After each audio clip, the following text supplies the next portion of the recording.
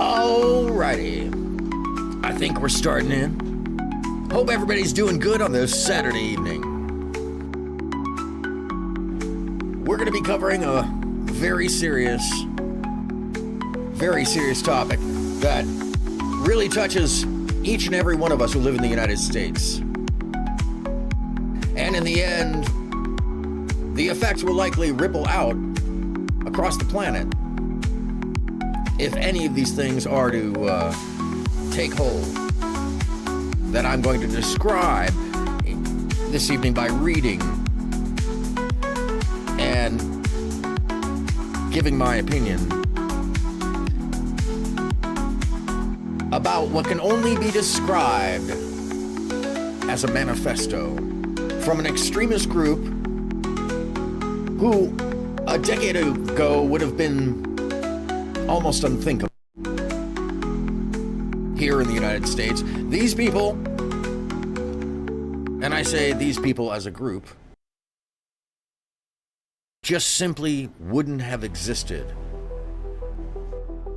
in the mainstream politic. They wouldn't have gotten jobs or roles in the government because they would have been considered too extreme. Now, you may think I'm using hyperbole, but I assure you, I am very much not.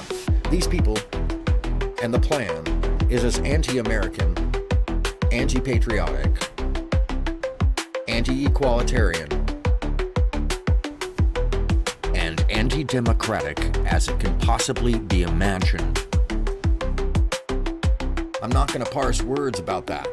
I'm not going to play games. What I'm looking at here is a Christian extremist manifesto intending to change the face of our government as we know it, much less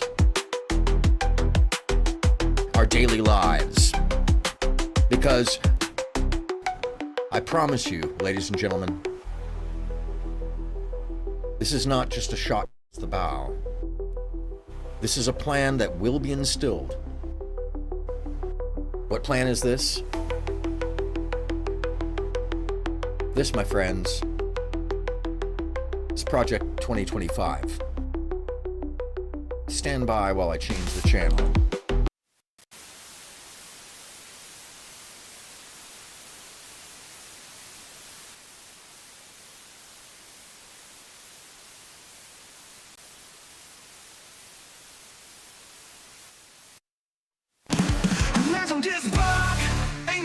When you did approach her, what was the response?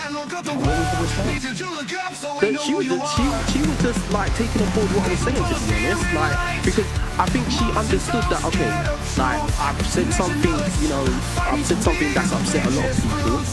Everybody, oh my God, this is like... I don't know how I got here, but I know what I did to get here, Mike. When the bar gets too low, that's when that sound yells out. Okay, it was an accident. Okay, it was an accident. Whatever. Even it was just what happened. I think your mother's been trolling you your whole life, to be honest. Yeah. And this bar is back, ain't no basement door, smashing into presence with a wave of the hand. Look up, the world needs you to look up, so we know who you are. Who you are. These are girls, take from brothers, fearing light. Mamas and selves scared of truth. Nationalists fighting to be in the biggest roots. Look up, the world needs you to raise your head. Look up, it'll save you from getting hit by the boss one day. When the bar gets too low, that's when this sound yells out. Look up. Look up.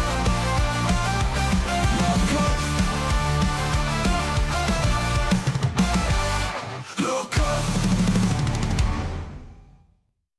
Look up. The world needs you to raise your head. Yeah, Look up. that's what happens. It'll save you from getting hit by the bus one day. Yeah. Sound yells out. Look up. When you did approach her, Look up. what was the response? Look up. Then she was just like taking on board what I was saying, to be honest, Like, because I think she understood that, okay, like, I've said something, you know, I've said something that's upset a lot of people. Everybody, oh my God, this is like 8 pounds. I don't know how I got here, but I know what I did to get here, Mike.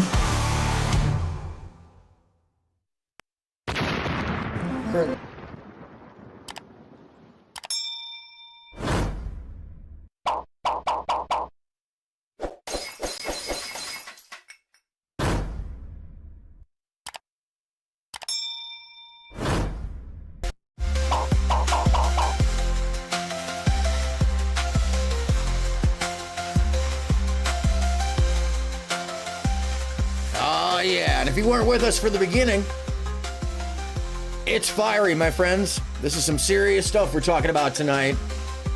A literal threat to the democracy. Project 2025. And I'll be reading to you directly from the manifesto itself. We shouldn't consider this anything but a manifesto. I've never seen anything quite like it. It's not a normal political action plan. This is not what one normally would do if you're planning on running the US government, if you're planning on doing it in a democratic way. I can promise you that this is, as scary as it sounds, scared the pants off me, because even if a quarter of the plans that I read, even if a quarter of them had been put in place, or would be put in place, we can say goodbye to a lot of our civil rights. We can say goodbye to the normalcy of being separated, or seeing a separation between church and state. We can say goodbye to, well, the way we interact with our government. And I don't think any of us want that. So let's take some frickin' action and pay attention. That's what I'm saying. Before that, let's get a little brief explanation from a channel called Illustrate to Educate. I thought they summed this up pretty well, pretty quickly. Before we Hey, go it's ahead Dan and Zimmerman, go and into the welcome boring back reading. to Illustrate to Educate. In this video, we'll dive into everything you need to know about Project 2025, including 5 criticisms. Remember, if you disagree with Project 2025 or its criticisms, please don't dislike the video, but instead respectfully comment your thoughts below. Good evening, Lizard Tree, and thank you for Project turning me on to this 2025, last year. led by the I'm so Heritage glad Foundation, is a I was aware of it comprehensive ahead of initiative time. designed to prepare for a Because this is, potential now that conservative it's administration printed, starting and you in can January read it, 2025. and is it's not just a structured around 4 website. main pillars: policy development, personnel recruitment, training, and strategic planning for the early. Yeah, now that it can be read, that's what we're going to go through tonight. I'm going to basically more or less gloss through it because we don't want to read all 900 pages, but you don't really have to, because they summarize the plans and they preface the hypotheses. But it is one of the most brazen attempts and most forward attempts, I would say, at circumventing the American people to reshape the US government. Scary stuff, especially when you consider the implications of what they want. I'll read about that. In any case, it's a conservative administration, which, you know, that wouldn't be a bad thing. If we're talking about normal 19, even, well, I'll give you all the way up to George Bush. Let's just say somebody who's democratic, somebody who believes in democracy. That's really what the important portion of this is, because we are literally talking about the differences between democracy and authoritarianism, federalist, theocratic state. And that is, as Lizard Tree just pointed out, scary stuff. And what they have laid out is what would otherwise call a political action plan, which is not uncommon to have when you have a platform. What is uncommon is that this is not the Republicans doing this. This is an action committee, a think tank, that is the majority of people who were in Trump's government in the prior administration. And they've laid out what positions they'll all take in his cabinet. So this is a direct plan. These are the people that would carry out these plans. And I can assure you that, as we saw last time, none of the people that were put into position were anything but cronies for an ideology and not the American people, which is what those positions need to be filled by. People who have the American citizen, the amalgamation of everybody in their mind, the well-being of our health, liberty, pursuit of justice and happiness. These are the things America actually stands for. And I don't know if I have to read the Constitution for you. I don't think I do. My pleasure, Lizard Tree.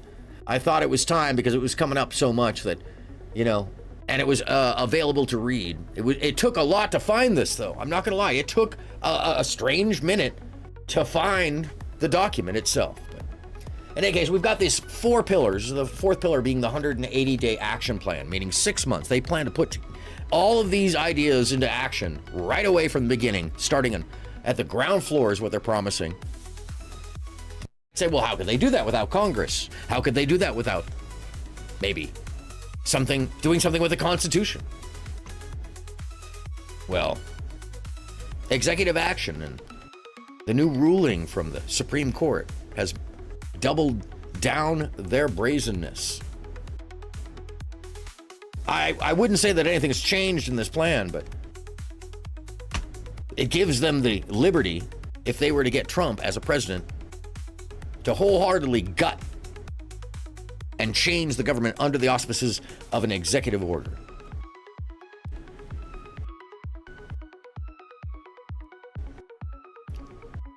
And that's pillar number 4. But as it points out, policy development, personnel recruitment, training. In other words, indoctrination into another system, not the system we've all known about in civics, but retraining for what they want everybody to do. That is unheard of. That's one of the things that makes our system so much better and different, is that individuals bring in their individual ideologies and practices, making it a system where everybody has to work with everybody. It's not as easy, but it gets representation for everyone. And people in the government that are there because they care about the will and the intention and the prosperity of the American people as a whole, not just some that look like them, not just some that believe like them. But we'll get to that. Days of the new administration. Here's a more detailed breakdown of each component. First, let's look at the policy agenda. Actually, before we go into the policy agenda, hi everybody, I'm aronmsound, and this is the show known as Lookup, where I interject myself into a conversation and by way of which take it someplace that most people don't expect it to go. And tonight, a very serious topic, what is otherwise known as Project 2025. And we are looking currently at the Illustrate to Educate channel, a fantastic channel that sums up ideas very well, like a number of other channels that I've shown you, but I've been looking at this guy for a while, and I may have actually shared him once before, but yeah, he sums this up very well. So let's keep looking at this, and then I'll go into the reading. It's not going to be a super fast-paced evening, and happy to take calls about this stuff. The call-in line is open, but I am going to basically hit the broad points as I found them in the 900 pages. And there are some definitely heavy-duty broad points that would affect an eye, that's for sure. The Conservative Promise is a detailed policy guide that provides specific recommendations for governing major federal agencies. And that's not unusual, The guide by the way. encompasses That is not conservative unusual at all. solutions to various issues, including economic policies, healthcare, education, and national security. And it is intended to serve as a blueprint for the next conservative administration, ensuring that key conservative values and strategies are implemented effectively from the outset. now, that would be okay if it actually included the principles of democracy in itself. What's happening, Toxic? How you feeling? I'm going to actually be reading the Project 2025 this evening. We're just looking at an overview of it before we go into it, but some pretty concerning stuff, man. People like you and I, we'd have some problems if half of this stuff goes through. The second pillar is the personnel database. Project 2025 includes a comprehensive personnel database aimed at identifying and vetting potential appointees for various positions within the federal government. Which is also this database pretty seeks to standard ensure stuff. that a future That's conservative standard. administration has a What pool is of not standard is not is paying attention to what the political ideology of the person is. That, believe it or not, is not standard. Normally, the hiring practices are left to the administration subset councils, or I'm sorry, to the hiring practices in the managing agencies. That's an easier way to put it. So, the idea that the entirety of the hiring process would be fixated from the Oval Office is a shift of power, a shift of structure that was never intended. That is clarified in the Constitution. That isn't allowable by the Constitution because the president is limited in capacity, which is why he has a cabinet. Even though the law currently has apparently changed that allows him to get away with any illegal activity that would be considered illegal otherwise in the course of doing his official office. This is concerning because that allows somebody like Trump, a known con man, now a actual convicted felon, 34 times, 34 counts of fraud. It allows someone like that to ignore the laws, to ignore the structure of the laws, to ignore the precedent before, and under the guise of official business, suspend all kinds of precedent. Practices we've done since the beginning. This is just one thing they're doing, and it looks on its surface innocuous because of the language, because of the way they presented it. But let me tell you, it is not innocuous. Don't let somebody tell you otherwise. This is unusual. The federal government doesn't hire the entirety of its staff for all of the cabinet position subset levels and the managing agencies. It does not do that. That would be too wide and too broad of a control. In fact, many of those positions are actually controlled by Congress. Qualified, ideologically aligned individuals ready to fill key roles. That's also what I was pointing out is the difference. It's one thing to have people that are the same party. It's another thing to have all ideologically aligned. That's not the same thing. Because just because you're both Republicans doesn't mean that you're going to be ideologically aligned. It also is unusual because normally the agencies are hiring for best practices and capability, which is a whole other portion of this when it comes to some of the plans in the hiring and how they would go about that is even more selective and strange. Because what they're basically saying is, we need a better way to hire everybody, and we're going to set the standard based off of our conservative standards. And if you follow the line of thinking on everything else, that turns into a very limited set of people very quickly, especially when you see the amount of affirmative action they want to repeal. When you balance out the ideas, this is very much like listening to Andrew Wilson or any of the other right-wing, white nationalist Christian extremists. Let me let that sink in again. White nationalist extremist Christians. Christianity is not extreme. Christianity is love. So I'm not even sure how those folks get involved with that. Hello, French Toast, and welcome. Conspiracy theories have always been interesting to me. Watching the mental illness in real time is like I'm still with my ex. French Toast. Hello, Lita Corona! Watching your mental illness is always a fantastic entertainment. Let's just say that. This is not conspiracy theory. This is political action party by a bunch of people that have already been in the government. And once you start hearing what they're saying, if you're a Democrat or believe in democracy at all, you'll find this to be incredibly concerning. By the way, Lita Lizard Tree, meet Courtney Thorpe. Courtney Thorpe, meet Lita Caproni Lizard Tree, aka French Toast TT. Lita's actually... No, Lita's Lita. I'm joking. I was just going to say she's Jessica X, but She won't play Jessica anymore. Anyways, but I'm getting off track. And this is a very serious evening about very serious topics. We're just going over the review of what the idea is and what they're doing. So we're looking at how they are trying to change the hiring practices of the federal government to focus it all under the Oval Office or the presidential wing, which is just one of the branches of government. And like I was saying, most of the jobs that they're describing when you read it are actually cabinet position underling jobs and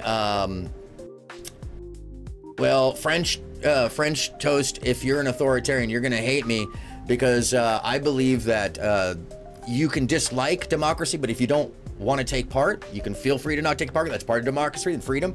But if you think that we should just scrap it because you don't like the idea that people have varying intelligence levels, then you might want to spend some time in Russia, or maybe just go down to Brazil. Go down to Brazil for a while.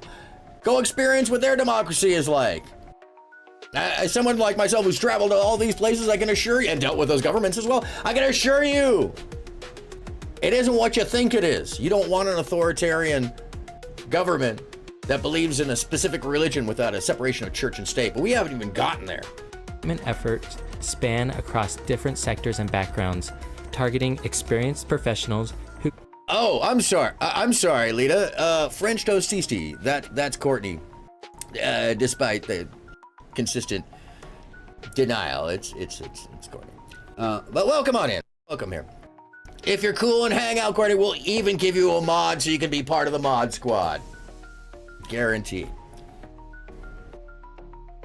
Because everybody generally is once they're cool. Yeah. What are we looking at? We're looking at what I was just talking about, the change in the practice and hiring, which is a big deal because it takes away just Frank. What's happening? Good evening, and it's been a minute. I haven't seen you. Oh, Jesus Criminy! Free poop! Free your poop, sir. Free your poop. Loosen it all. Stop it. Get some help. Anyhow. No, that's not an old saying. Democracy is the heart of the people taking part, when we take part. And it's that laissez-faire, brain rot concept of nihilism that is part of the problem with the system. You pretend that your lack of knowledge of the civics and the way our system works is somehow projected on everybody else and nobody else knows too. Well, sorry for you, that's not how it works. And thankfully, there's enough really smart people, really good people in this country that in the end, I don't believe that you could actually do what they want to do without a big giant fight. Yeah, and a lot of people do need deprogramming from the MAGA cult. That is without question. But they want that because what is seething just right under the surface is a bigotry that was pressed down from the 80s and 90s. And my friend Akil pointed it out one day on the bus when I asked him who he was going to vote for. And he said that he was going to vote for somebody I was surprised by. And I said, well, why would you do that? And he said, well, he said he expected that all the bigots, all the prejudice would come to the surface so we'd know who they are now. Those are the people who don't have the best intention for their neighbors. Those are the people who, let's put it this way, won't put the shopping cart back because they don't think they have to. And, you know, in the words of Andrew Wilson, who claimed that we live in an authoritarian system already, it's just a whole lot of individual authoritarians voting for authoritarian ideas, that it's just not how democracy works. We have freedoms. We have the ability to speak freely, just like now. And although there might be some tiny rules about hate that people don't like, that's normally the problem, and rules about inclusion that people don't like, rules about life, right? But, you know, don't hurt your neighbor, don't steal from people, don't cheat them, take care of the nature around you. Good God. Well, guess what? All of that wants to be undermined. Thank you, Frank. Hey, say hi to Bex. Have her touch it. That's nice. Good for you, Frank. And enjoy. Sleep well. Yeah, a lot of people need to hear this because I don't think they realize that for all this free sensibility that you have to say fuck democracy in one way or the other, you lose that freedom underneath these plans. So let's see what else he has to say about this. Can execute the administration's agenda efficiently. The third part is the training through the Presidential Administration Academy.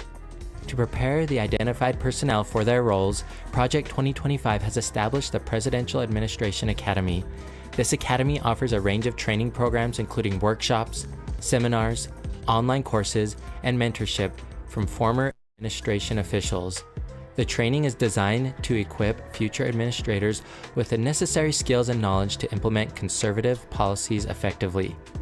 Fourth is the 180-day playbook. Before we get to the playbook, what's odd about the mentorship training is normally that would be across the aisle. That would be a wide set of training from experienced professionals who've already been in the government, because they're much like the normal business world. There is internship, there are, assistant positions, there are all sorts of roles within the government where mentorship happens, so you learn from other people who have experience around you. And this lizardry, that's kind of what I thought when I heard it too. I heard indoctrination. I heard something out of the norm. I heard a whole new principle of training that doesn't exist yet, that they're just going to put into place starting at noon on the first day, January 25th or something. And that's, we should all be concerned about, because that's never existed before. And you've actually got to know about it if you're voting for it. And I guarantee you their constituency doesn't know the majority of these plans either. And if they do, and those that do, you always hear the same rhetoric. What is that rhetoric? The same people, now let me come up a little closer. These are the same people who stormed on January 6th and are now trying to revise that history. These are the same people who would stop the vote and change it. These are the same people who would fight to take away who we voted for. Taking away the most basic principle, a peaceful exchange of power. Now, we've already seen what coming to the brink of problematic incursion can cause. We had a vice president running for his life. Somebody died in the chambers on the day when the vote was to be taking place. And if it wasn't for the bravery of those people in Congress coming back and making the vote happen, and that vice president turning against his own president, we might not be where we are today, and we'd see this action plan taking place earlier. Hello, Bex, what's happening? And enjoy that. I do believe there is a lotion for that. Thank you for stopping in, Bex. Very serious topic. I will be reading through it later on, so if you don't get a chance to see it, it'll probably be easy to scroll on through. Yeah, so 180-day playbook. That's 6 months, and they want to hit the ground running, meaning that from day one, they're going to push all of this through. And you might say, well, Aron, didn't they have to put that through Congress? Hold on a second. Well, Aron, would they have to put that through Congress? Come on, bro. And, they'd have to get across constitutional efforts and a Supreme Court to make some of those things happen, like the laws and such. Oh, so you think? Well, we have the possibility of having a president that believes he is above the law and has been told so by the Supreme Court. So when you think that, think twice. Think a little deeper. Consider a little more than just what seemed convenient. Please. Let's go back to this. The 180-day playbook is a strategic document outlining the immediate actions to be taken by the new administration within the first 180 days.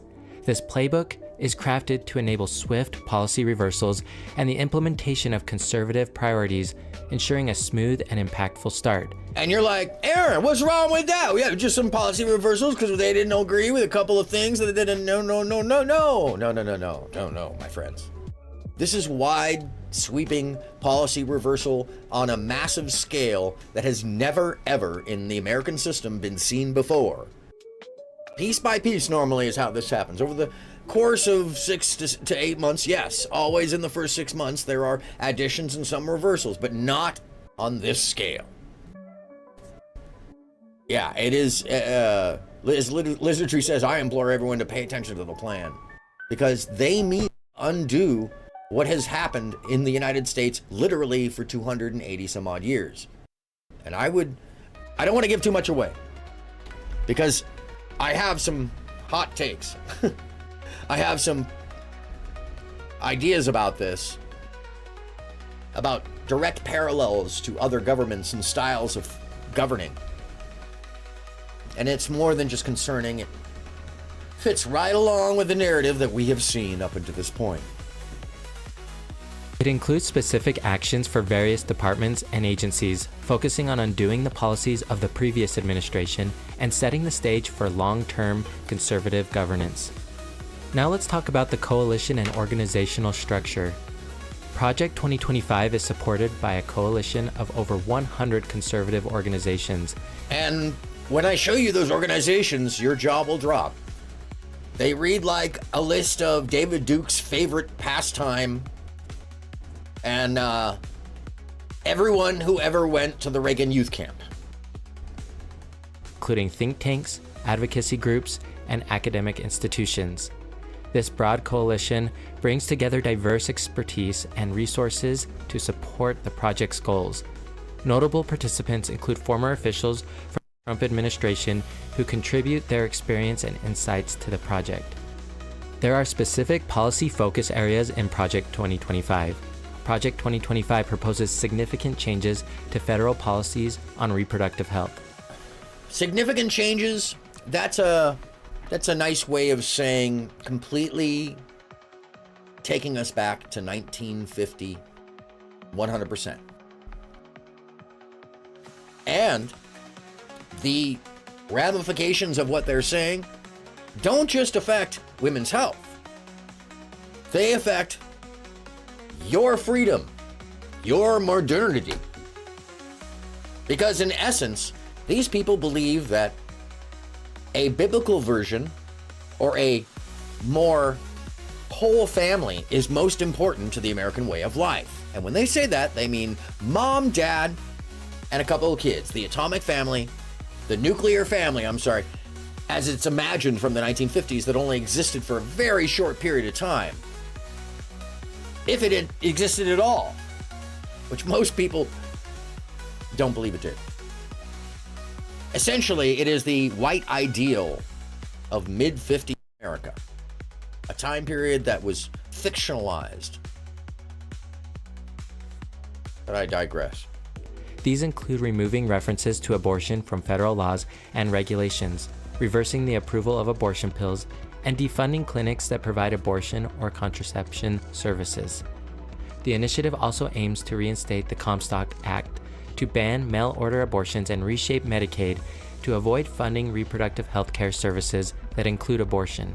Another focus area is cultural and social issues. The project emphasizes the restoration of traditional family values and religious principles. Hear anything wrong with that one? In healthcare? Essentially, those who are right to birthers getting into our government and instilling a big no-no. Not just a big no-no, because focusing in on family, okay, that's one thing, but this is the extremists. The language of Andrew Wilson, nonsense, roundabout, family, family, family. And not every family is the same, but in their mind, it should be. This includes opposing policies perceived as supporting cultural Marxism and promoting a pro-life agenda. Cultural Marxism is what they're calling democracy. Do not be fooled. They have twisted the idea of democracy into some concept of Marxism because they don't like the idea that fire engines, police, libraries, schools are socialism or a form thereof. Folks who would have you believe that you can't both be a republic and a democracy, which are two different things, together. A republic, by the way, is a nation state made up of states, as opposed to a federalist country. And democracy, a democratic country, is what we are. And I think that one of the issues is that for some reason, the real extreme folks don't even want to say democracy because they think it has something to do with being a Democrat, which is even more problematic in that a lot of the reason that people are falling to this is because it is calling to dog whistles that reach towards their fundamentalist urges. These false beliefs that because it says, in God we trust on our dollar bill, that somehow we are a Christian government already, when the foundational principles of our nation is to be separated from the church. Advocates for policies that support the nuclear family, religious liberty, and traditional gender roles. There's also the leadership of Project 2025, which is directed by Paul Dans, a former chief of staff at the Office of Personnel Management during the Trump administration. And there's questionable, his behavior is questionable, but did you hear what this is about? Traditional family. Now you might also be asking, well, Aaron, there's constitutional protections. Hold on a second, let me give this. There's constitutional protections for that. You know, how they can't get around that. And then also Congress. I mean, like, gay people can marry now. So, yeah, but what do you think that they're saying here? Do you not understand how to read would be my question. Because what they're inferring is that they're going to ignore these laws and they're going to instill in our healthcare something counter to the constitutional right.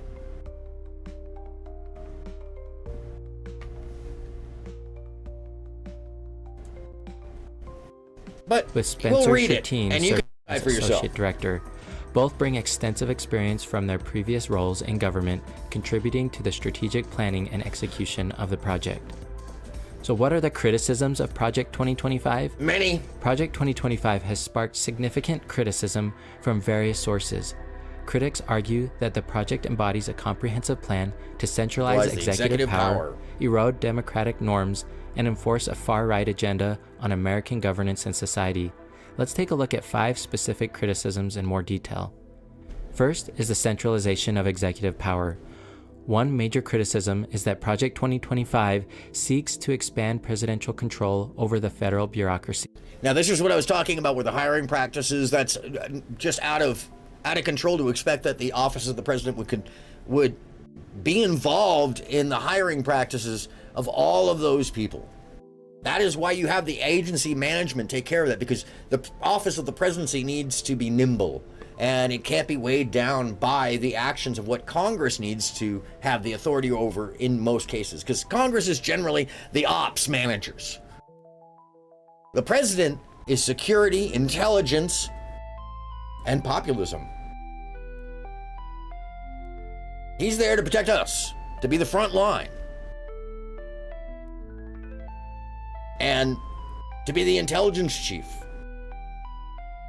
to make the moves for the, and that's just talking about the outward face, but also when it comes to the internal, how we live our lives, he's there to watch the Constitution and make sure that the agenda that he was voted in for by us via the Constitution is followed out to make our lives better, if that's what he's promised or they've promised. This is a shift in power so that the president has control over massive swaths of minions in the government across the nation, so that things that would normally be left to the states or the local bureaucracy, people of all different backgrounds, faiths and beliefs, ideas, behaviors, being amalgamated into one indoctrinated group of people. And this is beyond government training. This is ideological training, akin to something we would see in South Korea, essentially. The plan includes reviving the Schedule F classification, which would allow the president to replace thousands of civil service employees with political appointees loyal to the administration. Critics argue this would undermine the nonpartisan nature of the service and politicize federal agencies, making them tools of the executive branch rather than independent entities. Second is the attack on democratic institutions. Critics highlight that Project 2025's blueprint includes proposals to dismantle or weaken key democratic institutions. This includes plans to defund the Department of Justice and dismantle the FBI and other agencies. Oh, did your eyes open up at that one? Defund the Department of Justice. Oh yeah, that's in there too. Dismantle the FBI and get a fresh restart. These folks want to take apart our justice system and rebuild it in their own image. Think about that. Corey Lewandowski and people like him. That could act as checks on presidential power. Such moves are seen as efforts to undermine the rule of law and enable the executive branch to operate with little oversight or accountability. Third, the project also faces criticism for its potential use of government power to target political opponents and critics. There are fears that it would enable the executive to pursue legal action against political adversaries and critical media outlets, drawing parallels to authoritarian regimes. Right off the bat, one of the things that they don't like is that they can't quash information that would make them look bad. They don't want people to say things that counter the government ideologue. And that is authoritarian. Except in this case, because it's got a religious base, which is kind of cultish in this case, we can call it totalitarian. Because they're all coming from one angle. And in training, yeah, I mean, because totalitarian often becomes authoritarian. What can I say? Where dissent is suppressed through state mechanisms. The fourth criticism is the social and cultural agenda. Project 2025's policy agenda includes strong positions on social issues, promoting conservative values that critics argue could roll back rights and protections for various groups. The document outlines plans to restrict LGBTQ+ rights, enforce strict anti-abortion measures, and integrate Christian nationalist principles into government policy. Which means a separation of church and state goes away, and anybody who's not white and Christian is a second-class citizen in their standard right away by the ideology. But we'll read it. This agenda has raised concerns about the erosion of civil liberties and the imposition of a particular religious and ideological framework on the entire nation. Lastly is the environmental and climate policy rollbacks. The project's stance on environmental regulations is contentious. It proposes significant rollbacks of climate policies, which critics argue would have detrimental effects on efforts to combat climate change and protect the environment. This aspect of the plan is seen as catering to business interests at the expense of long-term... Oh, you thought it was cleaning out the swamp for just religious ideas? No. This is bring in the big business and let's start drilling in all this private land that we have in the Federal Reserves that's actually protecting animals, species, wild, all sorts of stuff, our trees, our air, it's protection. We don't need that oil reserve. Get rid of that. Yeah, these people want to gut everything, and this plan here is how they make themselves oligarchs, because they want to sell off the U.S. interests to the highest bidders so they can become exactly like Putin's regime. Don't believe me? We'll read it. Logical sustainability. Did you find this video about Project 2025 to be helpful? I did. Remember Illustrate not to just like the educate. video, Thank but you rather so like much. the video, I wish there was a way comment, for me to and show you the subscribe. channel little name in the corner. I need to figure that one out. This is from the Illustrate to Educate channel. Make sure to subscribe and like them. Great channel. I've got another piece by them. I'm going to break up things. It's about what totalitarianism is. I don't think I ever shared one of those. I also have a debate with one of the guys who formulated this report that we're about to read. But my friends, what we're looking at here is Project 2025, the Presidential Transition Project, otherwise known as Mandate for Leadership, the Conservative Promise. So, excuse me if I don't look at the camera all the time. This is 2023 by the Heritage Foundation. If you're not familiar with the Heritage Foundation, this group of people is a religious-based political organization. And thank you very much, Lizard Tree. They, it's a Christian-based organization. What can I say? Nothing wrong with Christians, but when you believe that nobody else deserves rights except for you, then you're no longer being a Christian. You're being a bigot. You're being a bigot. That's a good way to say it, I think. So forward, Dr. Kevin D. Roberts. By the way, the brazenness of this plan comes in the fact that it reads as if most of this is innocuous, just general planning for government, but what it leaves out is all of the elephants in the room, like the need to suspend the Constitution to make some of these things happen, the trampled rights and roll back to pre-ERA, everything that we know is civil rights to achieve their goal. Now, what is their goal? It's a conservative promise. And what you're looking at is how they will break out the system itself.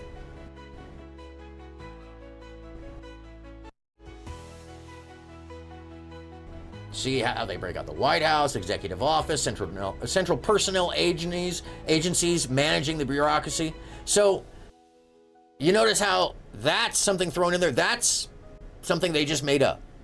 They would actually have to go through Congress to get that done, but they don't even care about that. They're just going to go on in and create that under the office of the president, have them make a presidential declaration, and there it is. The common defense. And if you think that that's not accidental, they're going to mobilize the army.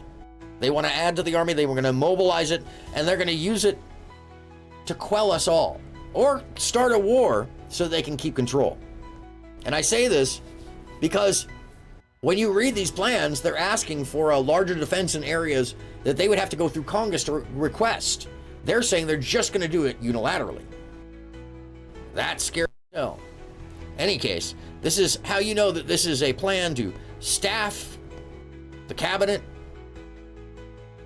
because their names, the cabinet members, are underneath. They're going to get rid of the Export-Import Bank.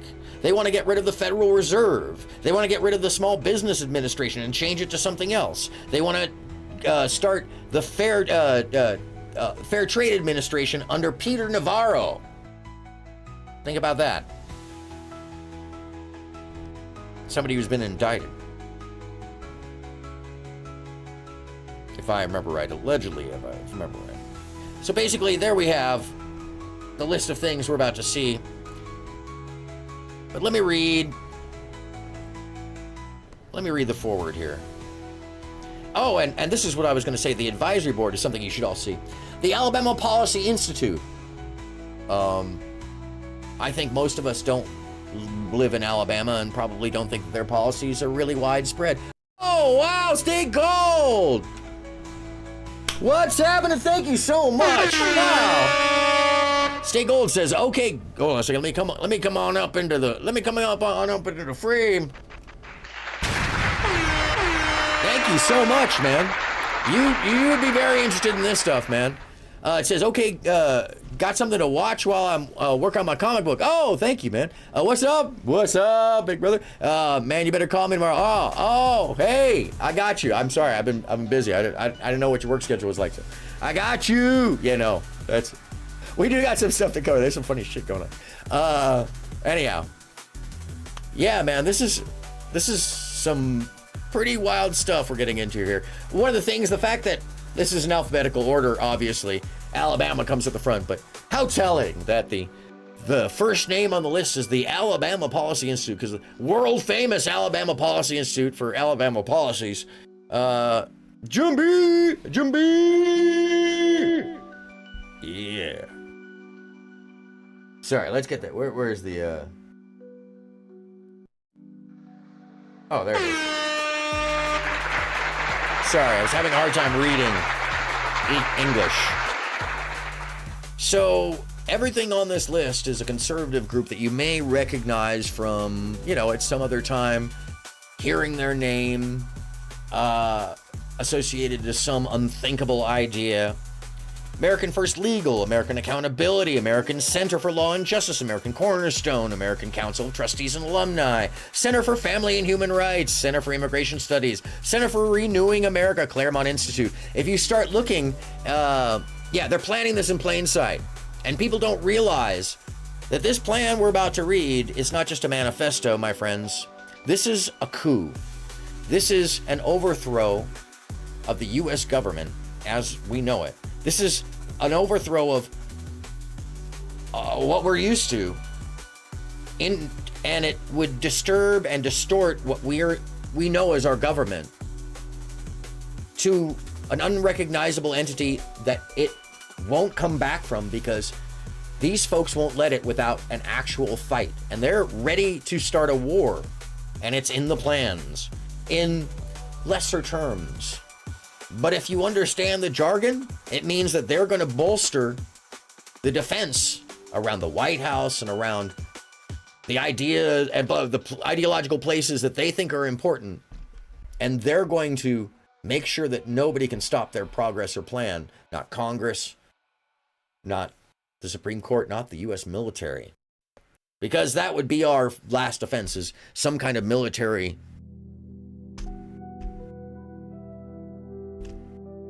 junta taking over and giving us back our democracy.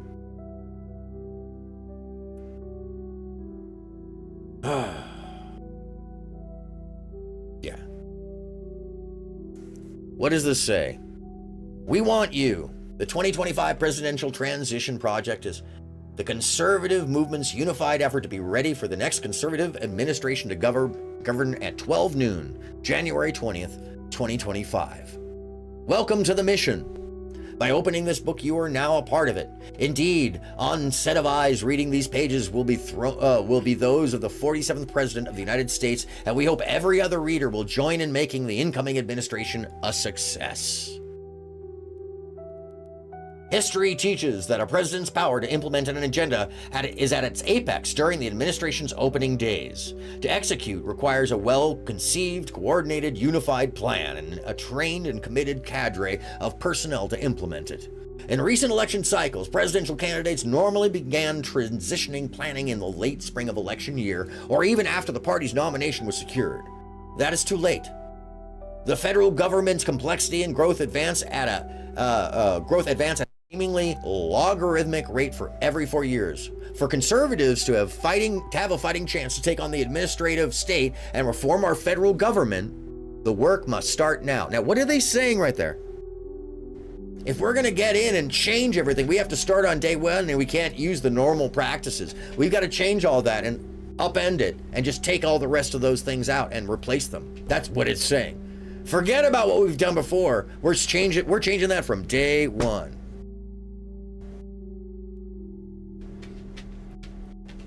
Hold on, let me like. I forgot to like that, by the way. Everybody, make sure to like the super chat. Oh, by the way, that's a triple super chat.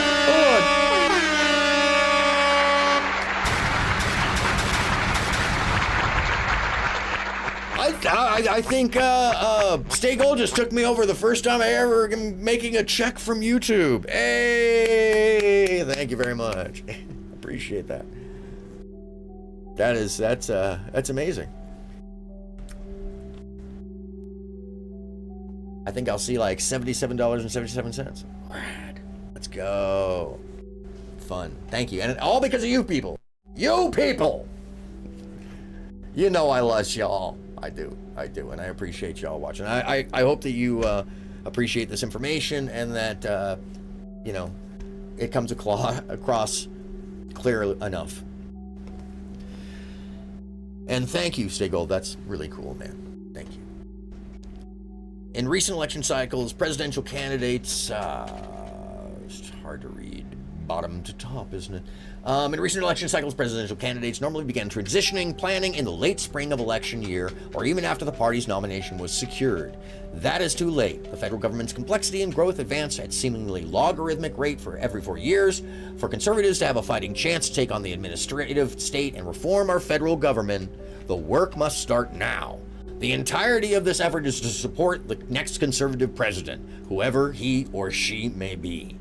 In the winter of 1980, the fledgling Heritage Foundation handed to President-elect Ronald Reagan the inaugural mandate for leadership. This collective work by conservative thought leaders and former government hands, most of whom were not part of Heritage, set out prescriptions, agency by agency, for the incoming president. The book literally put the conservative movement and Ronald Reagan on the same page, and the revolution that followed might never have been, save for this band of committed volunteer activists. With this volume, we have gone back to the future and then some. Accepting that, in retrospect, those actions didn't last very long, and there was an immense amount of corruption in the Reagan era, and it all had to be fixed in the 90s by Clinton. All of that trickle down failed us. It caused one of the worst crashes next to 2008. And if it hadn't been for democracy, and actually in this case, democratic changes in the structure of how the government spent, we probably wouldn't have come out of that. And the bold spending practices and some of the conservative practices of Clinton, believe it or not, really saved us. And then, thankfully, we did have George Sr. between the two, who brought those practices into a more shrewd plan, so Clinton had something to work from. Because we almost didn't have that. But mind you, if you think about it, we had 16 years of conservative power before we had liberal power again. So think about the history. Would we rather be moving towards modernity, or reversing ourselves into pre-1950 America?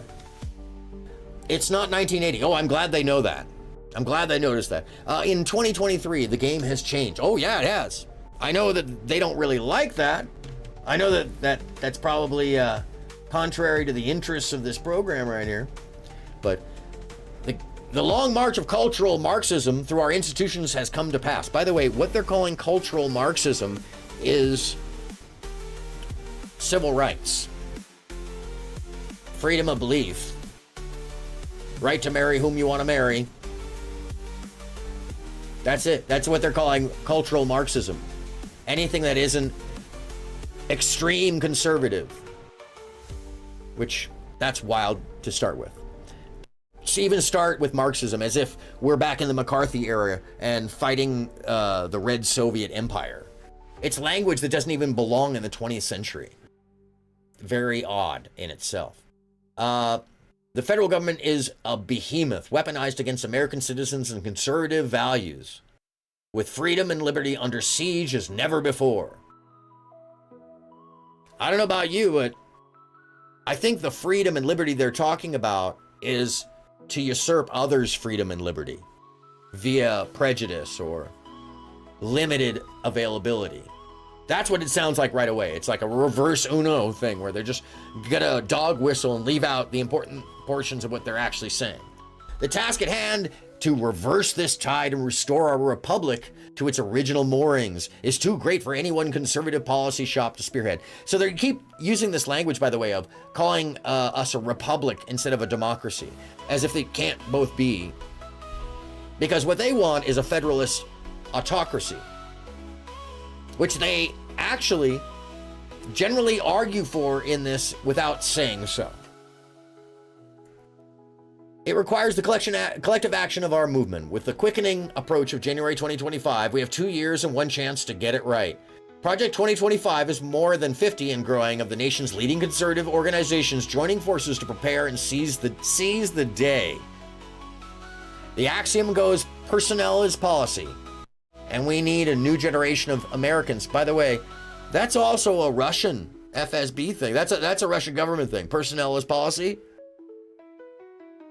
Amazing. And we need a new generation of Americans to answer the call and come to serve. This book is functionally an invitation for you, the reader, Mr. Smith, Mrs. Smith, Ms. Smith. Wow. Dog whistle. To come to Washington or support those who can. I know that they're playing on a simpler time, but yo, Mr. Smith Goes to Washington was in the 1940s. Our goal is to assemble an army of aligned, vetted, trained, and prepared conservatives to go to work on day one to deconstruct the administrative state. And that right there says it all. They want to deconstruct the administrative state. Yeah, very much so. Of how the Nazi Party came in and deconstructed what already was and rebuilt it in what they wanted it to be without the nation even being too aware. But nobody should be wanting to come in and deconstruct anything about the administrative state of the office of the president or any of the other branches of government, because it's not the president's job to deconstruct. Utilize, yes. Affirm and follow the action and idea of the American people, because the mandate comes from us. Yeah, the likelihood of them using the military against the people, we'll get to that too, because that comes at the front. They're pretty forward about the fact that they want to bolster the army and the military and put it into the more local regions. The project is built on 4 pillars. Pillar 1 is this volume puts in one. Oh, what happened? Sorry. Pillar 1, this volume puts in one place a consensus view of how major federal agencies must be governed and where disagreement exists, brackets out of these differences for the next president to choose a path.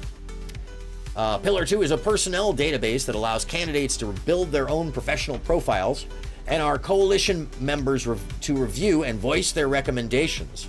These recommendations will then be collated and shared with the president's elect team, greatly streamlining the appointment process. In other words, we're going to cherry pick the people that all say the things and believe the things that we want them to and hand them to the president, and he'll rubber stamp it.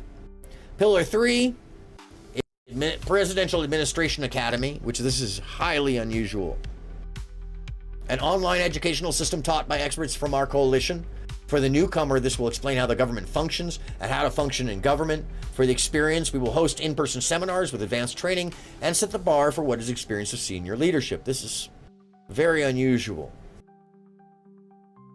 Platform that the American people are voting for, that's what does that.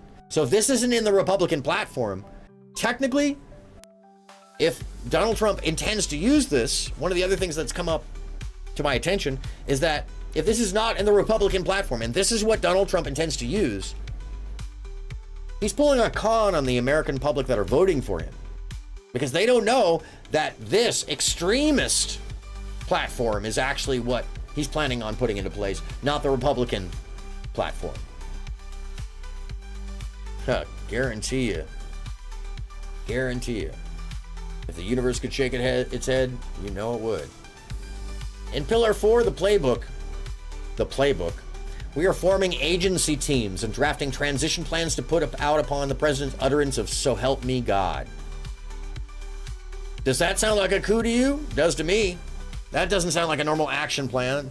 It sounds like people that think they have no time to waste, as if the world has gone to shit in a handbag. But the truth is what their plans entail suggest that they want to take us to World War III. Because they want more nukes and less proliferation, and they want to come back from NATO, and they want all kinds of things that would have been unthinkable just a decade ago.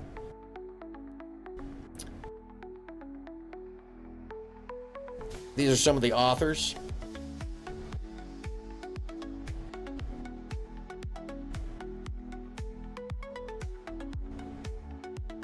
I don't think we need to go through who these are.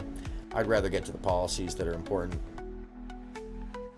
But this is one of the most important things about this book, is that they've already put forward who all the leaders are.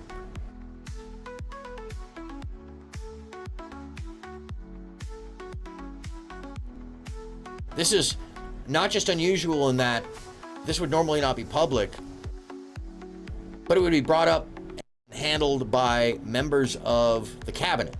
But since the cabinet has already been pre-picked, not based off of the mandate of the American people, but rather by the whim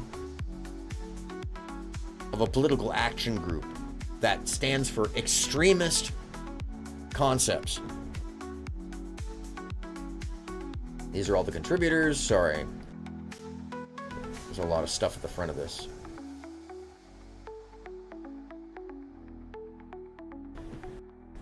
"44 years ago, the United States and the conservative movement were in dire straits. Both had been portrayed by the Washington establishment and were uncertain whom to trust." Boy, if it doesn't sound like a manifesto, I don't know what does. Both were internally splintered and strategically adrift. Worse still, at that moment of acute vulnerability and division, we found ourselves besieged by existential adversaries, foreign and domestic. The late 1970s were, by any measure, a historic low for America, and the political coalition dedicated to preserving the unique legacy of American flourishing and freedom. I'm sorry. Maybe if you are a bigot, maybe if you don't like women getting the right to own their own home and have their own bank account, if you don't like ERA and you don't like civil rights put into place, maybe then, yes, you think it's a low point for America. But if you're just thinking about the gas wars, or you're just thinking about Jimmy Carter, then you're ignoring the rest of the time period and trying to cover up the failures of the Republican Party with the Vietnam War, which is even more weird. Because they never point out that the fact that the Vietnam War lasted so long was a conservative effort. So if they want to roll back anything, that could be something to do with that too, while ignoring that, right? They want you to ignore the fact that the reason there was any low from the 60s into the 70s was because we were perpetually at war. And it wasn't until the late 70s that anybody was trying to take us out of that war, which is what Johnson and Carter did. And Carter would have had the hostages for Iran if Reagan hadn't have negotiated around him.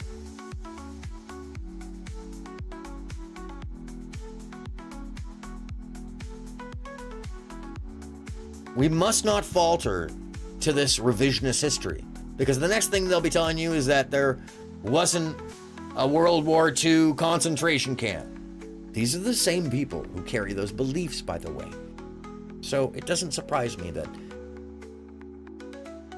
this is the kind of language they use. Worse still, at that moment of acute vulnerability and division, we found ourselves besieged by existential adversaries, foreign and domestic. The late 1970s were, by any measure, a historic low point for America, and political coalition dedicated to preserving its unique legacy of... I can't see it, sorry. Couldn't see the green room. And the political coalition dedicated to preserving the unique legacy of human flourishing and freedom. As if in the 1970s, the whole world went to shit and the only thing that saved us was Reagan. That's crazy. Yeah, most people felt that, at least on a national level, Carter's presidency did very well for us. It took us out of the gas wars. He really did save the country from going down to a second world level. And he handed a silver platter to Reagan to work from. And not unlike the deficits caused after Clinton, Reagan did the same damn thing. Trickle down caused deficit. That's pretty much what the modern conservative and Republicans have done, is reaped rewards and spoken out both sides of the mouth. I mean, let me just be frank, on an opinion sake. When you look back, and what's worse is the revisionist history behavior that continues to come up over and over again with this, is to ignore all the bad things that conservatives caused that actually had long-term effect that then centrists and liberals had to fix. And by liberal, I just mean like Democrats, people that believe in democracy. Not this fucking jargon that has to do with subset cultures fed by the FSB. Stop believing in that fucking jargon language. Stop pushing it around. Just because it was cool when you were an edgelord when you're 16, now is not the fucking time. It's time to get your head out your ass and be serious, please. And if you are already serious, thank you for being here. If you're not yet, get your head out your ass. All right, anyhow. Sorry. No, I'm not sorry at all. I'm not. Where are we? Today, America and the conservative movement are enduring an era of division and danger akin to the late 1970s. They think that there's fires and bombings and stuff going on. Meanwhile, the real issue is guns. If we're going to look at any issue that's hurting people right now, it's guns. What do we do about, and healthcare? Guns and healthcare kind of hand in hand. You know, anyways. Because if we can take care of one and be more conservative about the other, which that's the weird thing is, when it comes to actual ideas like guns that harm people, they're not conservative. They're extreme. When it comes to belief on religion and practice, they're extreme. All this is extreme belief, not conservative. Which is, once again, it's like a gaslighting. We should call them far-right extremists, because that's what they are. They're far-right extremists. Anyways. Today, America and the conservative extremist, I'm going to replace the word. Today, America and the far-right extremist movement are enduring an era of division and danger akin to the late 1970s. Now, as then, our political class has been discredited by wholesale dishonesty and corruption. That's self-snitching. Look at America under the ruling and cultural elite today. You mean like Trump? The guy you want to put in?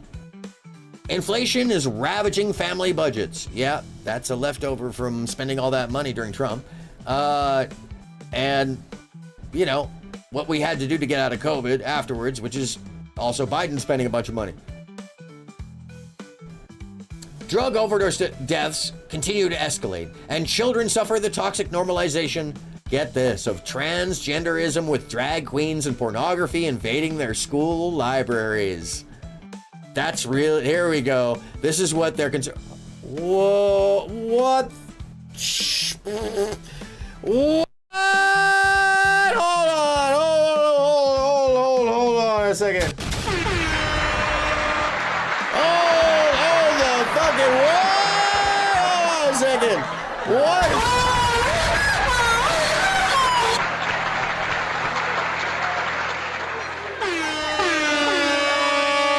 Holy shit, I can't even find it. It's just like, oh my God, what?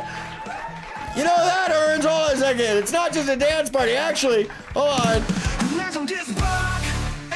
When you did approach her, what was the response?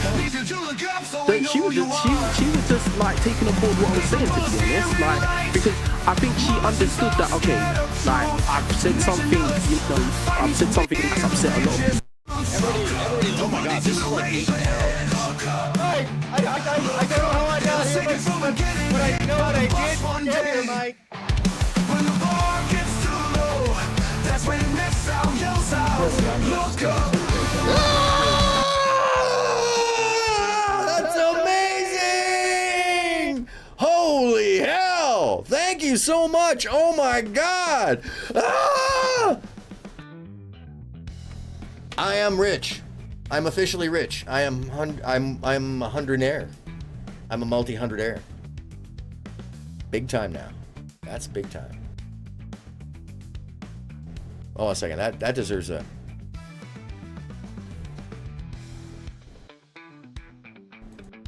Thank you. That is so kind. That is so super kind of you. I believe I might actually be able to get the switcher now. Yay! Because as you know, you guys fund my show, so the things I add, it all comes from you. I take every dime from all this stuff and put it straight back into the show. So if something is glitchy, it's your fault. I'm joking. No, it's my fault. I keep changing shit around, trying to upgrade. And it always gets fucked up first. But oh my God, Lizard Tree! You rule. That's unbelievable. Thank you so much. That's very kind. This is why I look good on social. You make me look good on Social Blade. That's what's going on. Otherwise, I'd have like a C minus or something like that. By the way, guess who has a D minus? Anyway, I don't want to talk about it. Thank you. I'm 100 there. Hold on a second. That deserves. I gotta send more. I gotta send a whole bunch. These are for you. Thank you. Very unexpected. Very unexpected. Thank you. All right, I'm all thrown off now. Woo! That's really cool. Whew. Sorry, we were just reading some hate stuff. Yeah, I hope that people get a chance to watch it because it is important for people to understand. I don't know if they know that they can read it. And it was not easy to find. This was strangely not easy to find. You'd think they want this like out there, but no. And I'll put the link. Actually, you know what? Let me I'll put the link in chat because this was not easy to find, and I'll put it in the about. Where the hell? Oh yeah, and then by the way, I don't know if you know this, but the conservative media, the quote unquote the truthers, all them guys. Oh jeez. I'm gonna have to find this again. Documentcloud.org. Okay. Sorry, Project 25. But it's not Project 25. They don't have it there. It's on documents. It's on documentcloud.org.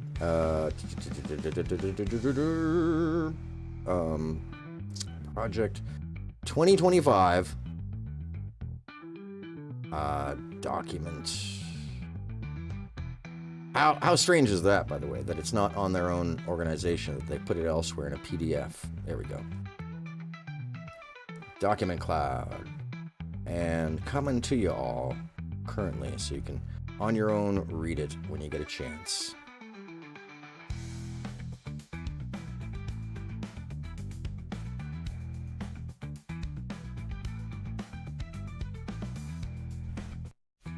And you know what? If anyone wants to call in, let me know. I'll put the link back up. For the moment, I'm going to pin this. There we go. Yeah, if you want to get a chance to read it yourself as well. Let's get back at it. What were we saying? They were saying inflation is ravaging family budgets. Drug overdose deaths continue to escalate. Oh yeah, because of that's because of a conservative family flooding the market with fentanyl and oxycodone, right? Isn't that right? Isn't that what that's about? Anyways. And they owe like 4 to 6 billion or something? Isn't that what that is about? I don't know. Sorry, I could be getting that completely wrong. And then children suffer the toxic normalization of transgenderism with drag queens and pornography. This is what's on their mind. They're concerned about what's between other people's legs and what children see of diversity in the world. Which, it's one thing to say that you don't feel comfortable with it. It's another thing to impart that lack of diversity into our government that has become a melting pot and a safe place, a safe haven for the huddled masses around the planet. Because that's what we are. We are the safe haven We are the vision of the future.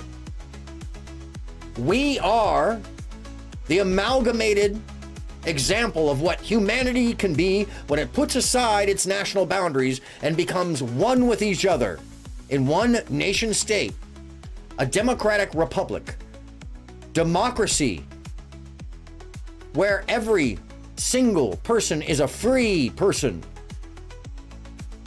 who can take part in their government and make their life better, no matter their background, their creed, their skin color, their belief. What matters here is the timbre of your spirit and not the book you read. And I say this because the rest of what I read here takes for granted that whomever reads it is just nodding in agreement with bigotry and ignoring the dog whistles as if this is some legitimate plan, other than a manifesto of extremism with the intention to overthrow our government from day one.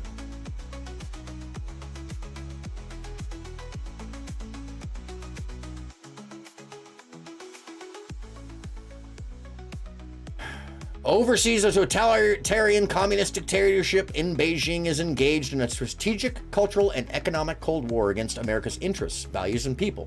That is a fact. But when I think about that fact, what I also think about is that President Trump capitulated on a number of occasions without saying a word to Xiaoping. I'm sorry, to Winnie the Pooh. Without saying a word, with an air of love, writing letters to North Korean's leader. These are problematic behaviors for someone who's supposed to represent democracy itself and the protections of democracy, both the actions, the statehood, and the national interest, both of the people and its constituents, and of the Republic itself. Which, by the way, the Republic is not a federalist nation. We are a republic and a democracy. See, the Republic is how the states work together in one union, and the democracy is the form or system that we use. So if anybody who tries to say they can't happen at the same time, they just don't know anything about civics, and they're admitting that they're adult, or they're being cynical and think that you won't know any better, aka gaslighting you into believing something that's bullshit.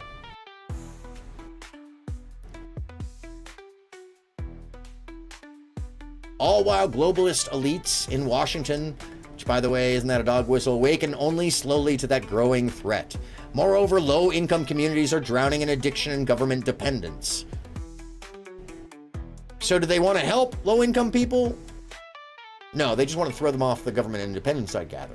Contemporary elites have even repurposed the worst ingredients of the 1970s radical chic to build the totalitarian cult known today as the Great Awakening. So this is a political paper that wants to be taken seriously, and this is its language in the foreword. All dog whistles. And now, as then, the Republican Party seems to have little understanding of what to do. Well, then why would they need to be in power? Most alarmingly of all, the very moral foundations of society are in peril. If, yeah, you're an extremist Christian who wants to live back in the 10th century, or maybe in Gilead, and your idea of The Handmaid's Tale sounds like a good time, but not for the rest of us who live in the modern United States, who've grown up in the positive system of equality and more civil rights than less. What are they saying here at the end? Yet students of history will note that notwithstanding all those challenges of the late 1970s proved to be the moment when the political right unified itself and the country and led the United States to historic political, economic, and global victories. I'm sorry. Do they think that Reagan led us to victories? That's revisionism. He's the reason, in the end, why other governments don't trust that we won't overthrow them. Iran-Contra. He sold, his CIA sold cocaine to the inner cities and admitted it. This is not a time of a win. We still hadn't conquered civil rights, and we still haven't. At least we're in a better place now, though. This language is revisionist at best. The Heritage Foundation is proud to have played a small but pivotal role in that story. I bet it did. It was early in 1979. Stagflation, gas lines, and the Red Army's invasion of Afghanistan. The nadir of Jimmy Carter's days of malaise. The Heritage launched the Mandate for Leadership Project. We brought together hundreds of conservative scholars, academics across the conservative movement. Together, this team created a 20-volume, 3,000-page governing handbook containing more than 2,000 conservative policies to reform the federal government and rescue the American people from Washington's dysfunction. Essentially, what these people are saying is they want to go back to an earlier time. And I'm just going to skip to the Conservative Promise. This volume, The Conservative Promise, is the opening salvo of the 2025 Presidential Transition Project. Launched by the Heritage Foundation and our many partners in April 2022, its 30 chapters lay out hundreds of clear and concrete policy recommendations for White House offices, cabinet departments, Congress and agencies, commissions and boards. Just as important as the scope of the Conservative Promise's recommendations is the breadth of its authorship. This book is the product of more than 400 scholars who we should all take note of and make sure that they do not get a position in our government because they intend to overthrow it for their own intentions. This is a plan for a coup, my friends. In other terms, they put this in other language to veil it. This is their plan. The Heritage Foundation is once again facilitating this work, but as our dozens of partners and hundreds of authors will attest, this book is the work of the entire conservative movement. As such, the authors express consensus recommendations already forged, especially along 4 broad fronts that will decide American life and will decide America's future. Restore the family as the centerpiece of American life and protect our children. That's code for take away civil rights from LGBTQ. Dismantle the administrative state and return self-governments to the American people. What does that exactly mean? Well, that could mean a lot of things. It means that they want authoritarianism. They want people to be roaming around like the Old West, carrying a gun, protecting themselves. Essentially is what they're saying. They're describing Gilead. Defend our nation's sovereignty, borders, and bounty against global threats. They're describing seclusionism. Withdrawing from the rest of the world and protecting ourselves from them. Secure our God-given individual rights to live freely. Well, it's Constitution-given, not God-given. What our Constitution calls the blessings of liberty. So they put God before the Constitution. What makes these 4 pieces of the Conservative Promise so valuable to the next president is that they cut through the superficial distractions and focus on the moral and foundational challenges America faces in this moment of history. This was one of the secrets of conservative success in the Reagan era. It may have been a success for the conservatives, but it wasn't a success for the American people. And what do they plan to do with people who don't fit their model? Thank you, Lizard Tree. That is an incredible question. Thank you for posing that question.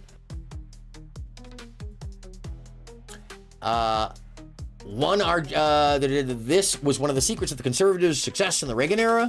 One our generation should emulate. That's revisionism at its highest order. It's delusion. As somebody who lived through the Reagan era, that's not how it was.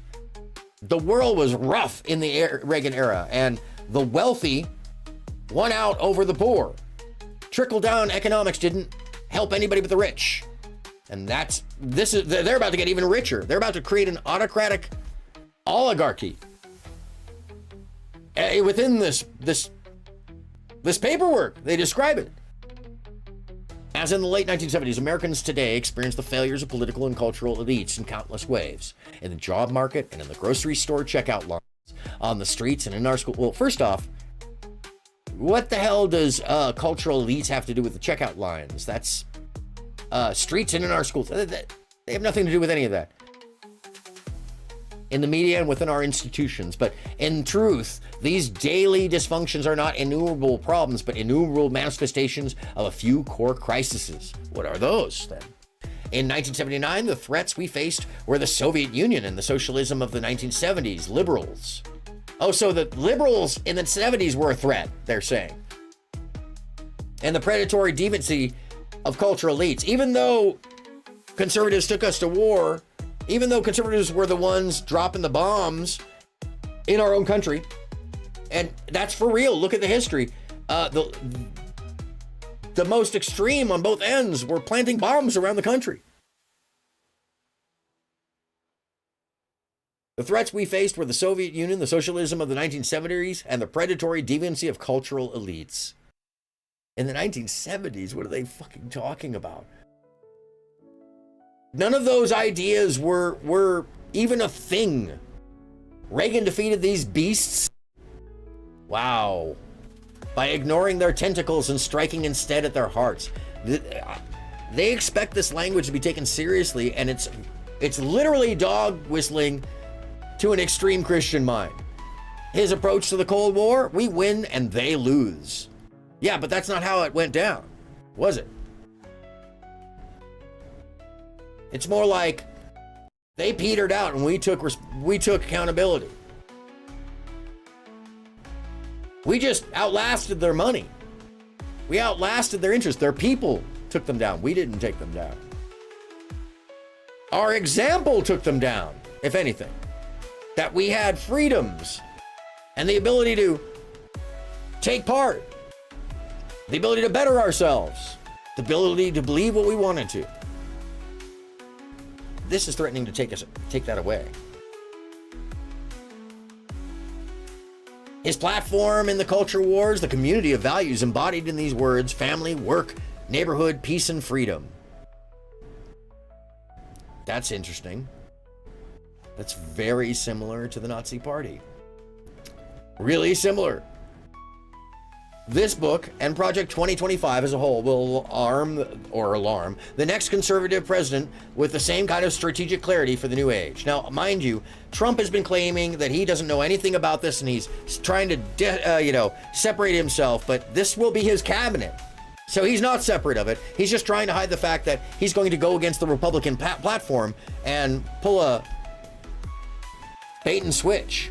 That's what this is. He's a con man, so we should expect that he's bait and switching in this situation. Here's the promise number one. Restore the family as the centerpiece of American life and protect our children. They want to roll back LGBT rights, which are civil rights. The next conservative president must go to work pursuing the true priority of politics, the well-being of the American family. In many ways, the entire point of centralizing political power is to subvert the family. Well, they're actually centralizing political power in the Oval Office and changing the balances of power. And they're saying that the initial action of that is to subvert the family. Are they self-snitching and just reading in reverse because I'm reading it? Probably. Its purpose is to replace people's natural loves and loyalties with unnatural ones, is what it's saying. So it's saying that they know what natural love is and the government is going to tell us what natural love is. Its purpose is to replace people's natural loves and loyalties with unnatural ones. They're saying, look at that. They're saying they're the government and they can decide what is natural love. You see this in the popular left-wing aphorism, government is simply the name we give to the things we choose to do together. Who says that? Government is that which binds us with our controls over ourselves as a nation state. Who the fuck, they come up with these sayings that they make up and then act like somebody else is saying. By the way, you notice there's no footnote in there because that's just something they made up. In real life, most of the things people do together have nothing to do with the government. It's fucking red herring shit. These are the mediating institutions that serve as the building blocks of any healthy society. Marriage, family, work, church, and school. Well, first off, you can take church out of there from our government because we have a separation of church and state. So how would they get this through, first off? Oh, you didn't know? You couldn't think about that? They're going to suspend the Constitution from the moment they get in. That's the only way to get these ideas through, because this separation of church and state.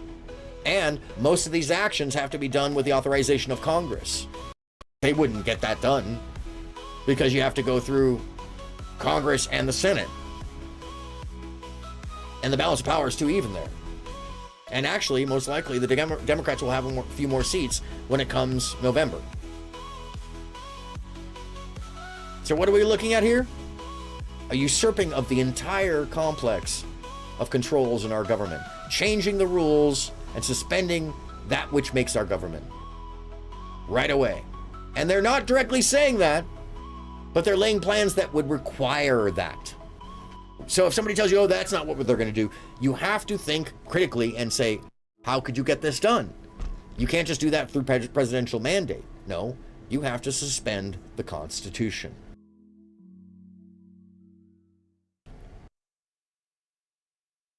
So it says the things we normally do together have nothing to do with government. What is that? So they want to separate you in the language from thinking that you have anything to do with government. Leave that to the people who we won't call them elites now, but later on. Our lives are full of interwoven, overlapping communities, and our individual and collective happiness depends upon them. But the most important community in each of our lives in the nation is the family. This language is absolutely dog whistling. Today, the American family is in crisis. 40% of the children are born to unmarried mothers, including more than 70% of black children. There is no government program that can replace the whole. Now, is that a bad thing? Do we know that to be a bad thing? We've had two presidents that had single moms. Plenty of CEOs that grew up in single mom households. Isn't it about access? Isn't it about education? Isn't it about freedom? Not to them. They think that they can tell you what is healthy and natural love, too, to start with. Which, if you don't think that that's insane.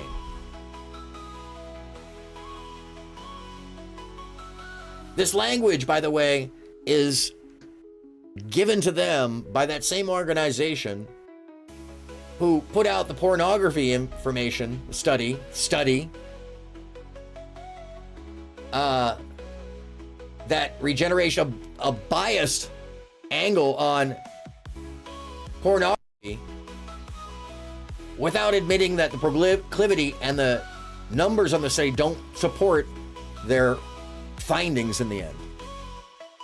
AKA, they are claiming that pornography is some kind of scourge and hurting people and hurting the American family, when there is absolutely no evidence to provide backing for that. Causing mental health issues, that's different. There is evidence that addiction can cause mental health issues or be caused by mental health issues. But it's a totally different subject that they would have conflated. The world, and you'll see, they conflate these things. The world has never seen a thriving, healthy, free, and prosperous society where most children grow up without their married parents. What about the 20th century? What about the 18th century? What about the 19th century? What about the 16th century? What about the 17th century? What about the time period before the nuclear family? That wasn't just common, that's proliferated across the planet. Marriage was actually retained for those who could afford it. Hence dowry. Where do you think the term bastard comes from?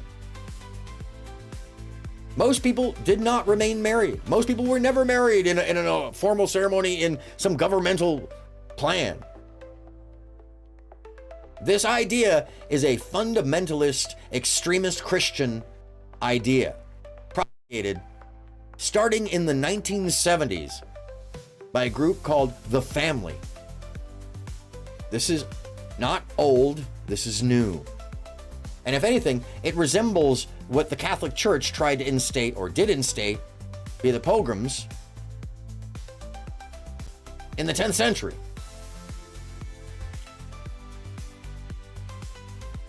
Furthermore, the world has never seen if current trend continues, here's some fear language, we are heading towards social implosion.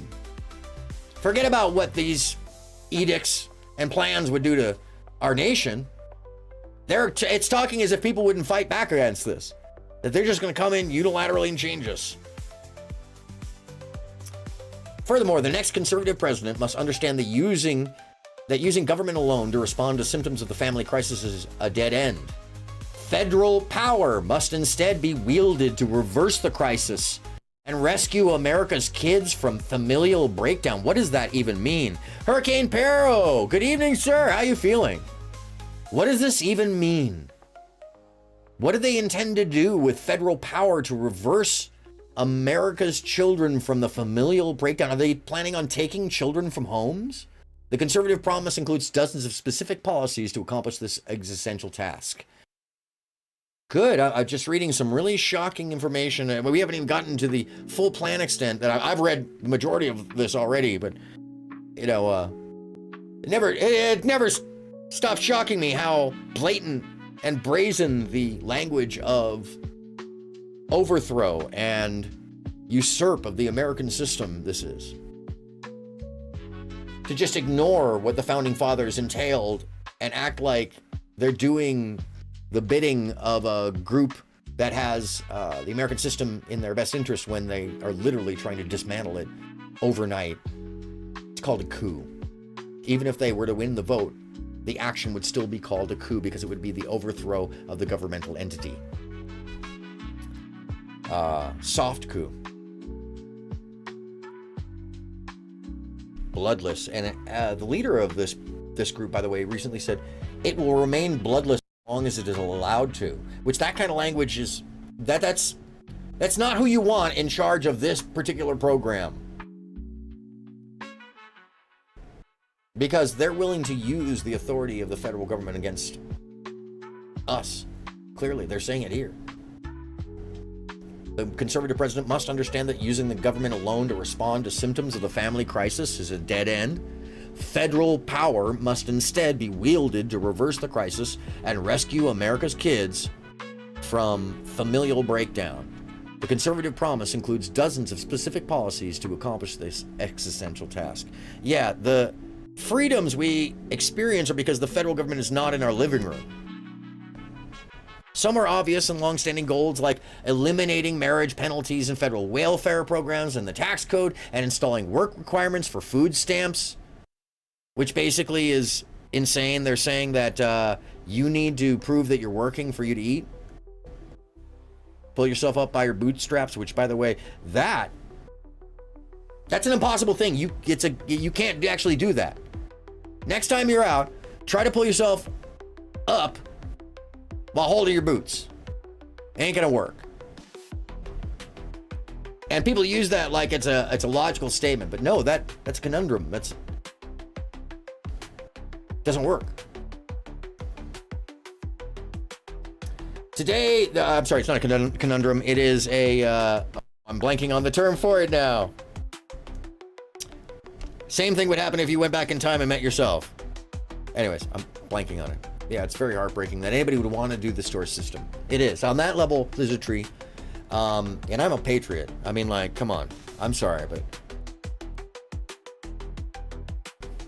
Love you, red, white, and blue. I hate its misuse.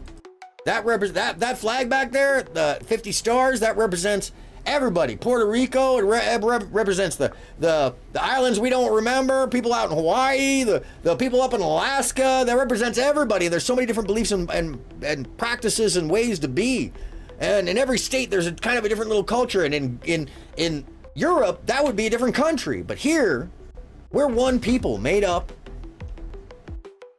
of democracy, held together by a republic. And that republic works off its democracy and its freedoms. And those freedoms are based in the separation of church and state to start with, and the freedom to speak freely.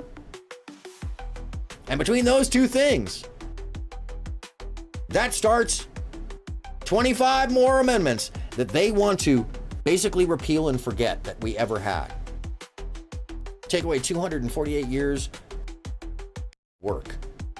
Because they think they know what healthy and normal love is. And I'm quoting, our diversity makes us great and strong. Lizard Tree, I completely agree.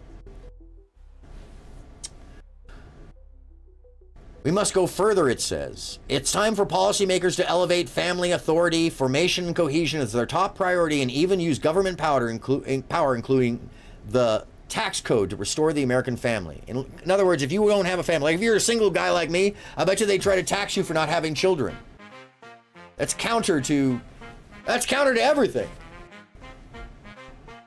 Today, the left Democrats are threatening the tax-exempt status of churches and charities that reject woke progressivism. No, there is a separation of church and state. Nobody wants to take away tax-exempt status except for maybe the Scientologists who run a corporation. They will soon turn to Christian schools and clubs with the same totalitarian intent. That has been the fear-mongering ever since, and it's so crazy. Like, nobody remembers fear-mongering from Kennedy and from Nixon and from Reagan and from Bush and from fucking W. Bush. Yo, this is the same fear-mongering they've been doing over and over, and they just change a little bit of the language. Today, the left is threatening tax-exempt status of churches and charities that reject the woke progressivism. Okay, if you believe that civil rights, woke progressivism, then you're an extremist. Which this language is. This language, we should just call they're not conservatives. None of this is conservative. It's extremist.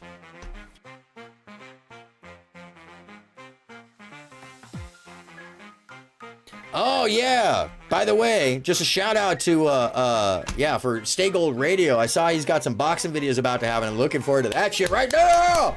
I want to call some of that shit. I want to learn how to really do that, but I want to call some of that shit. It's a hard right. Stuck him with the left. These are jabs up to under the chin. Over. Yes. I love that shit. Anyway. Plus his fights. God, you kicked ass, bro. Anyways. Too bad we didn't get to see. Anyway, I'm falling off thought. He knows what I was going to say right there. Today, the next conservative president must make the institution of American civil society hard targets for woke cultural warriors. So if you believe in civil rights, you're a woke cultural warrior. They are demonizing anybody who believes in civil rights. This starts with deleting the terms sexual orientation and gender identity, diversity, equity, and inclusion. Gender equality, gender equity, gender awareness, gender sensitive, abortion, reproductive health, reproductive rights, and any other terms used to deprive Americans of their First Amendment rights out of every federal rule. So, in other words, what they're saying right here is, we believe in absolute civil rights. We believe in total rights, except we're going to make sure that the language that is protected by the freedom of speech is deleted. And those terms are sexual orientation, gender identity, diversity, and equity, ladies and gentlemen. They want to delete from governmental terms diversity and equity. Equality. They want to delete equality and inclusion. Why would they want to do that? Because they don't want to have to include anybody, because they are extremists. And coming along with their extremism is clearly a bigotry towards people that aren't white and Christian. Imagine Andrew Wilson being in our government. Gender equality, gender equity, or Nick Fuentes. Nick Fuentes is a better example, actually, because I've never really heard Andrew get bigoted. If somebody has an example of him being bigoted, let me know. He's mostly just a nationalist, authoritarian wannabe. With this group of people, he'd become a real authoritarian, though. And you think his voice would be amplified now? Wait till they fucking find him. That's another one of these things, is all of these voices and ideas would have to be quashed. It would take generations to get rid of this, which is even worse. We might not come back from this. And if we did, it would be because of a civil war, and it would be the West against the East versus the Middle. And it literally would resemble something akin to The Handmaid's Tale. And if anything, I believe these people are accelerationists because of what I've read in the plans for what they want to do with the military. I believe they want to take us to the brink of World War III, if not create one. DEI is what they want to get rid of, basically. Reproductive health, reproductive rights, and any other term used to deprive Americans of their First Amendment rights. So they think that deleting has something to do with First Amendment rights. Nobody is free unless everybody is free. They come for one group first, and then nobody is safe from these lunatics. Absolutely, that is how that works. We've seen it time and time again through history, and this is where it begins. Now they go on to say pornography, manifested today in the omnipresent propagation of transgender ideology. What the fuck are they talking about there? Like, what a leap. Pornography manifested today in the omnipresent. So transgender ideology is pornography to them. That's fucking bigoted as bro. Yo. What the fuck? Stop it. Get some help.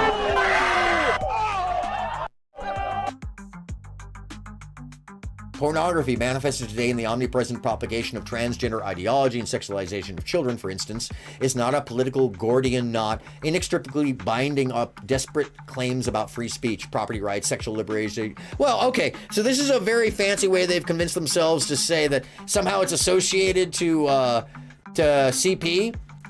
They're saying it has no claim to the First Amendment protection, but we actually know it does have a, thank you, Penthouse. What was the guy's name? Flynn. Flynn protected our freedom to go look at naked bodies. And he got shot for that shit. By somebody, by the way, who was down for the Heritage Foundation. You know that, right? An extremist akin to these belief systems. So they don't like pornography. It has no claim to the First Amendment protection. Its purveyors are child predators and misogynistic exploiters of women. So if you watch pornography, what they're saying here is that you are a CP and a misogynist exploiter of women. Only. So they don't expect that women watch pornography at all, because women aren't a part of their plan unless it has to do with reproductive rights. Their product is as addictive as any illicit drug and as psychologically destructive as any crime. That's extreme. Pornography should be outlawed. The people who produce, they're using the term outlaw when it comes to pornography. Can you imagine? The people who produce and distribute it should be imprisoned. So now they're just walking over the First Amendment and putting the boot on someone's neck for something they don't like. That's censorship and the abuse of authoritarian behavior. So they want these people to be imprisoned. They think educators and public librarians who purvey it should be classed as registered sex offenders. This is starting to sound like Pol Pot's regime, the Khmer Rouge. And telecommunications and technology firms that facilitate its spread should be shuttered. So they want to shut down the internet. They're trying to take us back to the 1950s. I'm telling you, this is real. In our schools, the question of parental authority over their children's education is a simple one. Schools serve parents and not the other way around. That is, of course, the best. That's never not been the case, which is so weird to say. That is, of course, the argument for universal school choice, a goal of all conservatives and conservative presidents must pursue. They'll be locking up the press too. Oh, we haven't even gotten there. It's crazy what they want to do. Presidents must pursue, but even before we achieve that long-term goal, parents' rights as their children's primary educators should be non-negotiable in American schools. States, cities, and counties, school boards, union bosses, principals, and teachers who disagree should be immediately cut off from federal funds. So first off, this is another one of these things that you'd have to suspend the Constitution to do this, because this breaks the rule of the federal boundary of the separation of the Fed and the state. The state have control over schools. Now, the Fed can influence schools by saying, if you don't do such and such with the curriculum, we won't fund you, but this is not constitutional in any way, shape, or form. That's exactly what they're saying, Hurricane Peril. Not only are you a CP in their mind, but it says that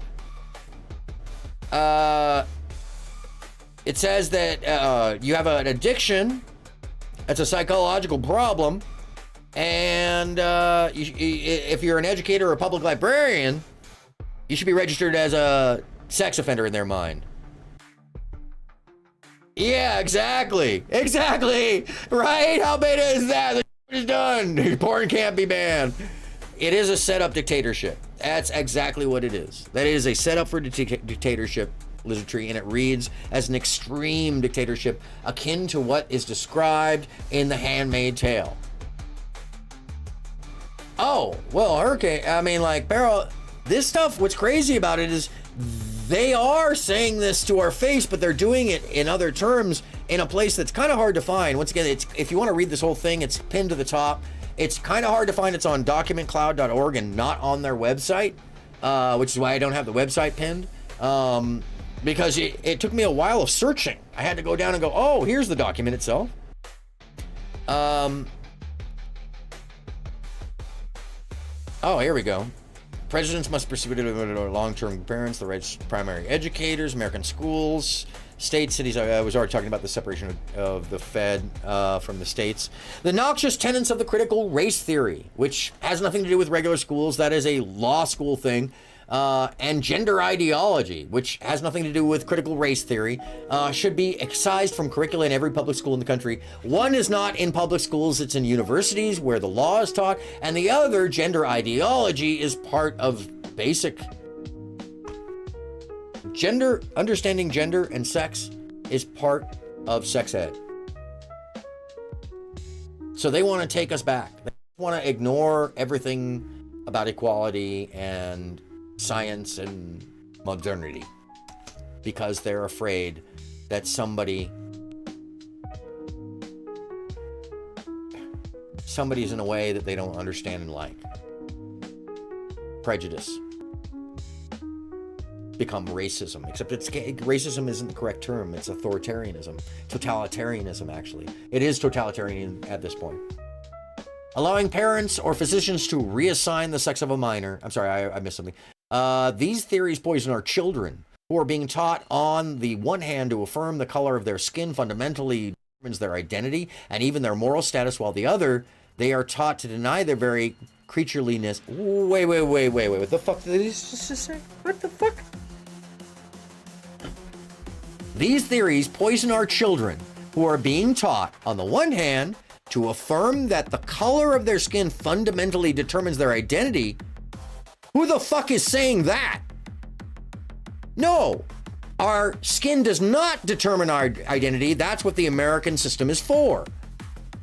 And even their moral status? No, it has, your skin has nothing to do with moral status. On the other hand, they are taught to deny their very creatureliness. This is a biblical term, by the way, that inheres in being human and consists of in accepting the givenness of our nature as men or women.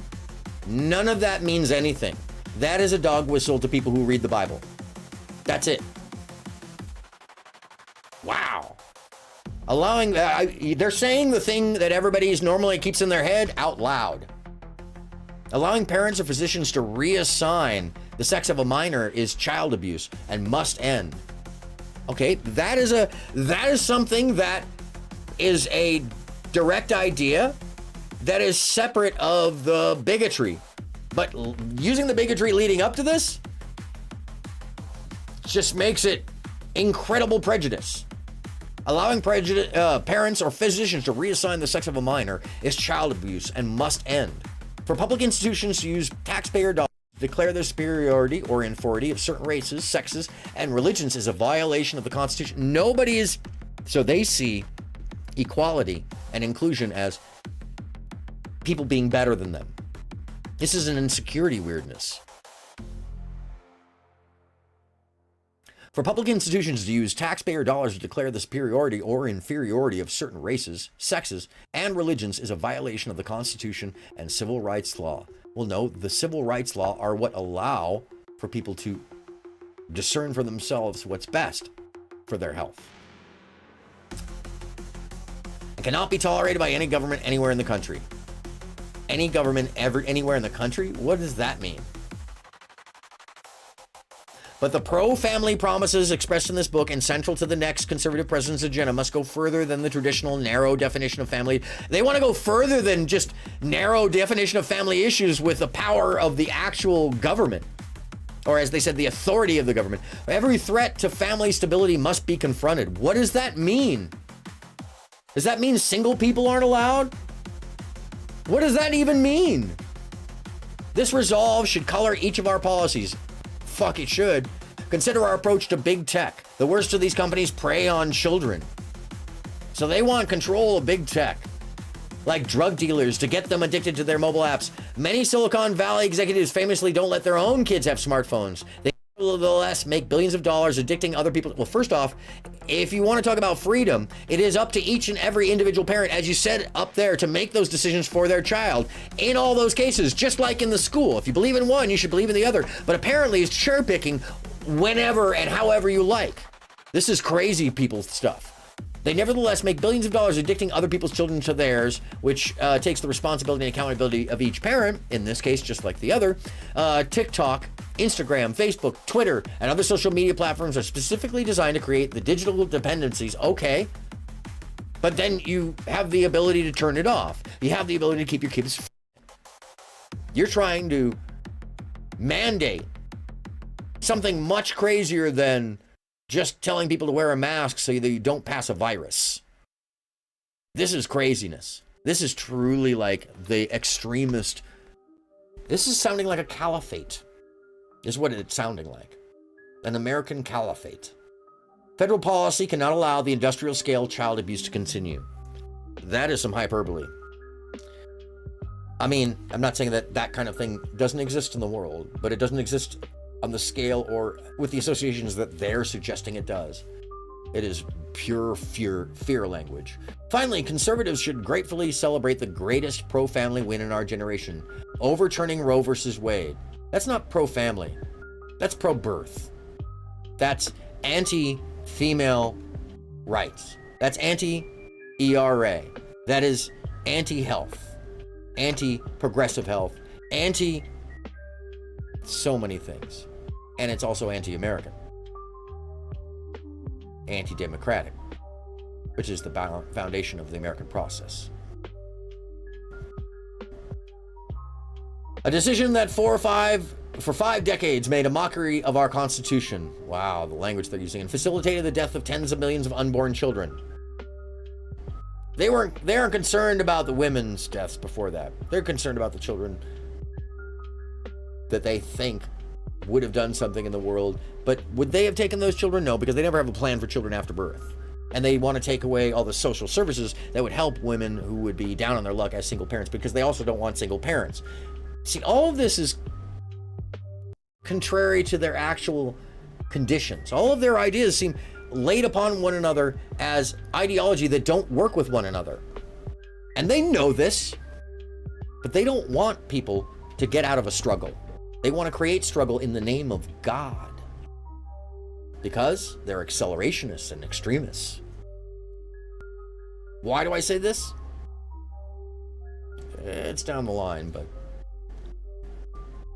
their plan is to build up the military across the nation and add more nuclear arms and get us out of the proliferation treaties.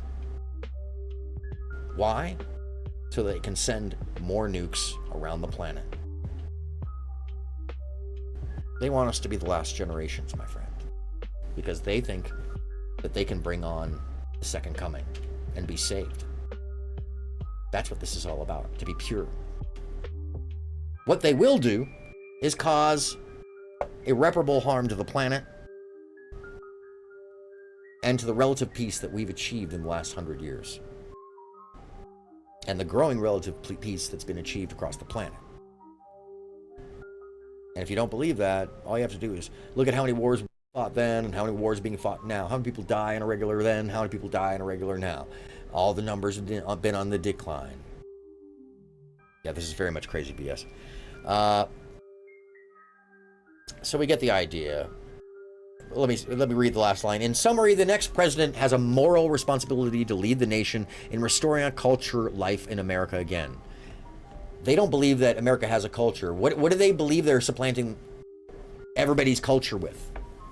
They think that there's a monoculture here in America. There's never been a monoculture. We are a salad. We're a melting pot. We are a stew made up of everybody who comes here, and we get better and tastier and more depth to us the more people we have. So, promise 2. This is where it starts getting really serious, if you didn't think that things were serious before. Dismantle the administrative state and return self-governments to the American people. What exactly does that mean? Of course, the surest way to put the federal government back to work for the American people is to reduce its size and scope back to something resembling the original constitutional intent. That's not what the Founding Fathers wanted at all. They wanted it to be built upon as the country needed to serve the country, not to revise and stay as it was. They would have been appalled at that idea. Conservatives desire smaller government, not for its own sake, but for the sake of human flourishing. What does that even mean? They want anarchy. They want nobody controlling people. They want us to be back in the Old West, where you really had to reach out and send a militia out to take care of people out there because you didn't have federal control over everything or involvement, and you didn't have states working with the Fed.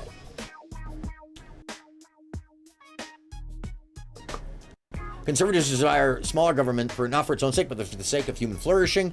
But the Washington establishment doesn't want a constitutionally limited government because it means they lose power. No. The U.S., the nation, doesn't want a tiny little government that is in Washington and not connected to the people, not made of the people, because it becomes elites, which it's made up of the people now. Because it means they lose power, as if the people in power aren't from us, aren't voted into office from us, and are held more accountable by the people who put them in power. All of this is nonsense. This is really some nonsense. And these are the people who will be put back into the government. Like restoring popular sovereignty, the task of popular sovereignty? What does that even mean? The task of reattaching the federal government's constitutional and democratic tethers calls to mind Ronald Reagan's observation that there are no easy answers, but there are simple answers. So in other words, they just want to force it on us. In the case of making the federal government smaller, more effective, and accountable, the simpler answer is the Constitution itself. The surest proof of this is how strenuously and creatively generations of progressives and many Republicans insiders have worked to cut themselves free from the structures of the 1789 Constitution and subsequent amendments. So they're saying we don't have to be bound by the Constitution. Look at how many other people, look at all the progressives and Republicans. They can't say Democrats because they have to associate it with democracy. You see, they are denying democracy altogether. It's nowhere in here. They're not saying the word democracy because they don't believe in democracy. Consider the federal budget. Consider the federal budget. Under current law, Congress is required to pass a budget and 12 issue specific spending bills comporting with it every single year. The last time Congress did so was in 1996. Congress no longer meaningfully budgets, authorizes, and categorizes spending. So they're trying to dismiss Congress. Instead, party leaders negotiate one multi-trillion-dollar spending bill, several thousand pages long, and then vote on it before anyone. That's not true at all. This is like that Andrew Wilson language of, we're just all authoritarians voting for our own individual. No, that's not how it works. There are checks and balances currently. To ignore them is just to be an asshole, acting like they don't exist, or because somebody got away with it once, or occasionally we have problems with the system, so we have to mandate changes to it. This is just a throw the baby out with the bathwater. Several thousand pages long and vote on it, but literally has had the chance before. Debate time is restricted, amendments are prohibited, and all this is backed up against a midnight deadline with the previous omnibus spending bill. So this sounds like crybaby shit. Like, we couldn't get our practices through because we didn't have a majority. This is what they're saying, basically. The process is not designed to empower 330 million American citizens and their elected representatives, but rather to empower the party elites secretly negotiating without any public scrutiny or oversight. That actually has more to do with the two-party system than it has to do with elites. If we had a couple more parties in there, maybe so. But currently, it still is very representative because people we vote for are still in there adding to the bills, writing the bills, helping with the legislation, putting the votes forward. This is insane language. Its commodity price tag, the federal budget is not even close to the worst example of the corruption, which, by the way, we can afford 4 times this amount. We are the wealthiest nation. Our output per year is incredible. It's 18 to 20 trillion per year. And then we return the majority of that. And despite its gaudy price tag, the federal budget is not even close to the worst example of this corruption. That distinction belongs to the administrative state. The dismantling of which must be a top priority for the next conservative president. So they want to put in their own administrative state and dismantle the current one. That's what they're saying. That's a coup. The term administrative state refers to the policy-making work done by the bureaucracies of all the federal government's departments, agencies, and millions of employees under Article 1 of the Constitution. Under Article 1 of the Constitution, all legislative powers herein granted shall be vested in a Congress of the United States, which shall consist of a Senate and a House of Representatives. That is, federal law is enacted only by legislators in both houses of Congress. That's correct. This exclusive authority was part of the framers' doctrine of separated powers. They not only split the federal government's legislative, executive, and judicial powers into different branches, they also gave each branch checks over the others. Under our Constitution, the legislative branch, Congress, is far and away the most powerful and, correspondingly, the most accountable to the people.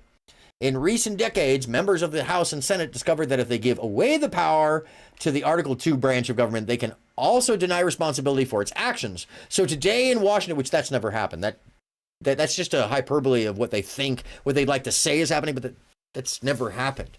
So today in Washington, most policies no longer set by Congress at all, but by the administrative state. That's also not true at all. Every single day, policy is set.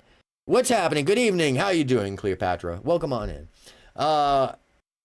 Every single day, policy is set by people going and speaking with senators and congressmen, and from local legislation moving up the branches.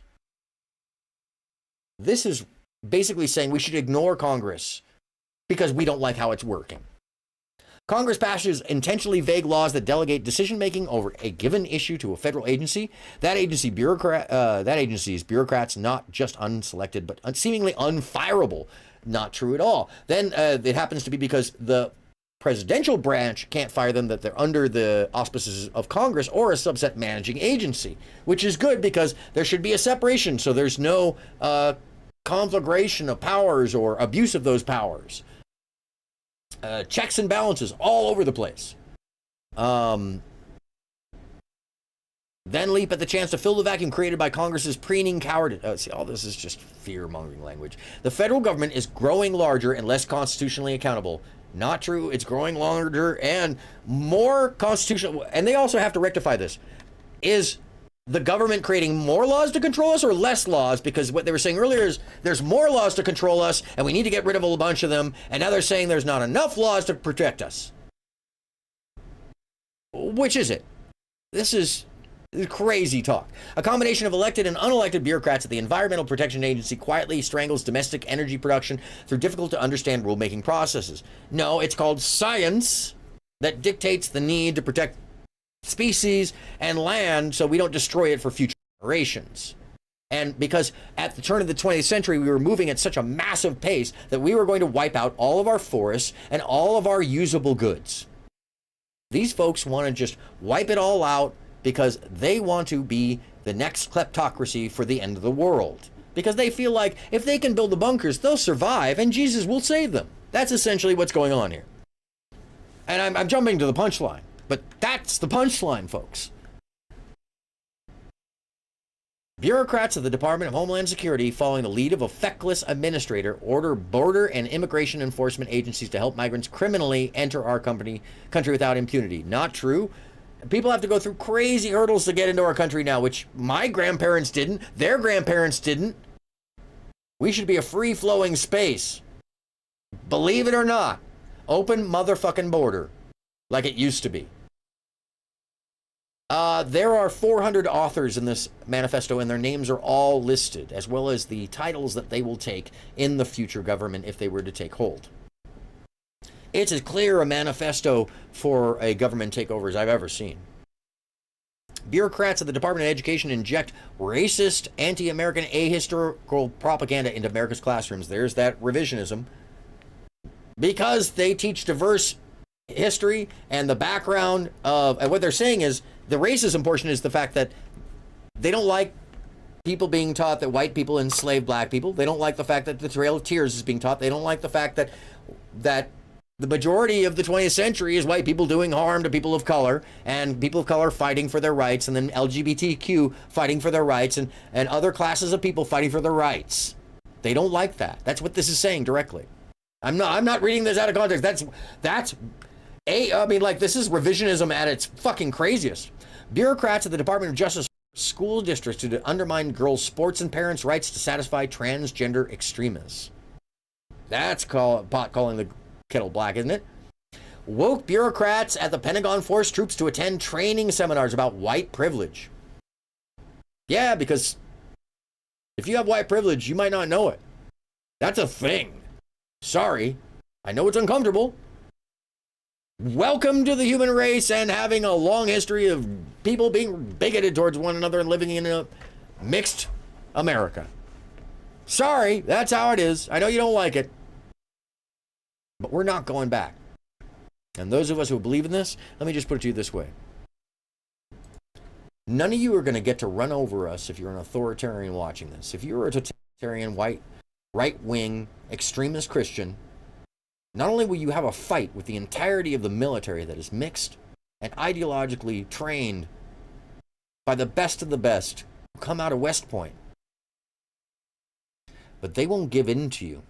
And the purge was already had of all of those interlocutors who had infiltrated the military. So you actually have to come in and do it on day one and attempt to build the military out of that, which means that you'll start a civil war. And that's what they're intending.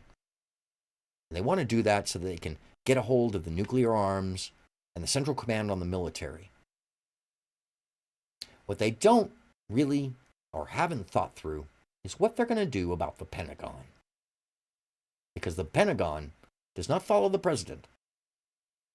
The Joint Chiefs follow the Constitution.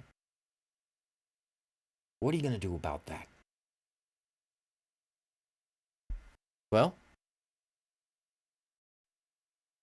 I'd have to guess they're going to get themselves taken into custody at some point. Or they're going to have to fight a battle, and they're going to spill blood because they want to.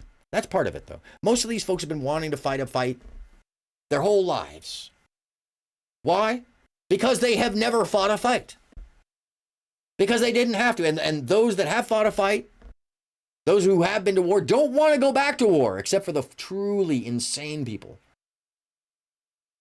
War is hell, and they want to bring hell to your nation. Now, if you aren't here in America, this affects you too, because our policies spread across the globe, and we will basically end up coming out of NATO, which will leave Western Europe defenseless to Putin and China. Bureaucrats at the State Department infuse U.S. foreign aid programs with woke extremism and intersectionality and abortion. In other words, people are taught about, different backgrounds and ideas. Unaccountable federal spending is the secret lifeblood of the Great Awakening. I mean, like, to be using this in a policy paper, using that language is insane. Nearly every power center held by the left is funded or supported one way or the other through the bureaucracy by Congress. Colleges and school districts are funded by tax dollars. The administrative state holds 100% of its power at the sufferance of Congress. Well, that's because it's a check and balance, and they don't seem happy in the language about that. And its insulation from presidential discipline is an unconstitutional fairy tale spun by the Washington establishment to protect its turf. No, Congress is protected. The president cannot attack Congress. It's enshrined in the Constitution. They are separate, but equal, just like all of us. Members of Congress shield themselves from constitutional accountability, often when White House allows them to get away with it. What? Cultural institutions like public libraries and public health agencies are only as independent from public accountability as elected officials and voters permit. Let's be clear. The most egregious regulations promulgated. Well, that last section is true. And they first want to separate us from the involvement, but then they also are saying, well, we all need to be involved. Yeah, they're upset because people woke up to the indignancy of a lack of equality and accountability. That it's not right. If we are the greatest nation on the planet, then everybody needs to be equal. And we're still searching for that. It's not a perfect system. But if you don't like it, maybe you should go try someplace like Russia. Or spend some time in China. Or perhaps Turkmenistan. Or, Saudi Arabia. Maybe Dubai. I know a lot of people like Dubai. And then see if these kind of behaviors work out there the same way. Because, my friends, that shit doesn't fly anywhere else. I mean, the fact that we have the freedom to talk about this and that they have the freedom to put this paperwork out and not have any direct repercussion, that's freedom. But if they are to get what they want, clearly, we won't have this freedom afterwards. They may, to push their one agenda, but nobody will be able to fight back against it or say anything against it. Let's be clear, the most egregious regulations promulgated by the current administration come from one place, the Oval Office. So why would you want to give it so much more power? The president cannot hide both the agencies behind the agencies, as his many executive orders make clear. His is the responsibility for the regulations that threaten American communities, schools, and families. A conservative president must move swiftly to do away with these vast abuses of presidential power, while instilling all these vast abuses on top of them. I mean, this is so hypocritical and crazy. Holy shit. I didn't read this forward. I read all the stipulations. But this forward is giving away, is self-snitching. Conservative president must move swiftly to do away with these vast abuses of presidential power and remove the career and political bureaucrats who fuel it. So purge the government. Properly considered, and we're not talking about just replacing people with your own staff. That's normal. They're talking about purging the government, which is terrible because a lot of these positions take experience. A lot of these positions have had apprenticing required, long-term mentoring, observation of the practices, and diplomatic inclusion and introductions over time. That means that our counterparts, that our systems are familiar with one another in a proper way, like you would like. All these folks are like, oh, well, Trump is a businessman. But they're not thinking very businesslike when it comes to diplomacy because they don't understand how fucking diplomacy works. They think it's just one guy walking around making an edict like a king. Because that's how simple their ideology of... now, these people aren't simple. They're manipulating the ideas of the public that's going to read this. They're manipulating folks into ignoring the obvious factors that they're saying, suspend the Constitution, give the president all the power, have him wipe out all the controls, free for us to do whatever we want. This would be almost impossible to come back from without a fight. Properly considered, restoring fiscal limits and constitutional accountability to the federal government is a continuation of restoring national sovereignty to the American people. We have, what are they talking about, wiping out our debt with everybody else and just ignoring it like the Chinese? It'd make us a pariah. Get rid of our credit score. The fuck? Sorry. Is a continuation of restoring national sovereignty to the American people. In foreign affairs, global strategy, federal budgeting, and policy making, the same pattern emerges again and again. Ruling elites slash and tear at restrictions and accountability placed on them. That's what they're talking about. Why are they criticizing it? That's what they're saying they want to do. They centralize power up and away from the American people. That's what they're saying they want to do. Wow, this is gaslighting. The supranational treatises and organizations to left-wing experts.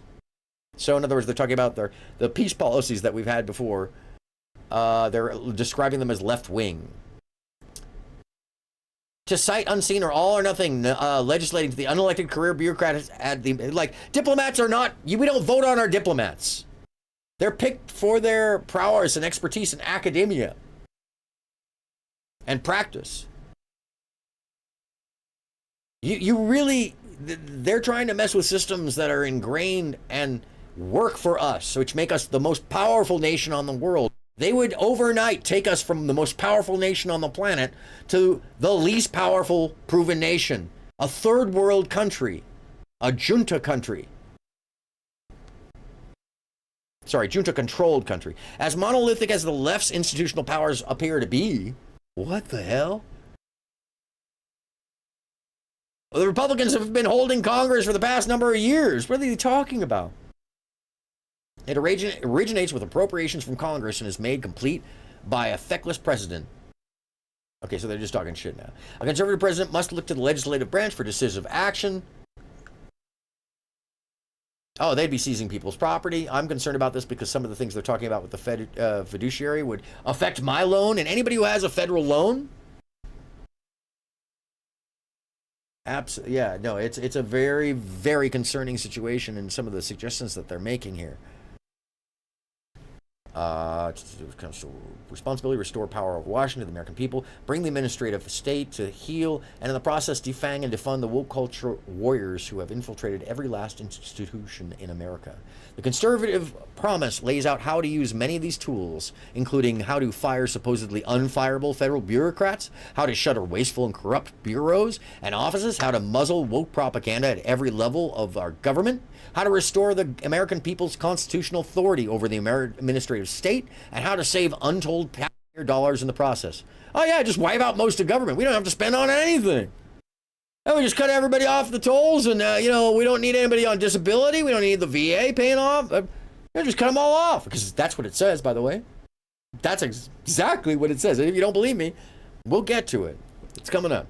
Finally, the president can restore public confidence and accountability to our most important government function of all, national defense.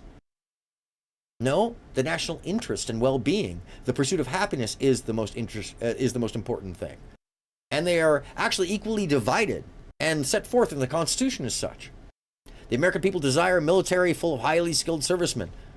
Yes, but that's not our focus. And women who can protect the homeland and our interests overseas. There's that homeland language, language of Russia. I'm sorry, what is this? Let's see if I can get this out of the way. They plan to wipe out those people, yes. To take them out, one way or the other. Likely to put them out of power, but if they don't want to leave power, then they'll jail them or something else. The American people desire a military full of highly skilled servicemen and women who can protect the homeland, which I'm surprised that they added women up in there, who can protect the homeland and our interests. The next conservative president must end the left's social experimentation with the military, restore war fighting as its sole mission. Oh, yeah, war fighting has never been its sole mission. Much less that we have modernized our military to include things like the 40th ID, suburban and urban propaganda warfare. With these kind of intelligence services embedded in the military, we win hearts and minds first, and then we take the ground. And then we go further. These people are trying to undermine the greatest, best serving, most integrated, most capable military. And frankly, my friends, if they think they're not going to get a fight, they are sorely mistaken. And that's one of the things that I don't think that they're quite so sure about.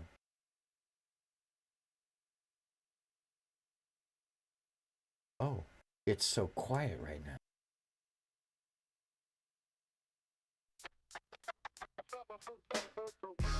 Ooh! Hopefully that just won't repeat. Where's this at? Oh yeah, it's down at the end. Let's change up the track. Oh, sorry, folks. The next conservative president must possess the courage to relentlessly put the interests of the everyday American over the desires of the ruling elite. They're saying that he is the elite, that they are the elite. Their outrage cannot be prevented. It must simply be ignored, and it can be. So they're saying ignore the voices of the people. They're calling the people the elite. The left derives its power from the institutions they control, but those institutions are only powerful to the extent that constitutional Officers surrender their own legitimate authority to them. That's not true at all. They all work together. This is one of the things that keeps coming up. They don't know how to work together. They seem to think that everything is a power struggle over one another instead of cohesiveness. I think this is part of the problem. These people have ODD. Obsessive defiance disorder. The next conservative president, I already read that. A president who refuses to do so and uses his or her office to reimpose constitutional authority over federal policy making can begin to correct decades of corruption and remove thousands of bureaucrats from the positions of public trust they've so long abused. That's untrue. You'd have to rewrite. You have to rewrite the Constitution for that one. Yes, it does sound like they live, doesn't it? It sounds exactly like they live. Great point. Great point. Oh my God. So true, Lita. To most Americans, this is common sense. But in Washington, D.C. and other centers of leftist power like the media and the academy, what academy? Which academy? The Academy Awards? Like the people who make movies? Like, what does that matter?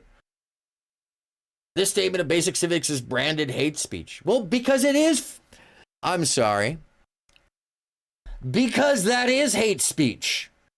You're just missing a couple of terms and it would be fully hate speech. But yes, that is hate speech. And it's almost like, oh my God, we don't get to be bigoted and religiosity prejudiced. Why? We have to share space with people who have different beliefs and skin tones. Yeah, motherfucker. This all started with, they're taking away Christmas. Yo, let me take away Christmas for you all together. Jesus was born in August at the tax time. That's provable by where the star was in the sky at the time, if that was true. And Christmas is the winter solstice. It's a pagan holiday turned into a Christian belief so that they could get the pagans to stop practicing at that time period. If you don't know that, you can just look it up. There's plenty of historical records that show that. That's right. The Catholic Church put that in place. So you know. And that's one to grow on. Stop it. Get some help. Yeah. So to most Americans, this is common sense. No, it's not common sense. I'm sorry. Can I ask this? Is this, hold on a second. This is a perfect, I actually get to use this. Hold on a second.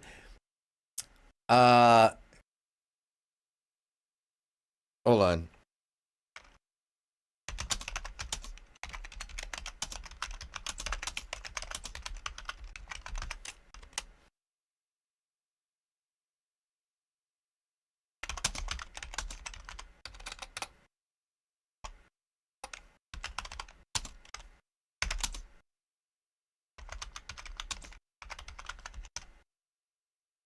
Okay, that's pretty fair. Yeah, that's not very biased. There we go. I've just added a new poll. Is this common sense to most Americans? Answers yes, no, or oh hell nah. I'm sorry, it says oh hell nah, fuck these freaks. Thank you. Sorry. Just trying to give a balanced response. It is. I love the clicky clacks. I'm not gonna. That's just barely touching it too. Like, it's so satisfying. I'm not even like just hovering above it and it clicks. Sorry. ASMR. All right, but back to it. I will be taking us to a break before we get to the second section, by the way. I'm still not through the forward, folks. All of this hideous shit is still in the forward. How brazen do you motherfucking have to be? This is only page 42 of 920 pages. I am not reading all 920 pages for you all. You insane people. I love you insane people, but I'm not. I refuse to read all 920 pages. I will glean for you the important portions because they basically do it for you pretty easily. And most of the pages are references to who the people who wrote it and who will be basically putting up for treason later on. I mean, who's attempting to be in the cabinet. So, yeah. Anyhow. let's get back to that. Where was I? Who am I? Where are we? And welcome aboard and come on in, those people. By the way, there is a call-in. If you, at my Discord server, I'll put the link in there, down there, and maybe it'll scroll across if you feel like calling in. Or if anybody feels like calling in to talk about this, feel free to ask for the Discord. Right now, there is a poll up here, it's the question is it this common sense to most Americans? Yes, no, or hell nah, fuck these freaks. Oh, we are 100% with 2 votes that hell nah, fuck these freaks. So we can see where that's going. We're gonna leave that up for a little while. Also, the link to this paperwork is up at the top there. So if anybody feels like talking about this, feel free to let me know, and I'll put the link to calling up. To most Americans, this is clearly not common sense. But in Washington, D.C. and other centers of leftist power... Oh, yeah, my music just, said, hell nah. Fuck these freaks. That's what my music said. Oh, let's get that. Let's get that. Hey! Sorry. But in Washington, D.C. and other centers of leftist power... What? Oh, my God. Democracy is not leftist. There's just as many Republicans and independents and centrists and liberals and extremists on both sides in Washington, because it is the center of our government. It's just so hard. Every statement is like a fallacy. Like the Media and Academy, progressive elites speak in lofty terms of progressive elites speak in lofty terms of openness, progress, expertise, cooperation, and globalization. Yes, those are all things that we should be talking about on a general, everyday basis. Yes, indeed. Progressive elites speak in, but too often these terms are just rhetorical Trojan horses concealing their true intention. What? To make illusion for everybody? Stripping we the people. No, that creates we the people of our constitutional authority over our own country's future. This is such jargon, turnaround, gaslighting, crazy fucking language. America's corporate and political elites do not believe in the ideals to which our nation is dedicated. Self-governance, the rule of law, and ordered liberty. Yeah, but that's not all only it is. It's equality and pursuit of happiness, individual happiness, freedom of speech, freedom of belief. They certainly do not trust the American people. What are you talking about? America's corporations and political elites aren't our government. They have nothing to do with it. They're conflating our government and the political, and elites and corporations, and they're acting like our political elites are some kind of oligarch, which they are not. They can be voted out. Instead, they believe in a kind of 21st century Wilsonian order in which the enlightened, highly educated managerial elites, no, that's what they're describing. They think that they believe they should be putting in. They say in the beginning, they even say that they know who is proper love and who should and shouldn't love is what they say early on. It's crazy stuff. Highly educated managerial elites run things rather than the humble patriotic working families who manage up the majority of. So you want people who have no education or capability to run a government. That's what they're saying. We should put people in who have no experience. Nobody wants that in any way, shape, or form. That is just playing to the lowest common denominator, someone who's not critically thinking. So working families who make up the majority of what the elites contemptuously call flyover country. Yeah, the only people I've ever heard call flyover country is some motherfuckers from the East Coast. I've never heard a Democrat call it flyover country. Especially like places like Wisconsin, where Democratic strongholds, until recently. It's kind of crazy. Idaho, for a long time. This Wilsonian hubris has spread like cancer through many of America's largest corporations, its public institutions, and its popular culture. So what are they going to do about that? Those who run our so-called American corporations have been bent to the woke agenda and care more for their foreign investors. What? Because a beer has a label you don't like on it? Wow. Then there are American workers and customers. No. These people think that they represent the majority. It's very clear that they don't. Today, nearly every top-tier U.S. university president or Wall Street hedge fund left to the universities, okay. Hedge fund manager has more in common with a socialist European head of state than with the parents at a high school football game in Waco, Texas. What does that fucking even mean? How can you prove that? That's some crazy shit. They're literally saying, oh, if you're a head of a company, you must be closer to a socialist. No, they're fucking capitalists if they're CEO. Guaranteed, they're making millions of dollars. They don't care how many thousands of times their employee scale they're making. That's some fucking disturbed, upside down thinking. U.S. university president or Wall Street hedge fund manager has more in common with a socialist European head of state than with the parents at a high school football game in Waco, Texas. Well, that's probably a good thing, actually. Many elites, are entire identity, it seems, is wrapped up in their sense of superiority over those people. No, a lot of people who get to those positions recognize that they are caring for a larger group of people, to be honest. As someone who speaks with managers and has dealt with executives a lot, their intentions and thoughts about things, but most people who are in charge were put there, found themselves in charge, because they cared about the group around them. Now, when they don't, you can always tell because their work never works out as well. But when you have someone like Lee Iacocca, who gave a damn, and by the way, there's a Republican for you that really gave a damn about his workers. Saved Chrysler. And honestly, apparently, saved the nation for Reagan. But we'll keep moving. That's neither here nor there. This is as it should be and must be. Intellectual sophistication, advanced degrees, financial success, and all other marketers of elite status have no bearing on a person's knowledge. So experience, intellectual sophistication, and your degrees or success have no bearing on person's knowledge? What? That's just not correct. What it means to live well, and the most necessary for governance, what it means to live. What does it mean to live well? And how are you to tell me what to live well? But that's the right, for my own pursuit to live well, I don't need you to tell me that. I'm gonna knock over my water over here. The knowledge is available to each of us, no matter how humble our backgrounds. Oh, they're saying we should all be reading the Bible. Or how pretentious our attainments. That's what that's referring to. I don't know if you know, that's the dog whistle right there. It is open to us to read in the book of human nature, to which we are all offered the key just by merit of our shared humanity. Jesus Christ. They're talking about anarchy.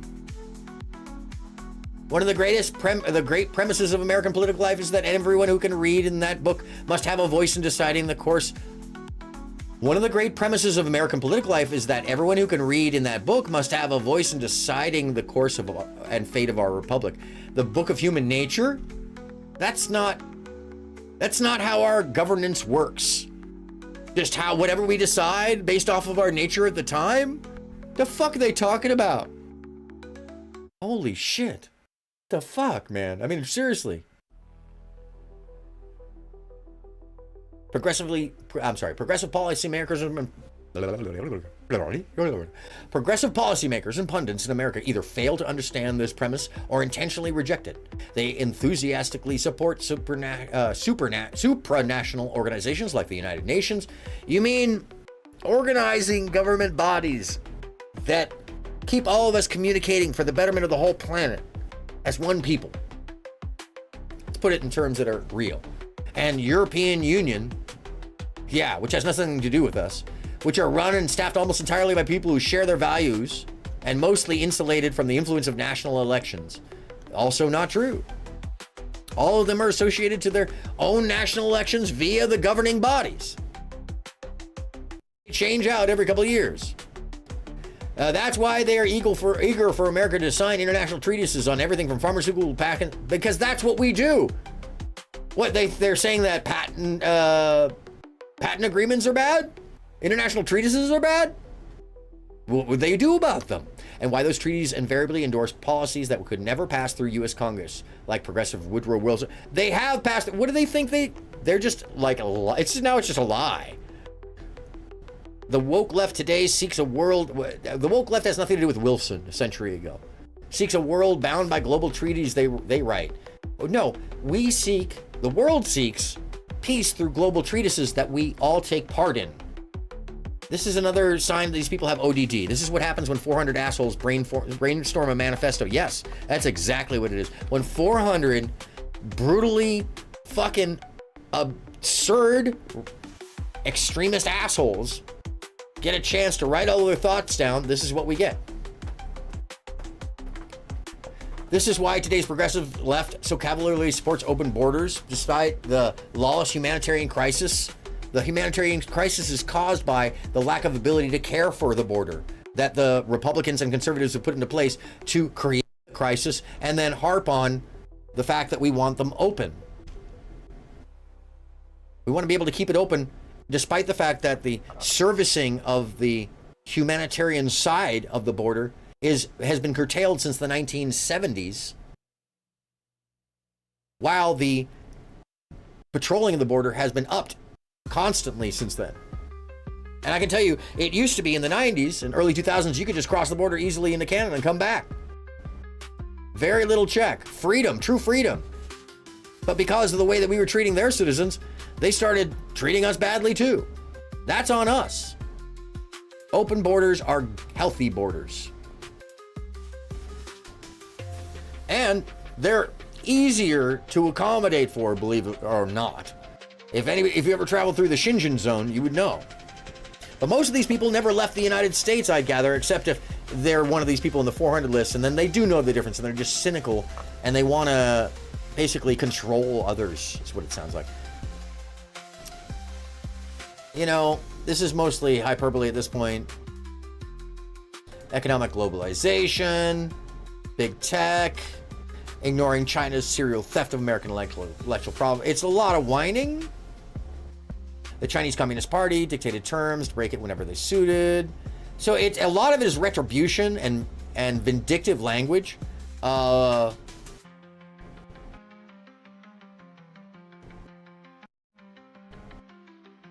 Let's take a little mental sherbet break, shall we?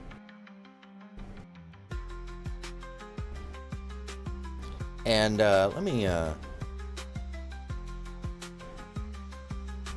find something I can actually use. Oh yeah, stand by. I'm going to use the restroom. The early risers already on the freeway. And this is, by the way, San Fernando Valley Somar earthquake, 1971. Los Angeles Fire Department. I'll be back in about 2 to 3 minutes, and we'll go through the rest of this manifesto and take a look at what the actual point-by-point ideas are. Stay tuned. Before dawn to install a I'm microwave station in the mountains. And if you didn't know, you're watching a show called... When you did approach her, what was the response? She was just like taking on board what I was saying to her. It's like, because I think she understood that, okay, like, I've said something, you know, I've said something that's upset a lot of people. Everybody, oh my God, this is like... Mike, I don't know how I got here, but I know what I did to get here, Mike. When the bar gets too low, that's when it next sound yells out.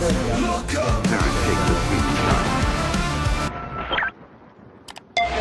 Hey folks, what's happening? We're here in Orlando, and we're walking now to meet up with the dude animatronics. It's pretty dope, actually. I'm excited. And he's gonna cook us some food on some revolutionary fuel. Let me correct myself. It's actually called electronimation, not animatronics. And Aaron Fechter invented it for the Showtime pizza show called Rockafire Explosion. Couldn't have imagined what I was actually going to get to see that day. Something like that. I'm not really sure what's going on, but what I do know is I'm gonna get to see the animatronics during the mid-'80s, and it basically inspired what is Chuck E. Cheese. And this is the man who invented it, and he runs it all on Apple IIe's, and I get to show it to you hopefully. So, Same time. Hydrillium sliders. Yeah, and you might want to, I don't know if you want to steamy cook those or not. That takes about 7 minutes to cook. You want to do the show first, or you want to bring in the sliders? Let's do the show. Okay. Everybody's really excited. Here, man. All right, incredible.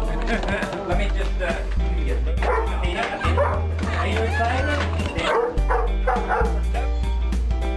Some show. No, but you really did hit that. Okay, stay. She loves the damn show.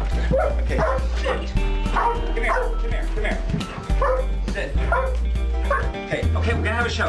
Here, I'll just start.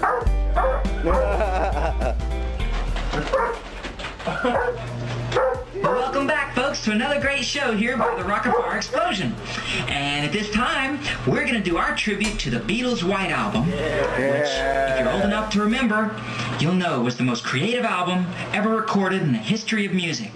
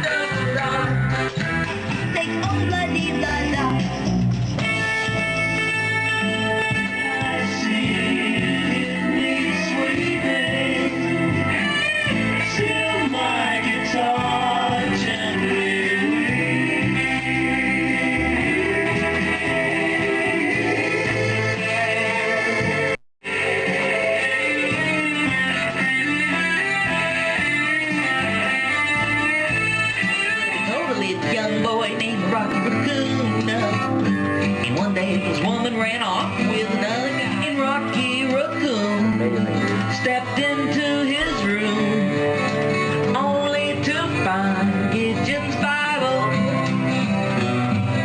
And Rocky had come, equipped with a gun, to shoot off the legs of his rival. Rocky learned his lesson, because he ended up getting shot, falling back in his room, only to find Gideon's Bible. You know, Gideon checked out, and he left it no doubt to help with good Rocky's revival.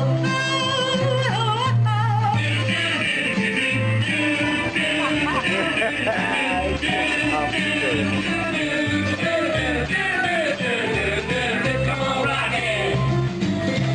Listening for your footsteps, but they don't arrive.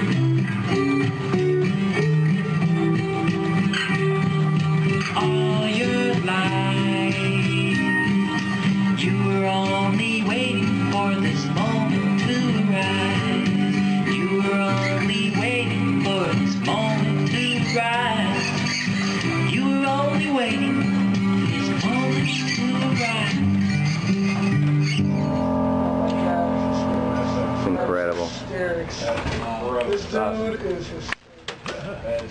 Yeah, he sort of does, you know, and he can hit the drums if I adjust them up right and then program it really, really tight. Yeah. But we've been working on, or actually... never mind. Blasting back to channel. I'm ready to race and jump on some shit. EP.NOREWIND. So he was, I know what it is. When they were still... He must have hit stop at the end. Hit play, and it's like right in the front. You saw the show when you were a kid? Oh yeah, yeah. Like I would throw a fit if we couldn't come here. I would have never thought as a kid. Like the land of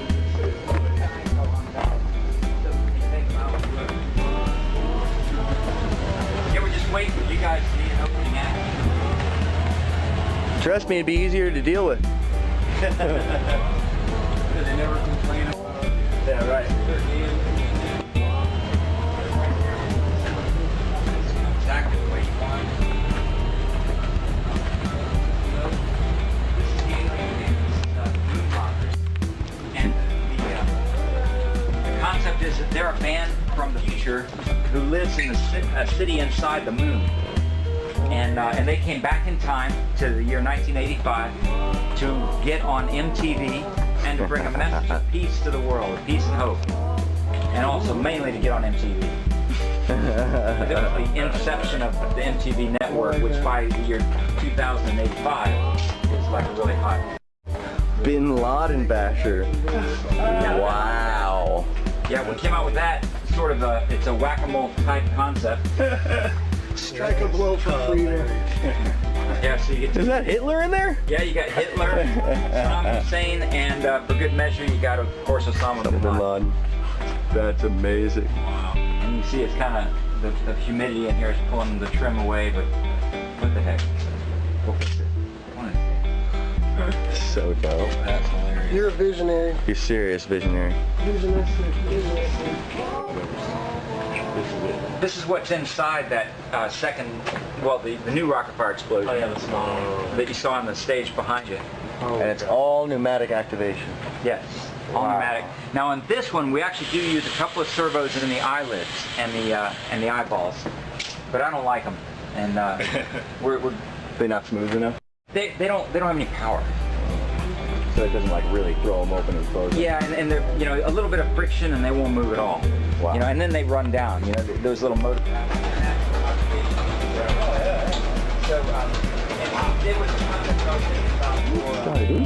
the whole time. Jackson, we're here. This was our costume development room. We used to have sewing machines and stuff like that in here, so they would develop the costumes that would go on the characters. And I still have a few of the costumes and pieces hanging around.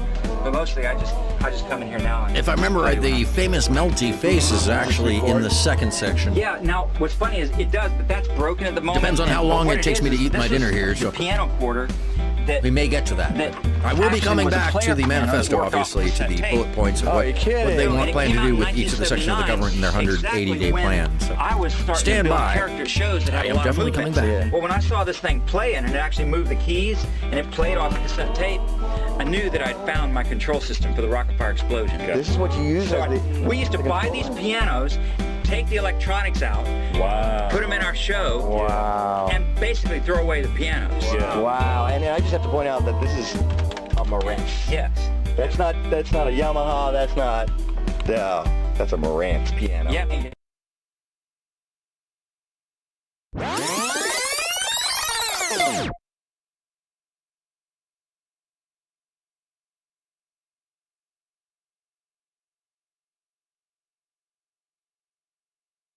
And now for my most popular video. Same part of the with documentary. 30,000 views as of today. Yeah. So I can't take it down and clean it until we need the space.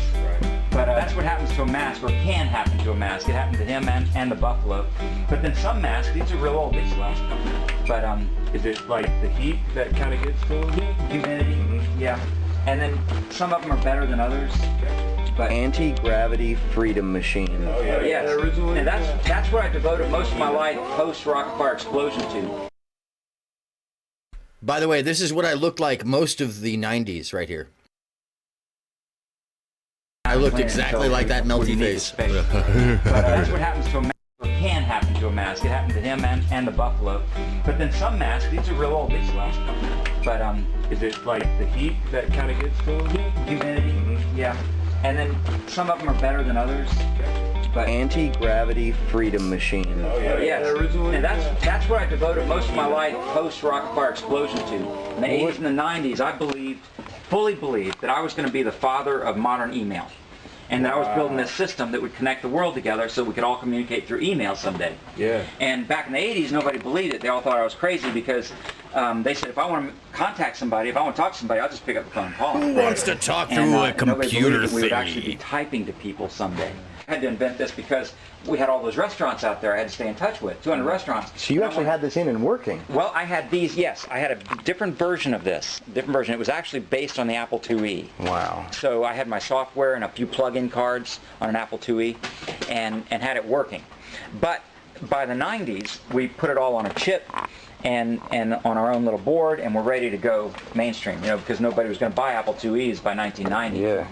Freedom is always a very important concept to me, and mostly to my generation. I mean, we're all based on freedom because we didn't want, I mean, if there was ever a generation that didn't want to get married because we want to stay free, it was my generation. But freedom in a lot of ways. Freedom to do what we want to do with our bodies and our, you know, lives, and, you know, smoke what we want to smoke and drink what we want to drink. You know, it was all based on freedom. So this, though, was the freedom to sleep when you want to sleep. Because people who want to reach you at 9 in the morning, screw it. They can send you a message, and you can time shift your conversation with them. And that was, you know, now that sounds obvious, but back then people didn't understand time shifting. But I was experimenting with it. And one of the coolest things is when somebody would write me with a problem at 9 in the morning, and by the time I got up at 2, they had written me that they solved their problem. So problems I realized I never even really had to listen to. Right. If only all you have to do is sleep through them. Yeah. Well, it's the internet, the timing. Yeah, well, Timing. you know, it has this gratuitous design curve. It doesn't do anything, it's just gratuitous. Wow. Somebody figured something out to put a drink in it. Yeah. Yeah. Write letter, archive letter, all in. Because we weren't able to, yeah, you press this button to write a letter, and it gave you a clean sheet of paper. And then send letter, right? And then, yep, send it. That is awesome. And then when you send it, it brings up a list of names, and you just punch the name that you want to send it to. Okay, well, now watch the time, because I got it for you. What time? Oh, yeah. What time is it? 4:29. The important portion of the story is these hydronium Now, of course, normally we take the front oxide, elevator. you know, burgers he makes us. I'll tell you what, I'll This is take the you down stuff on that the elevator, exploded I'll and come blew back that up. place up, unfortunately. That's where all of them used to be. Yeah, which makes sense.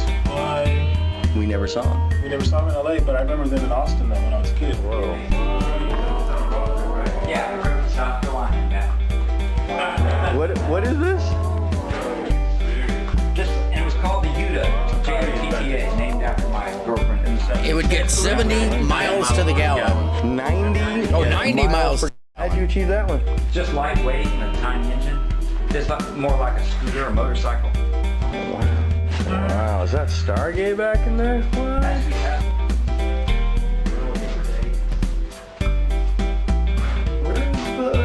What happened to the Wizard of Oz?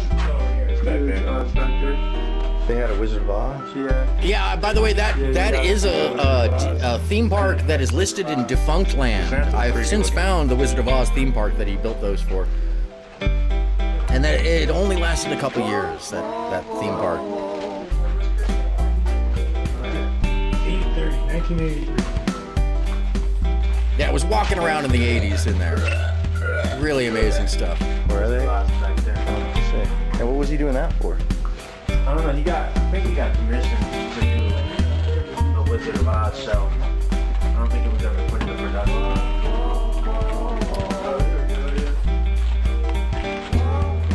Yeah, it was just for one park.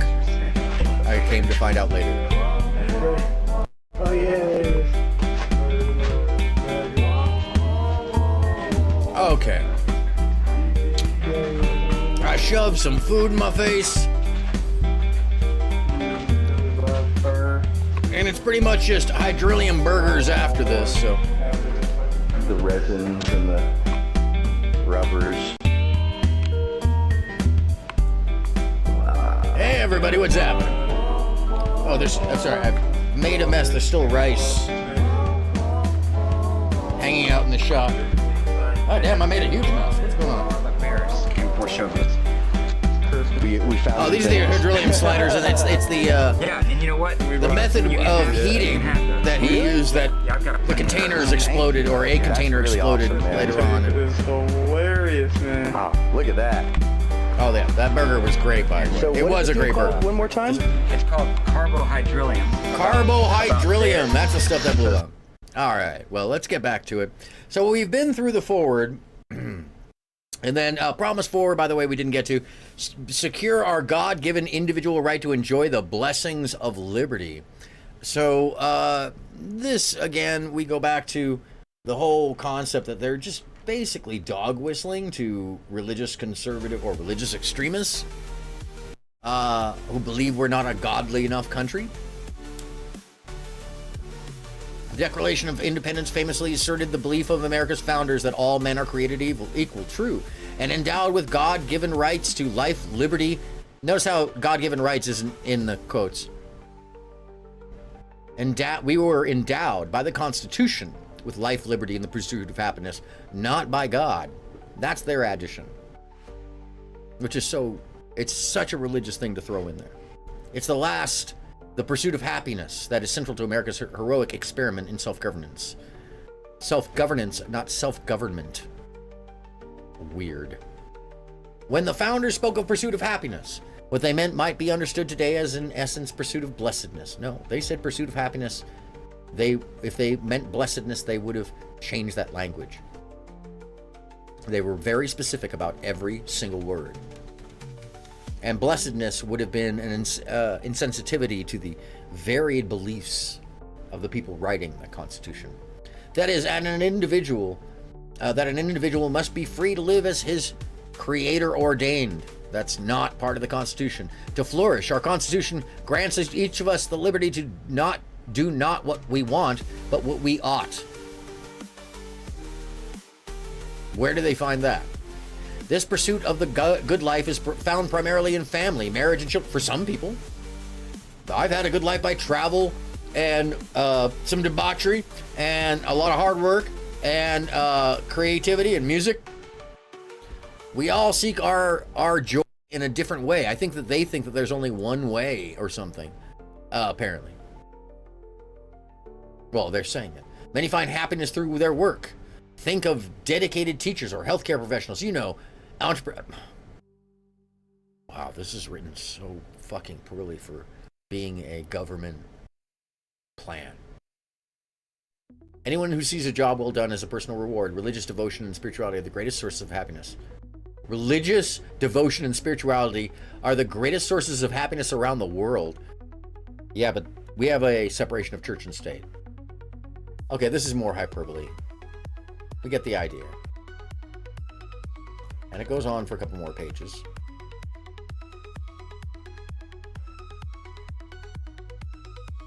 And this is where it starts to describe how and what it's going to do.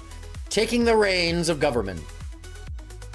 America's bicentennial, which culminated on July 4th, 1976, was a spirited and unifying celebration. Once again, they keep referring back to the 20th century, to the 70s, the 80s. It's never about now. Oh, the harken time before was a spirited and unifying celebration of our country, its founding and its ideals. As we approach our nation's 250th anniversary, which will take place during the next presidency, America is now divided between two opposing forces. Woke revolutionaries and those who believe in the ideas of the American Revolution. No. We are opposed between the general American populace, who are centrist, normal, believe in freedoms, and another side that believes in only their freedoms. There is a totalitarian hypocrisy that seeks to rule us.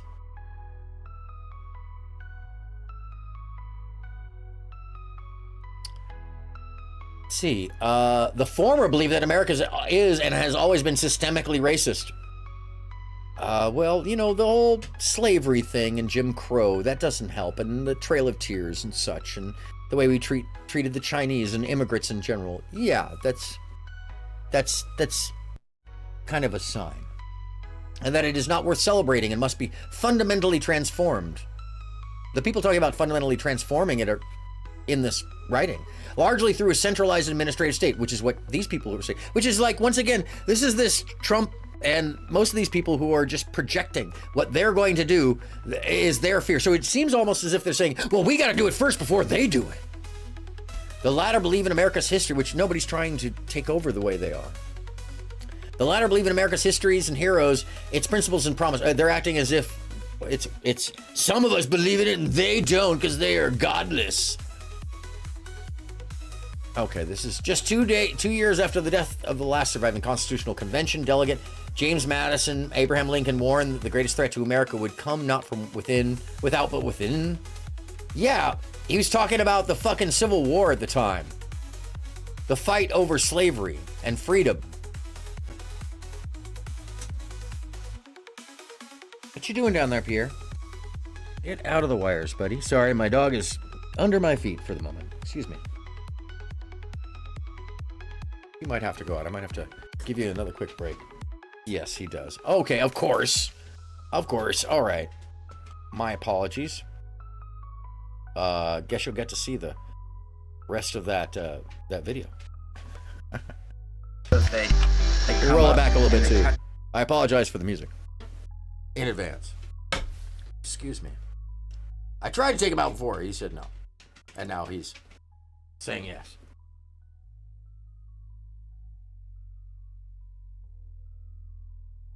The rubbers.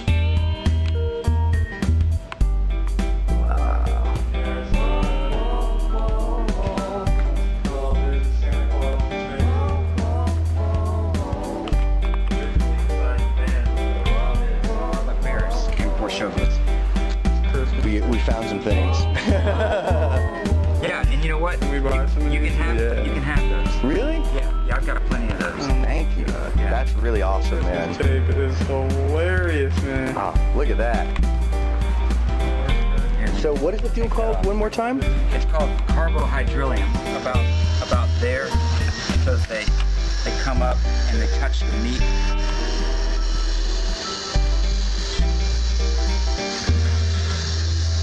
And it doesn't burn the meat. It's like you could leave the burger on this just like this, and it looks like it's got the meat on fire and it's burning it, but it's really just putting a delicious char on the outside.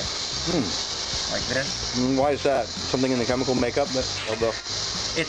Maybe it's the water in the fuel, but there's something about it that it just doesn't burn it like propane. It doesn't turn it into a block of coal.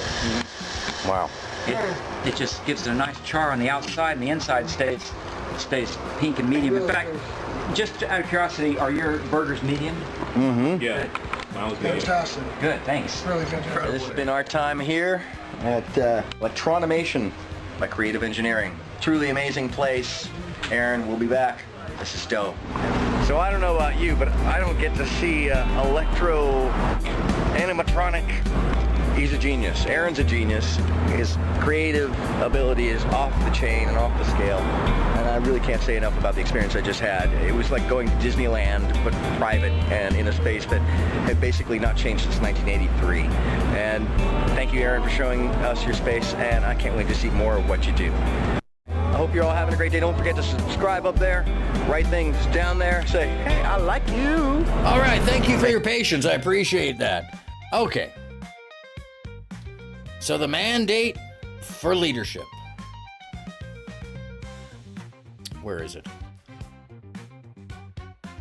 The modern conservative president's task is to limit, control, and direct the executive branch on behalf of the American people. At the core of this goal is the work of the White House and the central personnel agencies. Article 2 of the Constitution vests all federal executive power in a president, made accountable to the citizenry through regular elections. Our founders wrote, the executive power shall be vested in a president of the United States of America. Accordingly, Vaught writes, it is the president's agenda that should matter to the department and agencies, not their own. Yet the federal bureaucracy has a mind of its own. Well, that's because it represents the people, not the president. The president is separate, and the federal agencies, unless it's specifically cabinet directed, is not a representative of the president. They're conflating ideas. Yet the federal bureaucracy has a mind of its own. Federal employees are often ideologically aligned, not with the majority of American people, with one or another. With one another. What? They're acting as if the federal agencies are separate people. So how would they change this? An autonomous bureaucracy has neither independent constitutional status nor separate moral legitimacy. Yeah, but that's not what the Constitution says. Byzantine personnel rules provide the bureaucrats with their chief means of self-protection. Byzantine personnel rules provide the bureaucrats with their chief means of self-protection? What the fuck do they mean by that? There are oversights to all these things. What's more, knowledge of such rules is used to thwart the president's appointees and agenda. Unlikely. That's just unlikely. As Devin Kirk and Dan's right, managing the immense bureaucracy of the federal government is impossible without an understanding of the key central personnel agencies and their governing laws and regulations.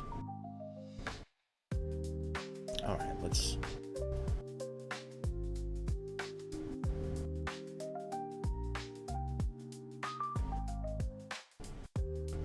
let's get... Is this it? From popular culture to academia, the American presidency has long been a prominent fixture of the national imagination. Naturally so, since it is the beating heart of our nation's power and prestige. It has played, for instance, a feature role in innumerable movies and television shows and has been prodded, analyzed, and critiqued by countless books, essays, and studies. But like nearly everything else in life, there's no substitute for first-hand experience, which this manual is compiled from the experience of presidential appointees and provides an accessible form for future use. Oh, thank you. This is some of that AI stuff I did.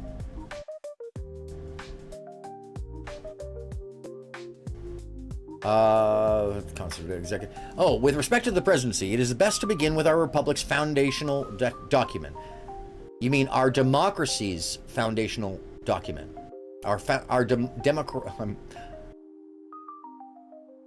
democracy. They keep talking about it as if we're just a republic. That must be where it's coming from, that language. It designates him as commander-in-chief and gives him the responsibility to take care that the laws be faithfully executed. It further prescribes that the president might seek the assistance of the principal officer in each of the executive departments. Beginning with George Washington, every president has been supported by some form of White House office consisting of direct staff officers as well as cabinet comprised of department and agency heads. Since the inaugural administration of the late 18th century, citizens have chosen to devote both their time and... Okay, so this is just explaining to us how the government has happened. Okay, so let me find where it starts in talking about what they plan on doing.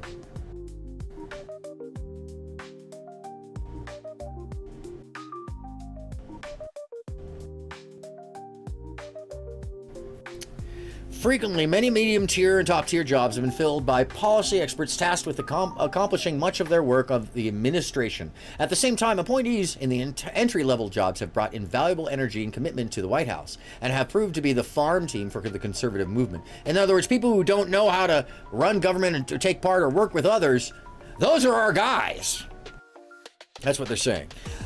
So what are they saying to do? Identify potential political personnel, both actively through recruitment and passively by fielding resumes and adjudicating requests from political actors. So just reaching out to anybody who ideologically matches with us. Vetting potential political personnel by conducting political background checks and reviewing any clearances and fitness assessments by department and agencies. These are the normal things.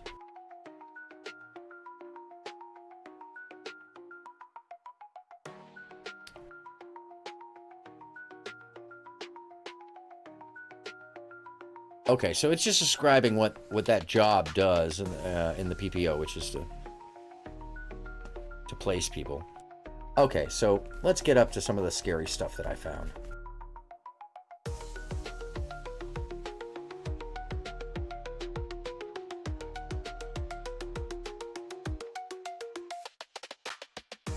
It's in the policy of the military. Department of Defense. The Constitution requires the federal government to provide for the common defense. It assigns the Congress the authority to raise and support armies and to provide and maintain a navy, and specifies that the president is a commander-in-chief of America's armed forces. Well, they already said that. Ever since our founding, Americans have understood that the surest way to avoid wars is to prepare for it in peace, but when deference fails, we must fight and win. The Department of Defense is the largest part of our federal government. It almost 3 million people serving in uniform, $850 billion annually, more than 50% of our government's discretionary spending. It's a deeply troubled institution, it says. Historically, the military has been one of America's most trusted institutions, but years of sustained misuse, a two-tiered culture of accountability that shields senior officers and officials while exposing junior officers and soldiers in the field, wasteful spending, wildly shifting security policies, exceedingly poor discipline and program execution, and most recently, the Biden administration's profoundly unserious equity agenda. So they don't take equity very serious. And vaccine mandates have taken a serious toll. How is the vaccine mandate taking a toll? Like the KKK or Neo, it really is. Our disastrous withdrawal from Afghanistan, our impossibly, oh, you're talking about who they're searching for, yes. Our impossibly muddled China strategy, the growing involvement. This is all very non-strategic language being used to describe just strategy. Disturbing decay of markers of dangerous decline in our nation's capabilities. We are the most capable military. We keep proving it over and over.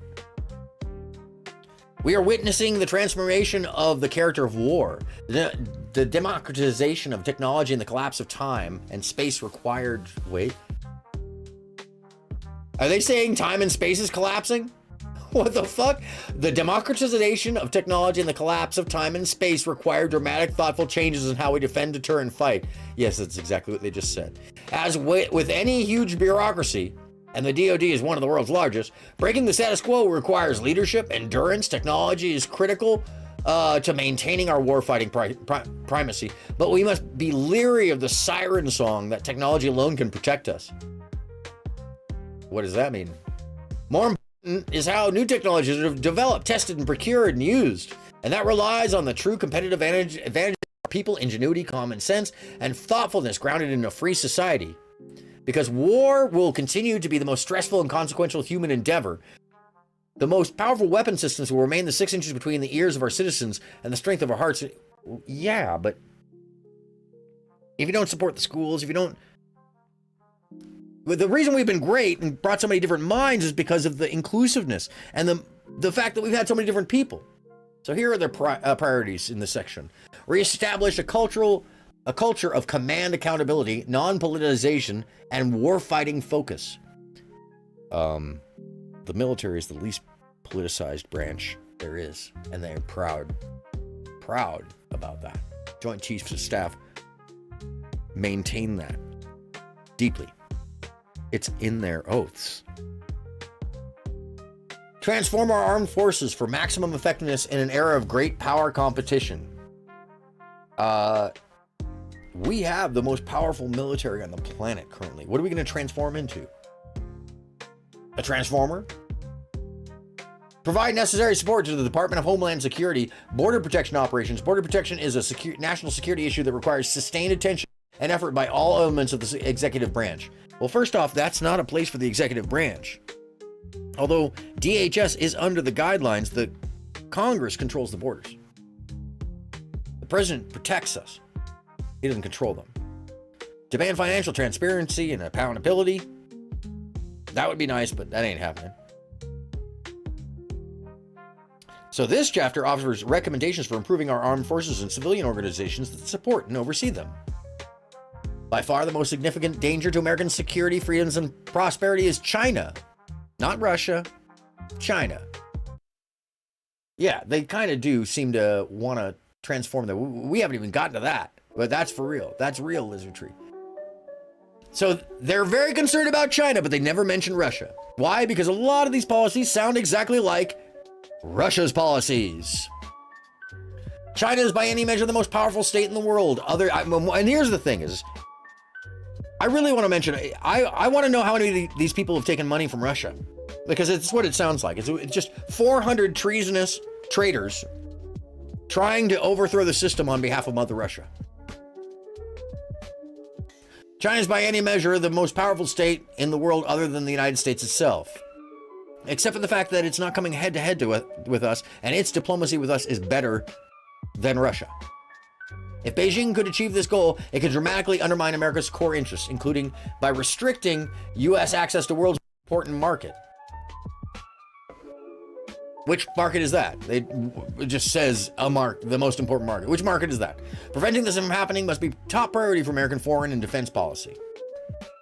It's already part of the defense policy. This is ridiculous language. This is people who are pretending to know that. I mean, it's that same kind of intellect as folks who are sitting there on a debate panel deciding that we could come up with something that's round and we put it on the end of like a straight bar and we put two of them, we could roll around on it. We could call that a wheel. It's so much better than what everybody else had thought of. That's what it sounds like to me.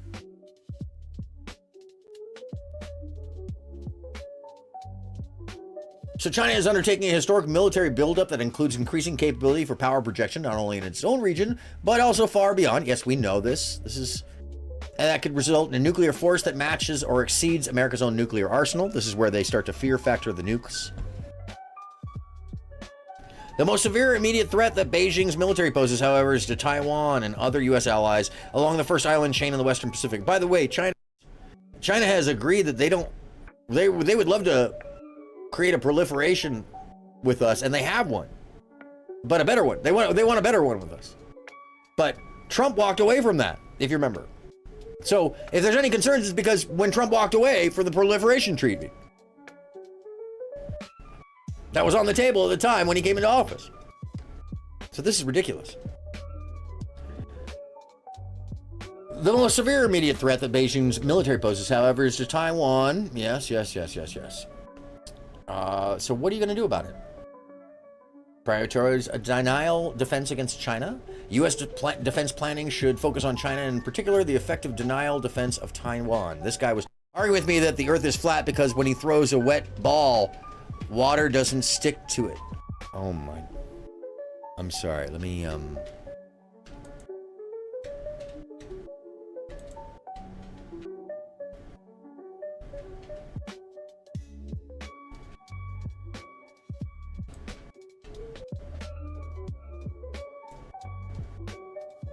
I'm so sorry.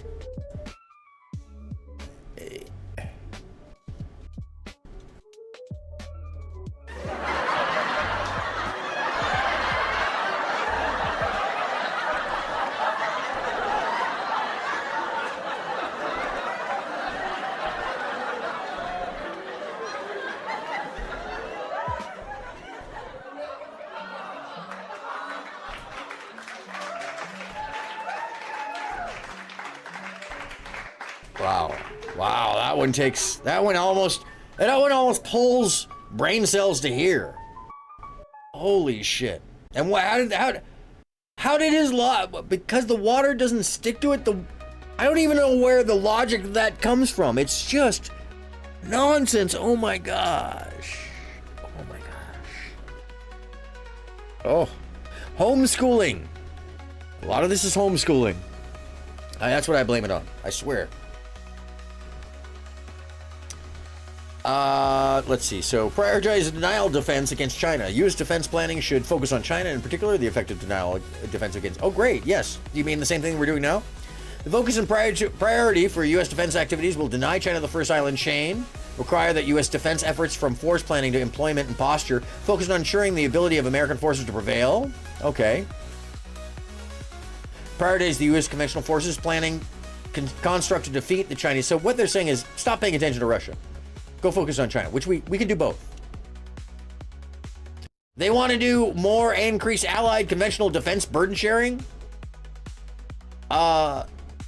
We let people share the burdens as much as possible. Make burden sharing a central part of U.S. defense strategy, with the United States not just helping allies to step up, but strongly encouraging them to do so. We train them all and give them the weapons, for God's sakes. They can't defend themselves because they're nowhere near as big as we are. This is ridiculous thinking. Support greater spending and collaboration by Taiwan and allies in the Asia-Pacific islands like Japan and Australia to create a collective defense model. In other words, let them spend their money and forget about our influence. We're just going to sit back here and tell you what to do. We're not going to pay for it, though. Sustain support for Israel, even as America empowered. What does this have to do with Asia? Gulf partners to take responsibility for their own coastal, air, and missile defense, both individually and working collectively? The fuck does this have to do with Asia? They just sliding that one in there. Like, this is the kind of nonsense. This is not very professional, by the way. This writing is not professional at all. As far as a political plan. Expand, and here's where it starts getting scary.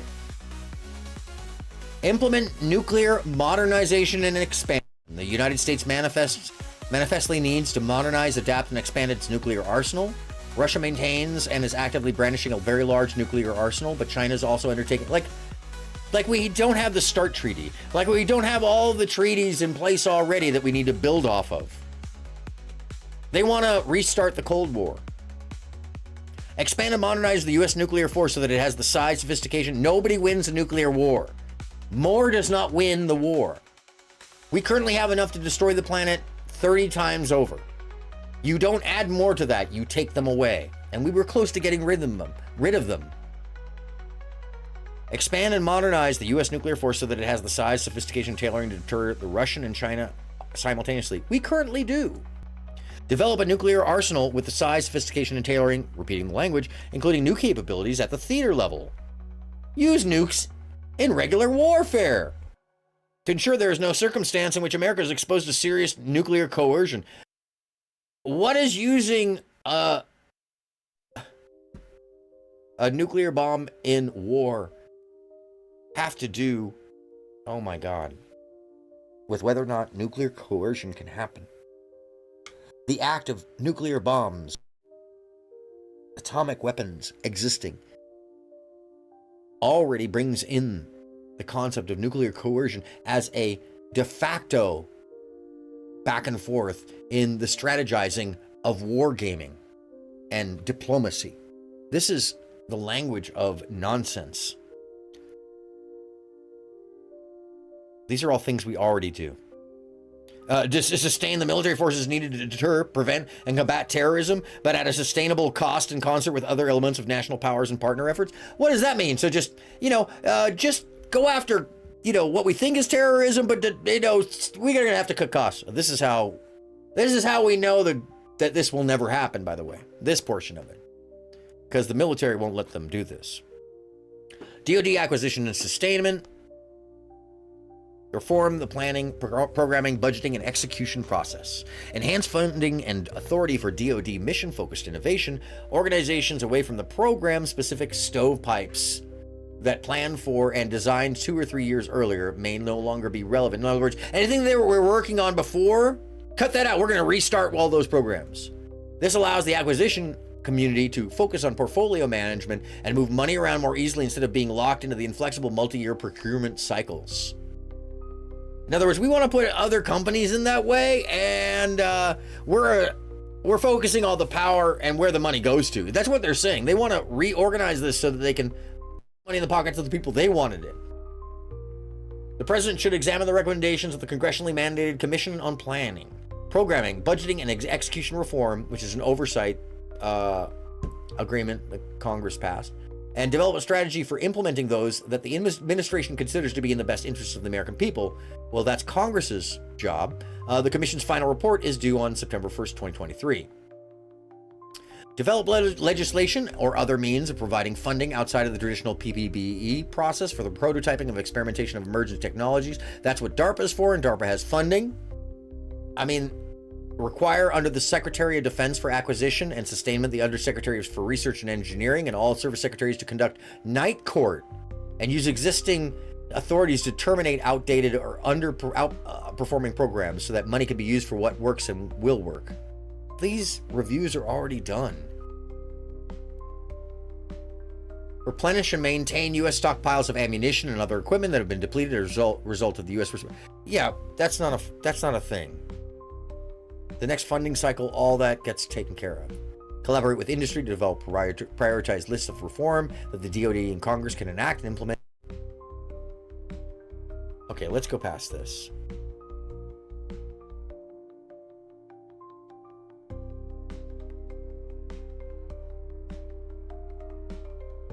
So this all sounds like positive, right? Let's go into...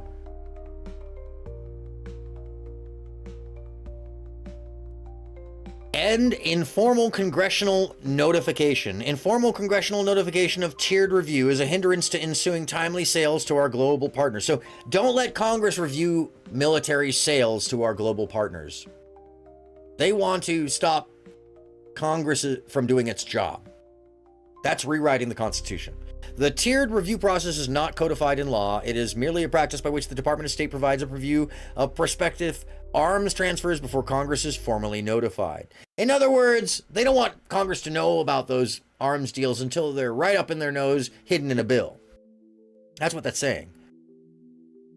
Use the tiered review process only when unanimous congressional support is guaranteed in order to eliminate the weaponization by select. In other words, only send it when we know we can absolutely control Congress. By select members of Congress that has prevented billions of dollars of arms sales from moving into formal congressional notification. This sounds like it's trying to focus money into the pockets of one of their donors. Minimize barriers to collaboration. The high cost of developing advanced defense platforms requires the United States to collaborate with key allies to minimize waste, complement strengths, and some of, well, we have an industrial complex so that it's harder to spy. It's harder to get hold of our weapons and intelligence and IP. Decrease international traffic in arms regulations. Create opportunities to improve the health of the defense supply chain with opportunities for partners to and allies to contribute. Sounds decent, but not when you add decrease international traffic in arms regulations. And it's saying to facilitate trade with such allies as the United Kingdom, Canada, and Australia, but they don't need our weapons. They have no need for our weapons whatsoever. Australia bought a French... they don't buy our weapons. Reform the FMS contracting process. DoD personnel. Here is where it gets gnarly. The men and women of America's armed forces are the most critical component of our national defense strategy, but in recent years they have been overextended, undervalued, and insufficiently resourced. Their families help them carry the burden of service, but the assistance they receive is disproportionately less than the sacrifices they make. Young civilians who would thrive in a military environment are disenfranchised when educators and influencers discourage them from learning about military service and preparing them for the honor of wearing America's uniform. Yes, because you may have to give up your life while in service. It is a dangerous thing. The United States military is an extraordinary, and we live in a modern day where war should be mitigated. The United States military is an extraordinary institution, staffed by exceptional people who have defended our nation and changed the course of history. But the Biden administration, through word and deed, has treated the armed forces as just another place to work. Recruiting was the worst in 2022, that it has been 2 generations and expected to be even worse in 2023. Some of the problems are self-inflicted and ongoing. The recruiting problem is not service-specific. It affects the entire joint force. Appoint a special assistant to the president who will maintain liaison with Congress, DoD, and all other interested parties on the recruiting issue. Improve recruiting by suspending the use of recently introduced MHS Genesis systems that uses private medical records or potential recruits at military entrance processing stations, creating unnecessary delays. And in other words, don't reject the ones with health and mental issues. Take them all. Improve military recruiters' access to secondary schools, and so send more military recruiters into high schools.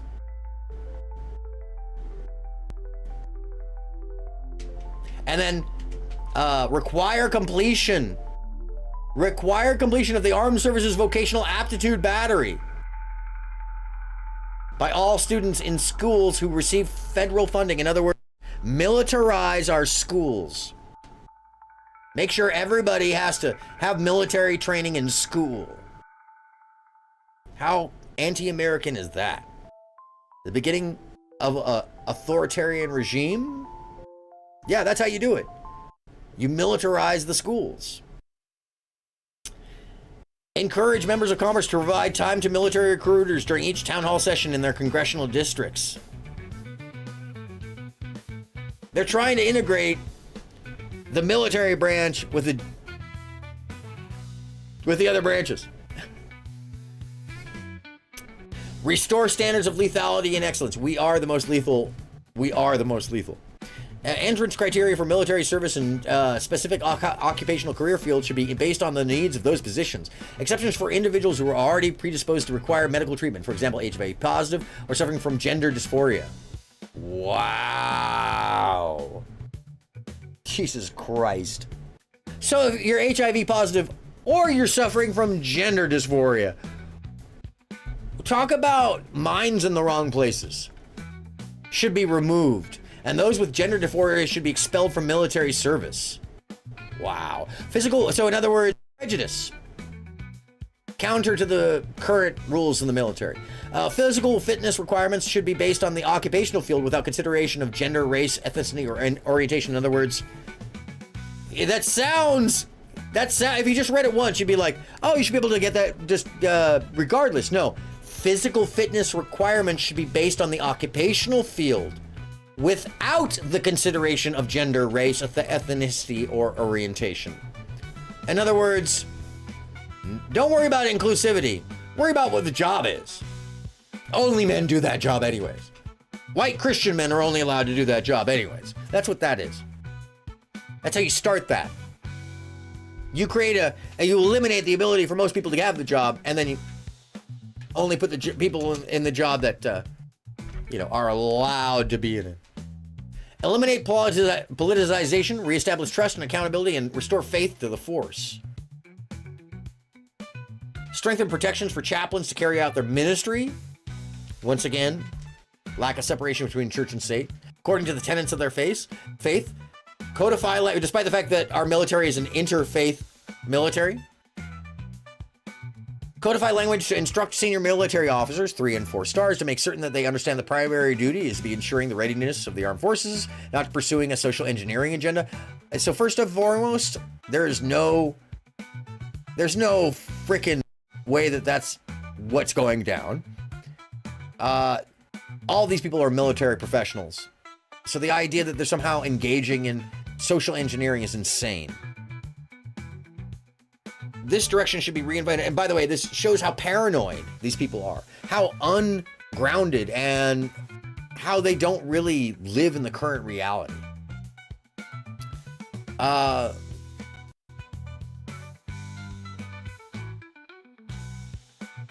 The direction should be reinforced, but during the Senate confirmation process, orders and directions motivated by purely partisan motives should be identified as threats to readiness. Okay, so first off, they take an oath to the Constitution, and any other oath is a dereliction thereof. And all this idea of orders and direction motivated by purely partisan, and who decides whether it's partisan or not? This sounds like McCarthyism. A panel of the not elite elites gonna tell us, is there gonna be a military tribunal for something like this? What? Reinstate service members to active duty who were discharged for not receiving the COVID vaccine. Put people back in who couldn't take orders. Yeah, that's great for the military. Restore their appropriate rank and provide back pay. So, eliminate Marxist indoctrination and divisive critical race theory programs and abolish. That's not in the military. And abolish newly established diversity, equity, and inclusion offices and staff. Eliminate Marxist indoctrination and divisive critical race theory. So what they're saying is they're using Marxist indoctrination in place of democratic values. Democratic American values are not Marxist indoctrination. And how dare they use that language to describe it as such? It is the greatest gaslighting I've ever seen. It is deplorable in the highest sense of the word, and so cynical and so untruthful. These people are fucking traitors just for writing this shit, frankly. And you heard me right. Traitors. Use that word liberally for these people. Tell them they don't belong in our country because their standards and expectations of our country don't match what our country is. They want to abolish newly, let me put this in big. They want to abolish, and you know what? Can I clip myself here? Holy shit. Oh, I can't clip myself. It won't let me clip. Damn, someone clip me. They want to abolish newly established diversity, equity, inclusion, offices, and staff. I guess I can't clip this until afterwards.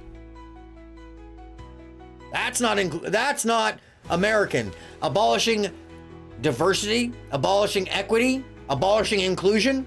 That, my friends, is what this country is about. And our military needs to resemble that in every way, shape, and form. Restrict the use of social media solely for the purposes of recruitment and discipline. Any armed service personnel uses an official command channel to engage with civilian critics. They want to curtail the First Amendment for military personnel. It's counter to what their idea was earlier. They don't even know what their own ideology is. It's a lot of this stuff is just contrary to even their own belief systems. Audit the course offerings at military academies to remove Marxist indoctrination. This is covert language to say they want to remove any democratic ideas, any democracy ideas, any anti-fascist ideas. This is horrifying. Reverse policies that allow transgender individuals to serve in the military.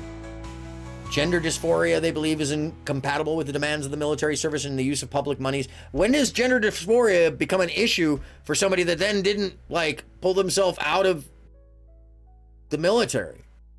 And those that continue to serve don't have the dysphoria.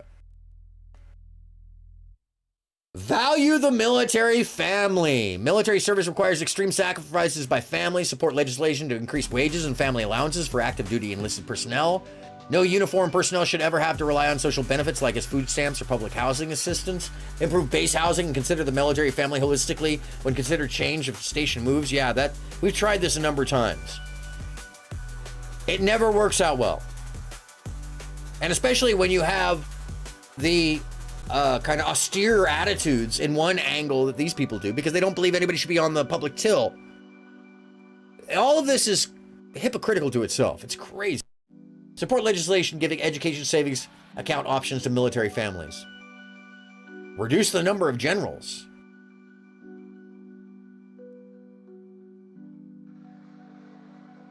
The number of 0 to 6 to 0 to 9 officers is at an all-time high across the armed services. That's because so many people have gone to West Point, and having more generals is better because we have more leaders to choose from. You don't just get to be a general because you're liked. You get to be a general because of your accomplishments. And the actual battlefield experience of his, at an all-time high across the armed services above World War II levels. And the actual battlefield, that's because of our military is 5 times the size of World War II. And the actual battlefield experience of this officer corps is at an all-time low because we don't have wars due to the fact that our diplomacy is higher than our war making. The next president should limit the continued advancement of many of these existing cadres. So they want to stop people from going up in the military, but they want to pull more people in. So they want to make more people grunts. Many of whom have been advanced by prior administrations for reasons other than their fighting prowess. Because it's not all about war. Actually, the majority of it is about avoiding war. Now, this is where it gets wild. The DIE accounts for the bulk of the intelligence community's personnel and a significant portion of its budget. Of the IC's I-7 elements, 8 are within the DoD, 2 are independent, and 7 belong to various other department agencies. Overall, the DoD provides 86% of the personnel who conduct intelligence activities, both military and civilian. And what do they want to do? Improve the intelligence process. Well, first off, you've got to prove to us that you have enough intelligence to improve that process. Defense intelligence assets have been committed to the prosecution of operational campaigns since September 11th, 2001 at the expense of our strategic objectives. So, by the way, this was a conservative action back then. So the conservatives saying that their action was not what they wanted? At the expense of our strategic objectives, and this has led to increased risk. Further, the DIE has evolved into a customer-based model, with the DIE I see trying to be supportive of policy direction at the expense of analytical integrity. They're talking about our intelligence, and that's not true. Those people are independent workers and the smartest of the smart. Establish unbiased intelligence reporting from the DIE. I see senior leaders. As the leader of the DIE, the Undersecretary of Defense for Intelligence and Security should provide a top-line dissenting, that's already, or clarify, so you should provide a dissenting view as needed. Well, that's for in-case reviews within department, not for outside departments. So, are they trying to proliferate access to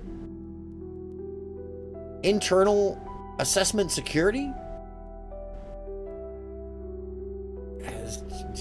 That's insane. Align collection and analysis with vital and national interests, countering China and Russia. See that now there's Russia, but you notice before they weren't mentioning Russia. So this seems like something that they left in. Establish an effective global federated intelligence framework with allies and partners and our combatant commands. Like, we don't have that now? We have one of the most complex networks of spies on the planet. Establish and sustain feedback loops to provide insight and direction for continuous improvement and accountability. These are things that exist. This is one we should be concerned about because this language is so nebulous. Remove policy obstacles that impede available technical solutions and tailored approaches in order to preclude corruption at the point of collection. So, change the way that we review the information. To what? Not the practiced, proven methods? To something new that you guys invent? Develop statistical discrimination. This sounds like North Korea's stuff. Develop statistical discrimination techniques based on relative value to deal with the volume and velocity of available data and information with a rivalry. See, this is just like, oh, we're going to reinvent the wheel. Expand the integration of intelligence activities. Create an improved cyber defense and capability. Was reevaluate the dual hat structure between the national security and the U.S. Cyber Command? No, you shouldn't. They're two different fields. Resurrect economic analysis capability to improve our ability to counter Chinese whole of government strategies that combine security with predatory economic objectives. And what about Russia in that factor? Resurrect critical thinking to provide true strategic intelligence that will enable the U.S. to counter global adversaries and emerging technologies. What this really says is ignore what Russia's doing, but pay way closer attention to China. We should make everything one big organization. Rebuild human intelligence and counterintelligence and improve their integration with defensive and offensive cyber operations. The organizations constantly do this.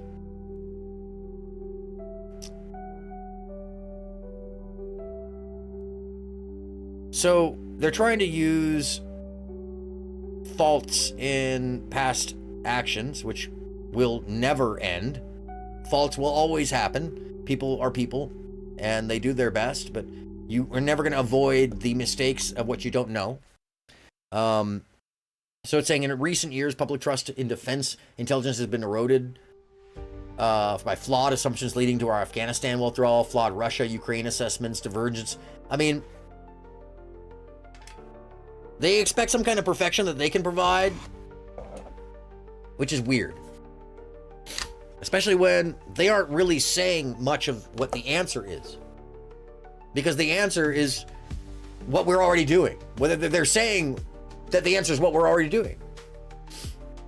A lot of these processes that they're describing too is counter to the current system of how these managerial structures work. Eliminate peripheral intelligence obligations that do not advance military readiness. In other words, don't help our friends and allies with intelligence. In 2019, following the catastrophic 2015 data breach of the U.S. Office of Personnel Management, the Defense Counterintelligence and Security Agency accepted transfer of the responsibility to conduct security clearance and suitability investigations for 95% of the U.S. government's civilian workforce. The decision, which grew out of an intention to deconstruct OPM, was wrong-headed on many levels and made the federal bureaucracy dependent on a new overlay of DoD bureaucracy, in a sense instilling DoD control of civilian managers. This function should be overturned to OPM except for military security. No, what it did is it put in a second layer of better credibility.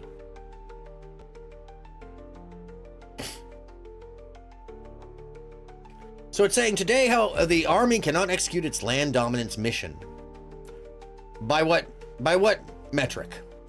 The U.S. Army is at an inflection point that is marked by more than a decade of steadily eroding budgets and diluted buying power. And as if we aren't the largest, we aren't the wealthiest, we aren't the most powerful military on the planet.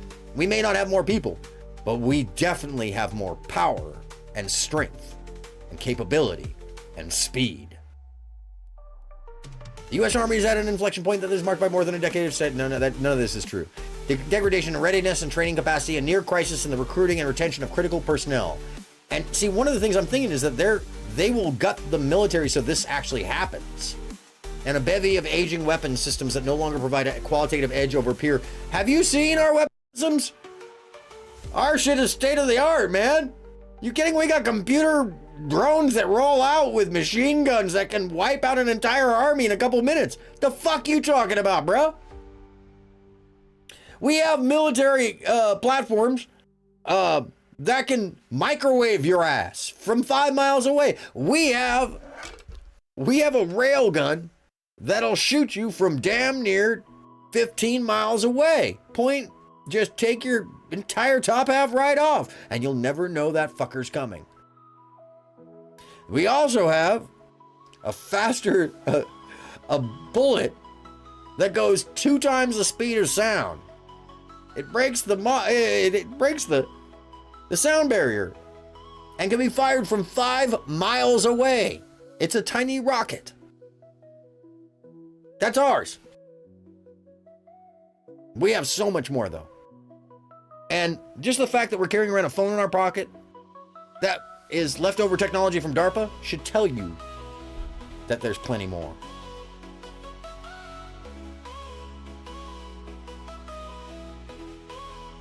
So they're very hung up on Afghanistan, despite the fact that we pulled out. And Ukraine, they want us to get out of Ukraine. So the reason that the Army has decreased and its budget has decreased is because it doesn't need as much money. In fact, the Army turned down a number of provisions some years ago. We are the world's preeminent land power. Adding more money to it won't change that. So, Army modernization priorities, long-range precision fires, next-generation combat vehicles, that's already being done, future vertical lift, the Army network, like we don't already have that, the Army network air and missile defense, and soldier lethality to replace worn-out and outdated combat. So notice they keep mentioning the Army, the Army, Army. Well, there's multiple disciplines in the military. The Navy, the Marines, the Air Force, the Space Force, and they're all mentioned in here, but they're all referred to under the Army. Which means that they want to establish one military control through one branch. At least that's what they're implying. Increase funding to improve Army training and operational readiness. That sounds good enough, but we already do that. Increase the Army, and it takes Congress to do that. Increase the Army force structure by 50,000 to handle 2 major regional contingencies simultaneously. This is the language, my friends, that I found very concerning. Increase the Army force structure by 50,000. I'm going to do the whole page. Okay. Well, at least let me highlight that, shall we? says increase the Army force structures by 50,000 to handle 2 major regional contingencies simultaneously. Reform recruiting efforts. The Army missed its 2022 recruitment goal. They already said that by 25% or 15,000 soldiers. I don't know if that's true or not. It could be that, oh yeah, we aren't fighting any wars. They want to make more bombs. Prioritize, by the way, we make weapons as we need. Increase the level of joint forces training, synchronization, and coordination focused on logistics. Once again, that's amalgamate the military. Prepare to deploy forces from degraded US-based transportation infrastructure that is comprised by opposing forces. Prepare to deploy forces from degraded US-based transportation infrastructure that is compromised by opposing forces. What does this exactly mean here? Prepare to deploy forces from degraded US-based transportation infrastructure to prepare to send military out from US-based infrastructure that's degraded and that is compromised by opposing force, meaning get ready to fight with our own military that doesn't want to leave where they're at. What? I'm not sure what that's even saying. It sounds like jargon, just nonsense. Transform Army culture and training. Yeah, this is where we get. The Army can no longer serve as the nation's social testing ground. A Army that is focused again on its core warfighting mission and empowered with its tools, resources, and authorities it needs to accomplish that mission must be the next administration's highest defense priority. Stop using Army as a test bed for social evolution. That's what it's saying. What does that have to do with the Army's efficacy? Misusing the Army in this way detracts from its core purpose while doing little to reshape the American social structure. Inclusion.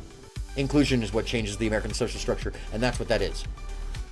The Army no longer reflects the national demographics. Yes, it does. It absolutely reflects the national demographics that it did before 1974. Yeah, well, the demographics have changed in the last 50 years, bruh. Demand accountability in senior leaders to reverse the decline in public service from... What does that even mean? To reestablish the experiential base for the planning, execution, and leadership of Army formations, large-scale Army formations? We already have an Army formation. What, do you want to start other armies? Currently, there are no general or field-grade officers who served as planners or commanders against a near-peer adversary in combat. What the fuck does that mean? Near-peer, that refers to people in our own surroundings. They're looking for officers who are ready to fight with their own people, reestablish the experiential base for the planning, execution, and leadership of Army formations in large-scale operations. Why would you need a large-scale operation if we're not going to war, if we don't have war? There are no general or field-grade officers who served as planners or commanders against a near-peer adversary in combat. It's because we don't fight wars with them. It would be a nuclear interaction. Examine the logic of emerging Army concepts about employing massed long-range fires and effects. Oh my God. Restudy all the things that we do now as experts.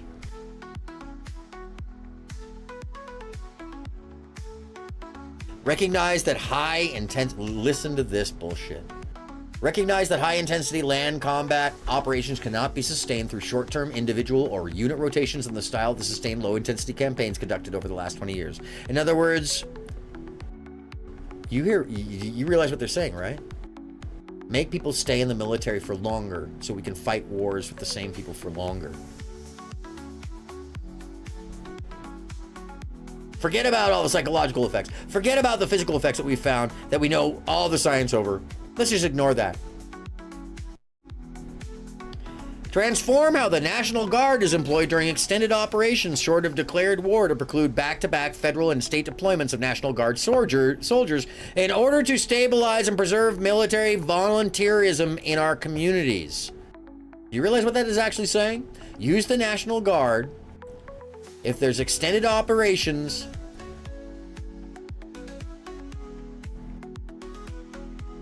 in order to stabilize and preserve military volunteerism in our communities. Use the National Guard to create volunteerism for the military. Yeah, that reads pretty fucking gnarly. It reads like they're going to get National Guard to indoctrinate people.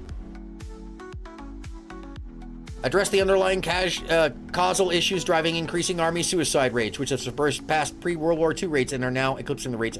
Now that is true, but maybe it's the constant fucking excursions. Maybe it's all of the pressure. Maybe it's the amount of time they spend in the battlefield that you want them to spend more time in. So it goes through the Navy wishes, and it basically says the same thing about integration. So let's get to their stuff about what affects you and I in a general basis. And it takes us up to, I think it's about page 201 here of 920, which, trust me, we are Department of Homeland Security. U.S. Customs and Border Protection should be combined with immigration and customs enforcement. That would absolutely tax all those agencies in the most horrendous ways. They are totally different agencies. U.S. Citizenship and Immigration Services, the Department of Health and Human Services, and Office of Refugee Settlement, and the Department of Justice, Executive Office for Immigration Review, and the Office of Immigration Litigation, all into one standalone border and immigration agency. Meaning that whoever controls that agency can control the borders. And it'd make it more than 100,000 employees. They're talking about, oh, the bloat and the large, unwieldy organizations. And they keep describing amalgamating these organizations into bigger messes. The Cybersecurity and Infrastructure Security Agency to be moved to the Department of Transportation. The fuck? Cybersecurity to be moved to the Department of Transportation? Why? That's a DOD thing. Federal Emergency Management Agency to be moved to the Department of the Interior. So when I was saying earlier that this is a wholesale redesign, a wholesale revamp of our federal government without congressional oversight, without the okay of you and I, the voting public, because most people who are voting for the person who's going to be representing this would be voting for the Republican platform and not this one. So they're going to bait and switch that voting public. And we need to spread this word because this is the plan they want to engage in. And that's fucking frightening. The Federal Emergency Management Agency to be moved to the Department of... the Coast Guard to be moved to the DOJ. And in time of full-scale war, to the Department of the Defense. Well, it already goes to the Defense in war. So alternatively, USCG should be moved to DOD for all purposes. No. No. They have more roles than just military. The U.S. Secret Service... Excuse me. The U.S. Secret Service to be divided in two, with the protective element moved to the DOJ and the financial enforcement element moved to the Department of the Treasury. So what's interesting here is they want that separated because the DOJ is under the auspices of the White House in their plan. So the president would be able to control the Secret Service, which he cannot now. The Secret Service is an advisory and can shut the president down and take away a lot of the privilege of the presidency as a matter of their authority over the office of the president, because the president isn't a king. He is the office. He is the representative taking care of the space for us. He's not the end-all be-all, despite what, some people may say. Science Technology moved to DOD, which would be out of DARPA, and Office of Countering Weapons. And why would they do these specific readjustments? Because this plays into some kind of plan that they would utilize all of these departments to maintain control of the government, even if those of us who were against this had to fight back. So all the remaining supporting components would be dismantled because of their functions already exist in the moving components, as well as the receiving departments. So they're saying that, we're moving this all together, and anything else that's not accounted for, we'll just cut it out. It just will stop existing, which would basically gut our intelligence services and our national security and would relinquish it to organizations that are meant to watch international security. Department of Homeland Security protects the American homeland and prepares for terrorism and other hazards. Department of Homeland Security was created in the aftermath of terrorist attacks. So, to truly secure the homeland, a conservative administration needs to return the department to the right mission, the right size, and the right budget. This would include reorganizing the department and shifting significant resources away from several supporting components to the essential operational components, prioritizing border security and immigration enforcement, including detention and deportation. It is critical if we are to regain control of the border, repair the historic damage done by the Biden administration. Well, isn't it the Obama administration that you guys did the historic damage? Originally? To make up your fucking mind. The Cybersecurity and Infrastructure Security Agency and DHS component that the left has weaponized to censor speech. What? And affect elections at the expense of securing the cyber domain and critical infrastructure, which are the threat ending. Okay, so this is really where it starts to read like crazy people. They're conflating things that have nothing to do with one another. A conservative, but in the dog whistling and in the lore, they think it does. Secure and control the border, thoroughly enforce immigration laws, correctly and efficiently adjudicate immigration benefit applications while rejecting fraudulent claims. In other words, reject all the claims, but call them fraudulent. Secure the cyber domain and collaborate with critical infrastructure sectors to maintain their security. Provide states and localities with limited federal emergency responses and prepare with a limited federal. So put the burden on the states and take away the money for the thing that we want to support. Secure our coast and economic zones. How? With what? Protect political leaders, their families, and visiting heads of state. Yeah, well, that's already... Once again, this is the language of, oh, we're going to reinvent the wheel. Okay, so... Clearer, more durable, and political-only line of succession. Based on previous experience, the department needs legislation to establish a more durable but politically oriented line of succession for agency decision-making purposes. First off, those agencies are non-political. The whole point is to have people in those agencies who are worried about the well-being of everybody and not just those who fit with their ideology. The ideal sequence for the line of succession is certainly debatable, except that in circumstances where career employees hold a leadership position in the department, that position should be deemed vacant for line of succession purposes, and the next eligible political appointee in the sequence should assume acting authority. In other words, even if they were to go out of power, they're trying to put rules in that say that whoever the appointee was that was put in next needs to take that position, no matter what. Further, individuals wielding acting secretary authority should have explicit authority to finalize agency actions, including regulations, to ensure the department's homeland security mission is fulfilled, except for the fact that that's Congress's job. So they're trying to usurp Congress in this case. Soft closure of unnecessary offices, pending a possible presidential decision to shrink or eliminate DHS. Eliminate DHS itself. The next administration will still have the obligation to protect the homeland as required by law. Yeah. That's one of the first jobs. The secretary, therefore, can and should use his or her inherent discretionary leadership authority to soft close ineffective and problematic corners of the department. This is a purging of a system they don't like. Restructuring and redistribution of career personnel to strengthen political decision-making and ensure the taxpayer dollars are being used legally and efficiently. The secretary should make major changes in the distribution of career personnel throughout the department.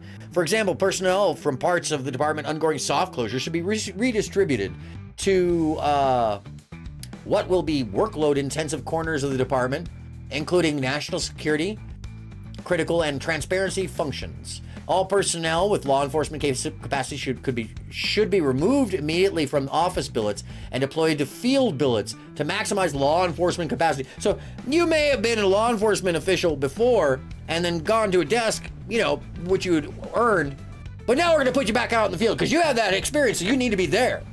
They are caste systeming this process. The next administration should take steps to restore lawfulness and integrity to the department's massive regime of federal grant programs, most of which are managed and distributed by the Federal Emergency Management Agency. The Secretary should direct FEMA to ensure that all FEMA-issued grants funding the states, localities, and private organizations is going to recipients who are lawful actors, can demonstrate that they are in compliance with federal law, and can show that their mission and action support the broader Homeland Security mission. That's what it already does when you are in the bidding process.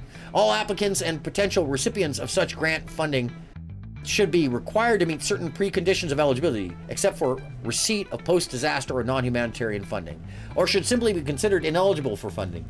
Such preconditions should include at least the following: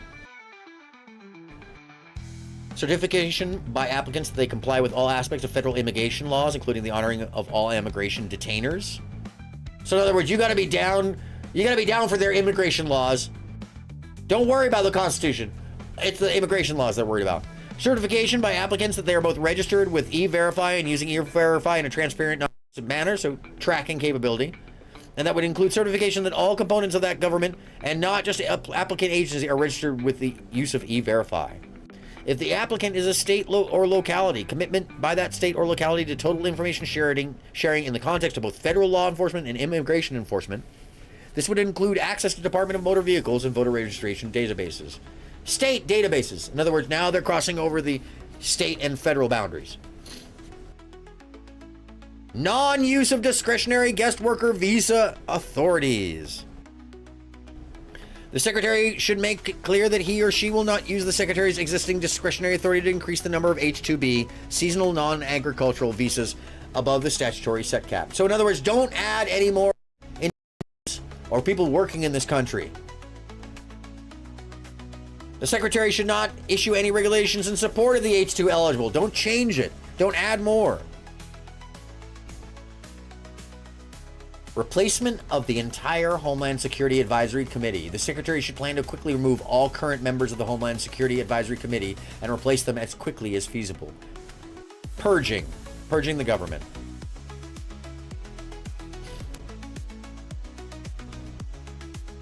If all immigration agencies are not merged, including USCIS and ORR, then an appropriate third alternative would be to consolidate ICE and CBP to form a combined border security and immigration agency.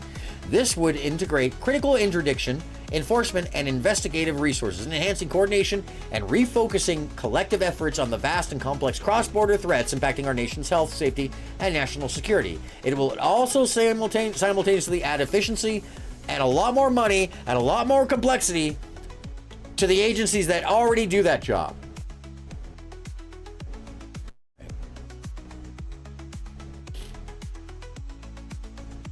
Let's get to... Basically what they want to do is get rid of all the immigration. Since January 2021, USCIS's priorities have been misaligned, and this has transformed into an open borders agency, ignoring the critical role that it plays, and even though the borders have been closed off for quite some time, and it's harder to become an American citizen now and for the past 10 years than it ever has been. Ignoring the critical role that it plays in national security, public safety, and safeguarding the integrity of our immigration systems, USCIS should be returned to operating as a screening and vetting agency.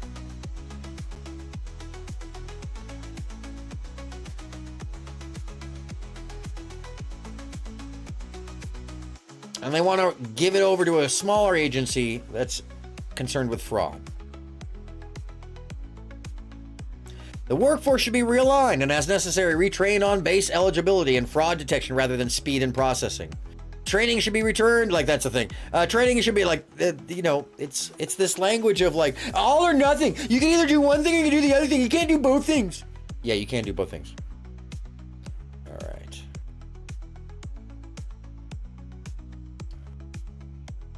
Improve the integrity of temporary work visa programs. Repeal temporary protected status designations. Permanently authorize and make mandatory E-Verify and end parole abuse by legislating specific parole standards. Things that don't have anything to do with one another and are so rare in these cases.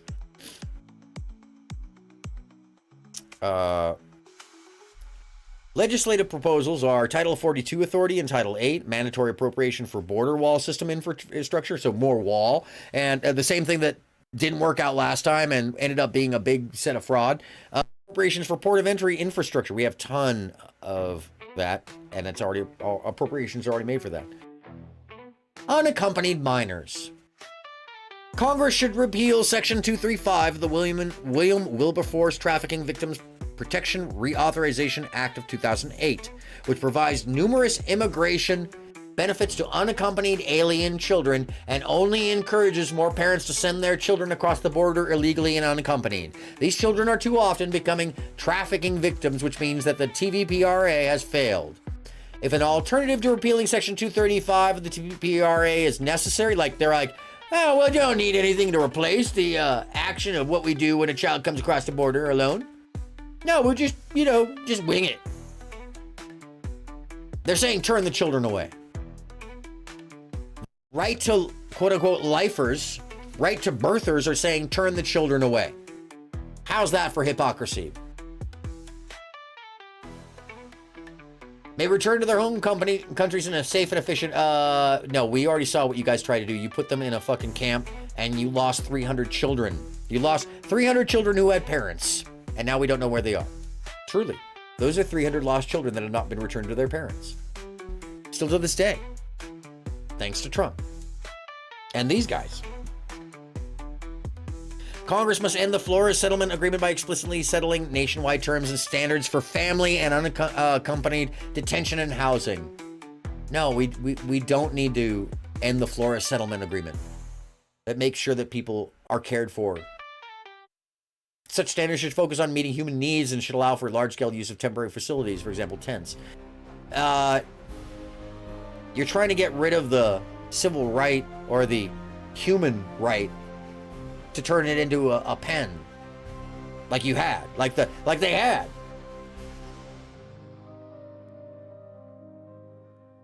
Congress should amend the Homeland Security Act and portions of the TVPRA to move detention of alien children expressly from the Department of Health and Human Services to DHS.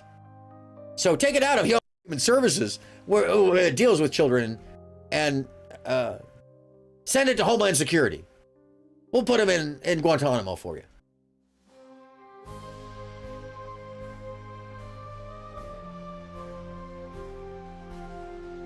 The standard for a credible fear of persecution should be raised for asylum reform and aligned to the standard for asylum. It should be account specifically for credible determinations that are key elements. How it's ridiculous.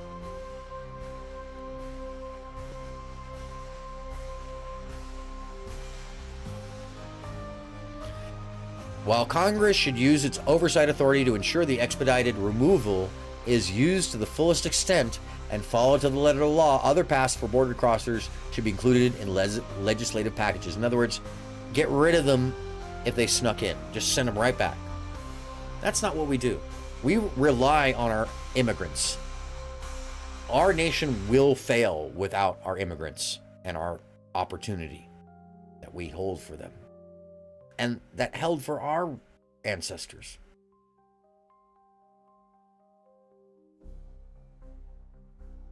Congress should reassert control of employment authorization, once again ignoring states' rights, which is subject to rampant regulatory abuse and limit to certain categories of legal immigration and non-immigrants. Congress should also permanently authorize E-Verify and make it mandatory. They have this thing about E-Verify because why? It's face tracking. Congress should unequivocally authorize state and local enforcement to participate in immigration and border security actions in compliance with Arizona versus United States, except that is not a federally mandated law, that it was not adjudicated by the Supreme Court. Congress should require compliance with immigration detainers to the maximum extent consistent with the 10th Amendment and set financial disincentives for jurisdictions. In other words, people that are coming to the country who want opportunity, just prosecute them if they don't have the right paperwork and make that paperwork impossible to get. Prosecutorial discretion. Congress should restrict the authority for prosecutorial discretion to eliminate it as a catch-all excuse for limiting immigration enforcement. In other words, you should let people prosecute them. Mandatory detention. Congress should eliminate ambiguous discretionary language in Title 8 that aliens may be detained and clarify that aliens shall be detained. See, this is the thing is, no, they want people to be in prisons. They want an authoritarian state.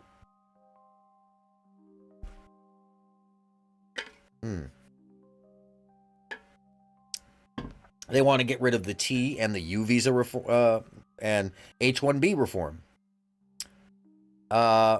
They're basically H-1B allows for anything from musicians to scientists to guest lecturers to you name it to come over to the U.S. and work for a short period of time. And just like other countries allow us to go work elsewhere. You have to have a visa to work with a band in a foreign country. You're not working in that country. Well, you're not working for that country. You're not working for a company in that country. You're still Americans working, but you're working overseas. Same as them.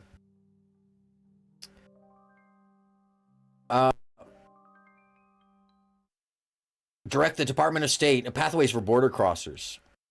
Department of State and Department of Homeland Security to reinstate asylum cooperative agreements with Northern Triangle countries immediately.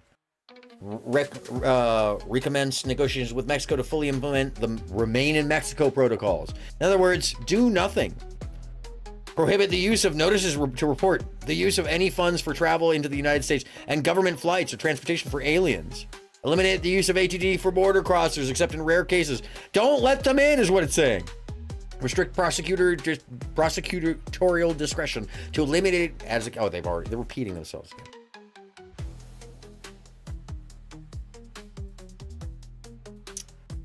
Averting or curtailing. This is all the xenophobia stuff. Okay, let's get to the family.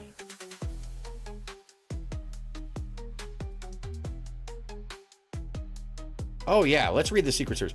Needed reforms. And let's look at the new policy.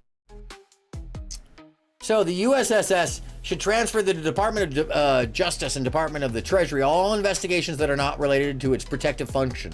It should begin the logistical operations of closing all field offices throughout the country and internationally to the extent they are not taken over by Treasury or Justice. USSS agencies stationed outside of Washington, D.C. should be transferred to work in immigration and customs enforcement field offices where they would continue to be the boots on the ground to follow up on threat report throughout the country and liaise with the local law enforcement. They wanted to get rid of the Secret Service. Unless it's protecting the president.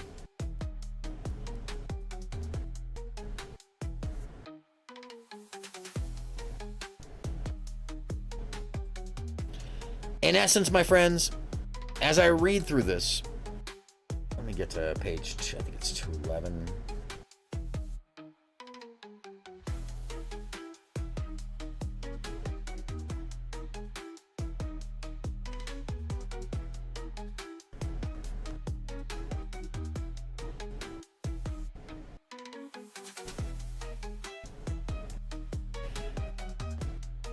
So, one of the things, counter the further of terrorism. African country-based terrorist groups like Boko Haram may currently lack the capability to attack the United States, but at least some of them would eventually try if allowed. These are the kind of things that they're worried about, stuff that we don't worry about. American foreign policy has long benefited from cooperation with the countries of Europe, and any conservative administration should build on this resource. Yet, the transatlantic relationship is complex with security, trade, and political dimensions. First, the Europe, Eurasia, and Russia region is made up of relatively wealthy and technologically advanced societies. The new administration will also want to encourage nations to exceed the pledge of 2% of gross domestic product towards defense by NATO.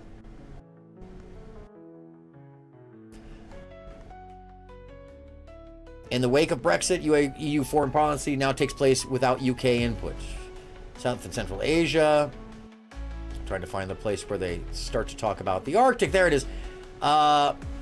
They want to do what everybody in the mid-20th century agreed to not do, which is start to make space in Antarctica and in the Arctic. And it basically says they need to take more space because of their fear of China declaring itself a near-Arctic state.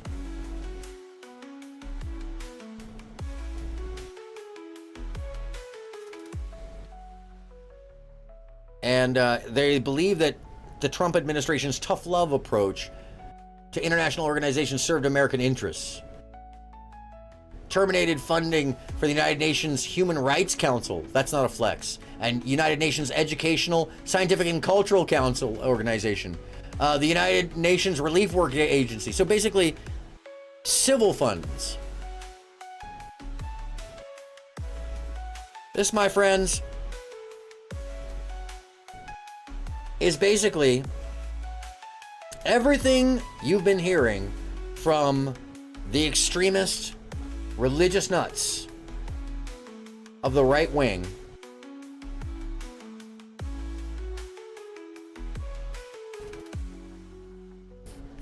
for some time now. And I'm gonna, oops. Oh, something happened to the website, sorry. Just restarted here.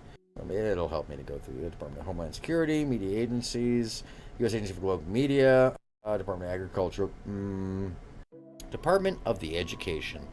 Let's look at that, and that's a telling thing. 319.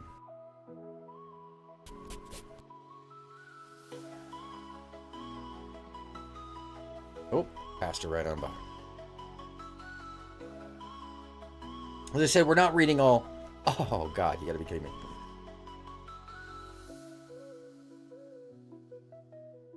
Let's see, I'll just type it.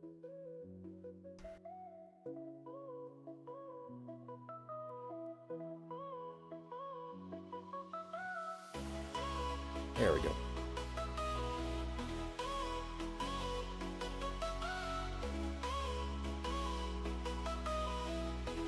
Oh.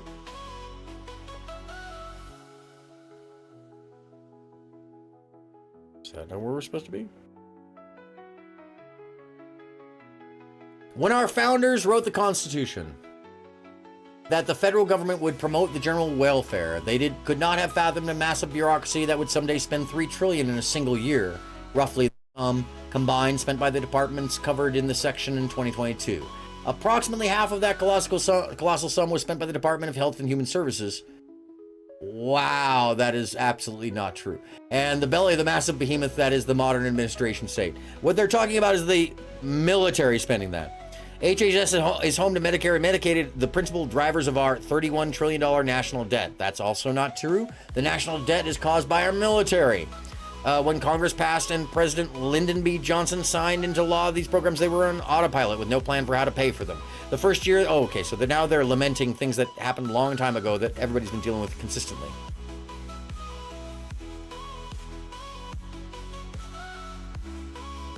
Along with President Joe Biden for the irrational, destructive of un-American mask and vaccine mandates.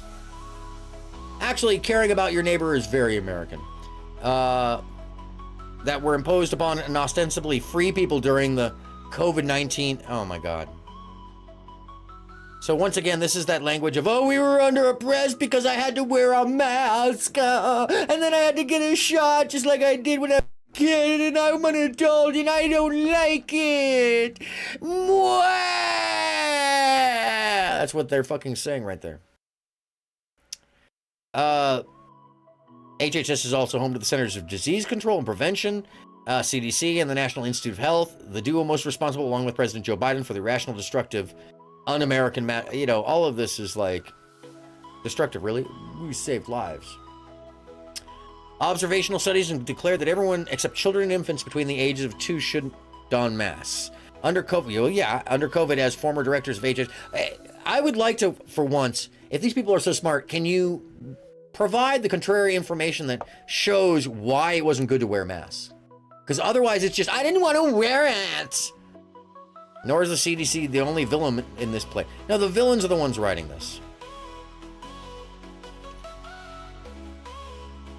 In any case, my friends, what I've been reading to you, what I've skimmed through, I'm currently on 319 of 930 pages of revising the entirety, ground up, of our full government and how it functions. This is not normal. This is an extremist plan manifesto by extreme right-wing religious zealots who believe that they can pull a fast one over on their own constituents by swapping the Republican platform with this one. And this intends to bring on an age we haven't seen since before World War I. An age of divisiveness, poverty, abuse of power, authoritarianism, the likes of which America has never seen. And it's up to us to stand up verbally, vocally, and in our actions against all of this. If you're a real patriot, you believe in the Constitution and the actions thereof, and we have a separation of church and state. We have a belief that all people belong here because we are the country of the amalgamated. We are the country of the huddled mass. We are those who have had the opportunity and will pass it on to those who need it in the future. Because we are the American people. The United States of America stands for liberty. It stands for justice. It stands for freedom. It stands for the freedom of belief. What it does not stand for is freedom for just some. And that's what this piece of trash, treasonous, traitorous piece of trash is what this is. It's counter to the American system. It's anti-American and should be considered an act of traitorous behavior. So remember that word and freely use it against these people. Their names are at the beginning of the writing. This bit of paper is at the top if you're interested. But my friends, this is a warning. These people intend to put this in action on day one if Trump becomes president, undermining our whole government and turning us upended. And what will this cause? A possible civil war, but more importantly, it'll create a vacuum where we're paying attention to ourselves and our adversaries will recognize that we aren't paying attention to them. And that is the most dangerous scenario. And if anything, I believe that that's what it's being concocted for. Because in the vacuum of power, a greater evil will always fill the void. And don't forget, anyone who's willing to sell you an idiocy will also sell you an atrocity. I'm aronmsound. This is the show known as Lookup. And I just want to remind you, when the bar gets really damn low and you see somebody heading straight for it, we only have one choice. And as Americans, the bar is coming in low for the whole of us. And we only have one damn choice. And I hope you know what that choice is. It's to help out our friends and neighbors and loved ones and fellow citizens. Raise our voice high and say without any uncertainty, look up! When you did approach her, what was the response?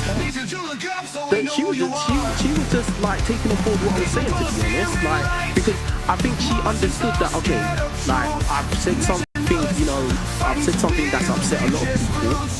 Everybody, oh my God, this is like 8 pounds. I don't know how I got here, but I know what I did to get here, Mike. When the bar gets too low, that's when it lets out, yells out, look up. Okay, it was an accident. Okay, it was an accident. Whatever. I think your mother's been trolling you your whole life, to be honest. Yeah, The missile is back, ain't no basement blower, smashing into presence with a wave of the hand. Look up, the world needs you to look up, so we know who you are.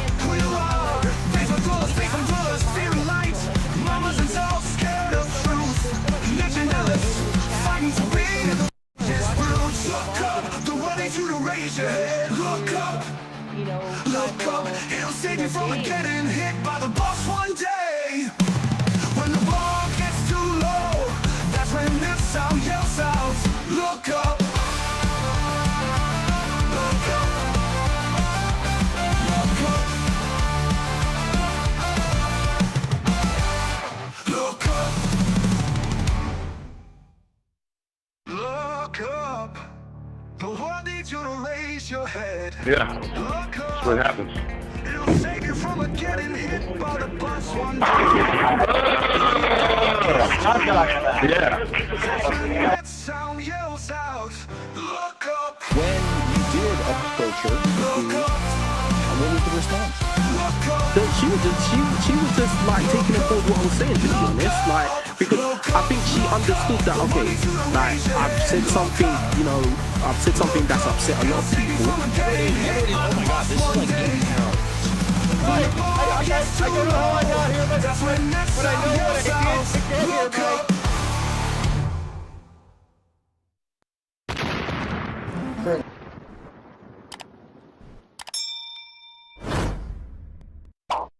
Thanks everybody for being here. I really do appreciate you. Keep your head up high and don't forget the American system, the American people. We are stronger than those weak-willed, weak-minded usurpers of our freedom, or those who would attempt to take our freedom. Be proud of our country. Be proud of your background. Be proud of those who will come. And we will fight for everything we believe in together. And most importantly, keep your head up. Look up.